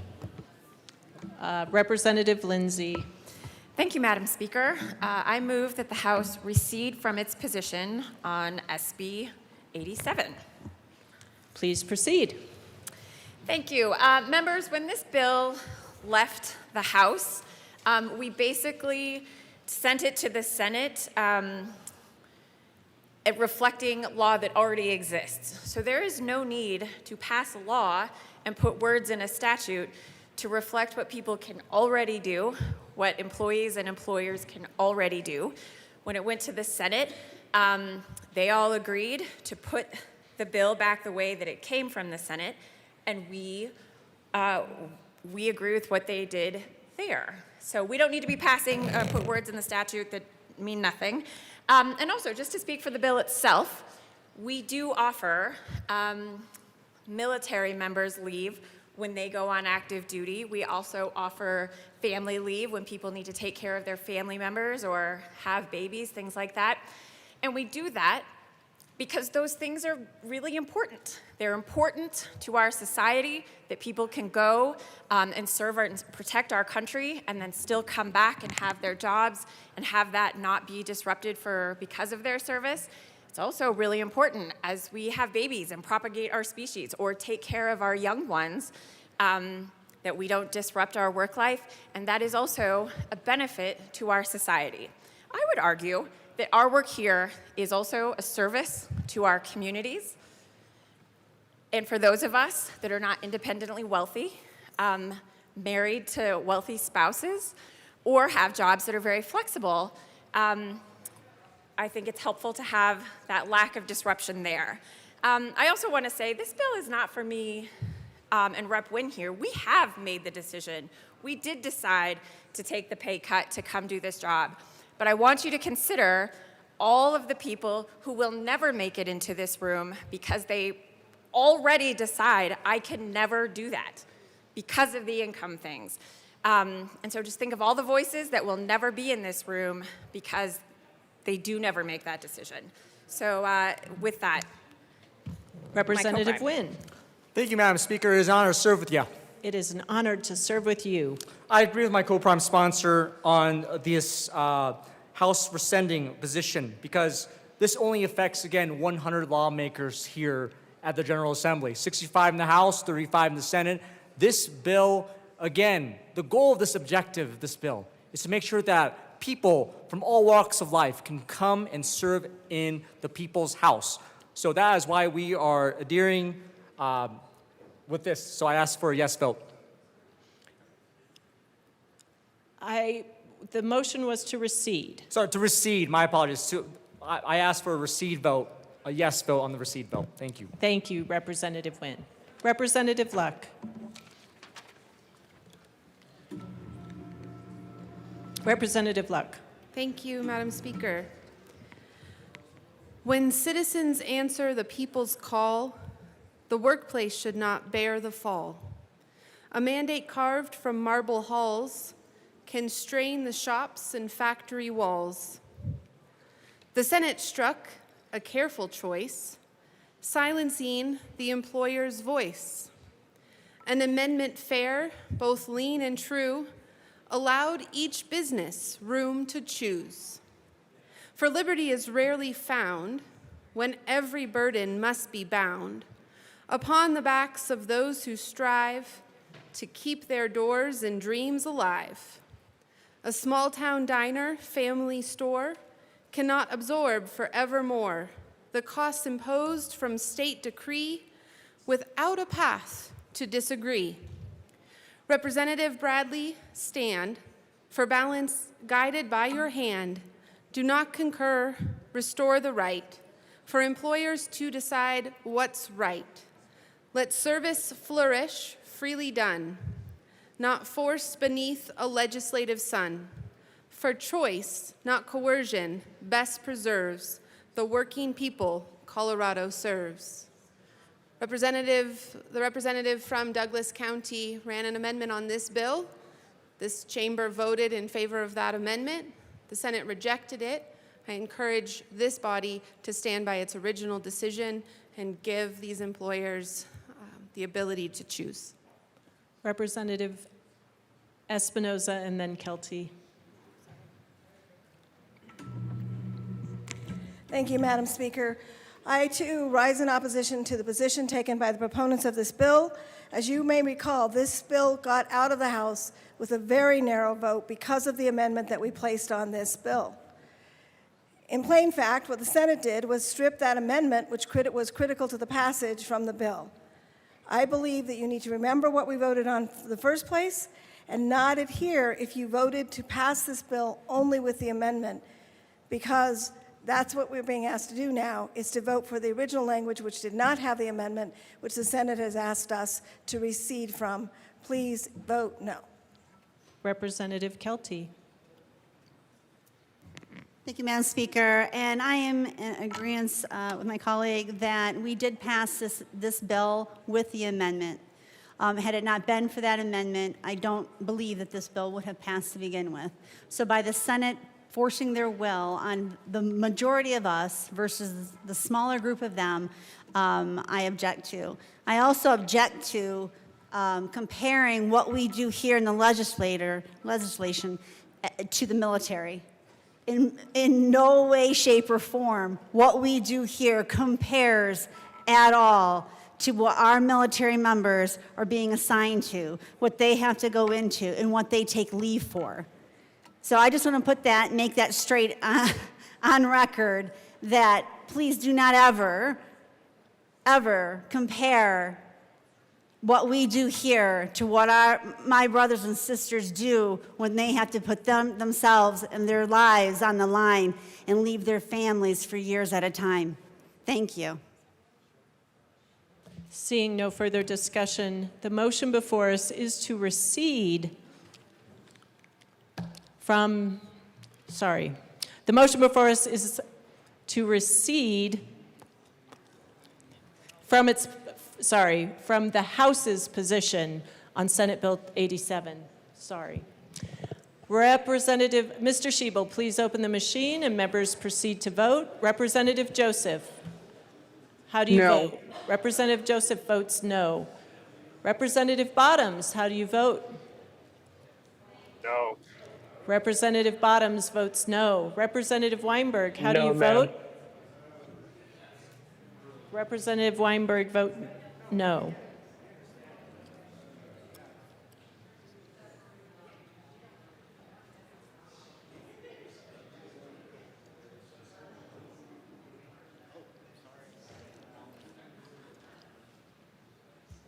Please close the machine.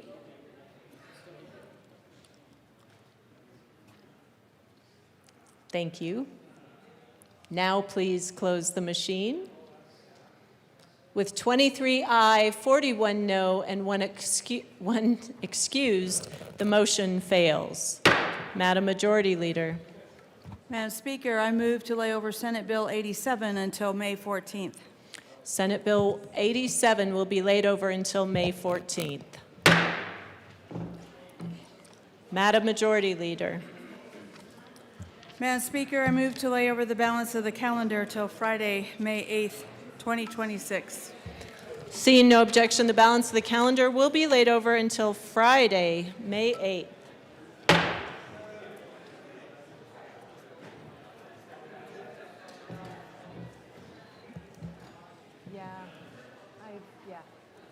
I've also just got to go.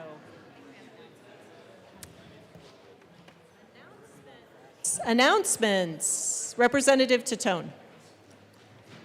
Thank you, Madam Speaker. I just wanted to let everybody know we're having a conference committee on House Bill 1258, room 109.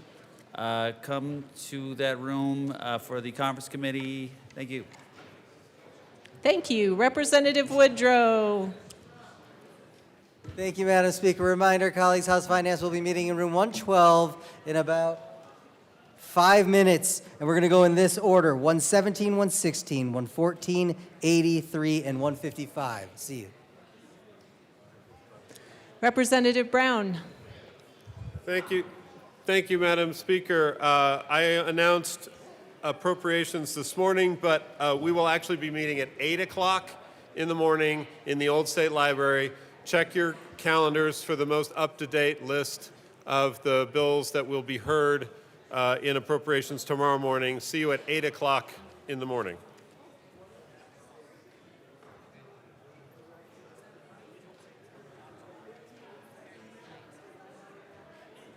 Representative Valdez.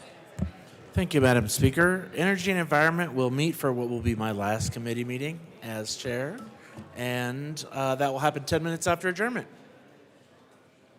Thank you. Old State Library. Members, you are free to go. We are going to take care of some House business.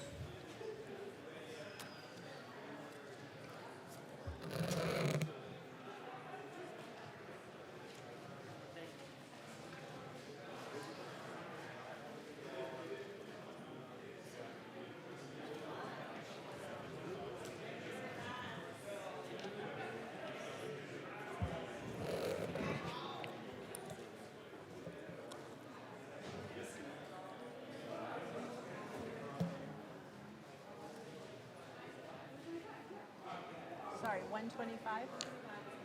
Okay.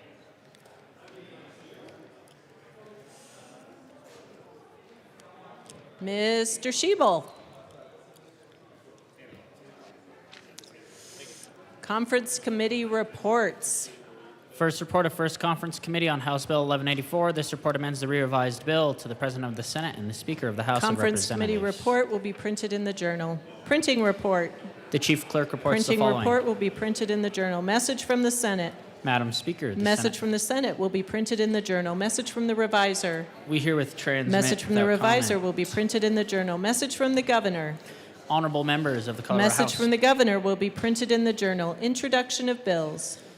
Senate Bill 125 by Senators Colker and Marchman, also Representatives Bacon and Phillips, concerning disability rights protections in public schools. Senate Bill 125 will be assigned to the Committee on Judiciary. Senate Bill 184 by Senators Rodriguez and Ball, also Representatives Carter and Mabry, concerning benefits for firefighters who contract certain conditions. Senate Bill 184 will be assigned to the Committee on State, Civic, Military, and Veterans Affairs. Senate Bill 186 by Senators Marchman and Baisley, also Representatives Tatone and Kelty, concerning updates to the Workers' Compensation Act of Colorado necessitated by technology updates. Senate Bill 186 will be assigned to the Committee on State, Civic, Military, and Veterans Affairs. Senate Bill 187 by Senators Mobley and Bridges, also Representatives Brown and Taggart, concerning the creation of a commission to study Medicaid and in connection therewith making appropriation. Senate Bill 187 will be assigned to the Committee on Appropriations.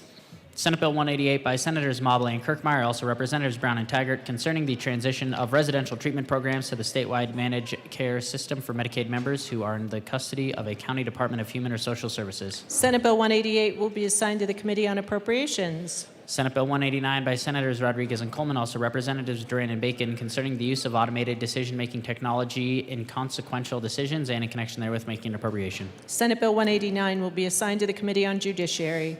Senate Bill 191 by Senators Mobley and Frizzell, also Representative McCormick, concerning the use of gifts, grants, and donations made to the Department of Healthcare Policy and Financing for the purpose of enhanced reimbursement for nursing facilities that serve residents with behavioral health needs. Senate Bill 191 will be assigned to the Committee on Finance. Madam Majority Leader. Madam Speaker, I move that the House stand in recess until later today.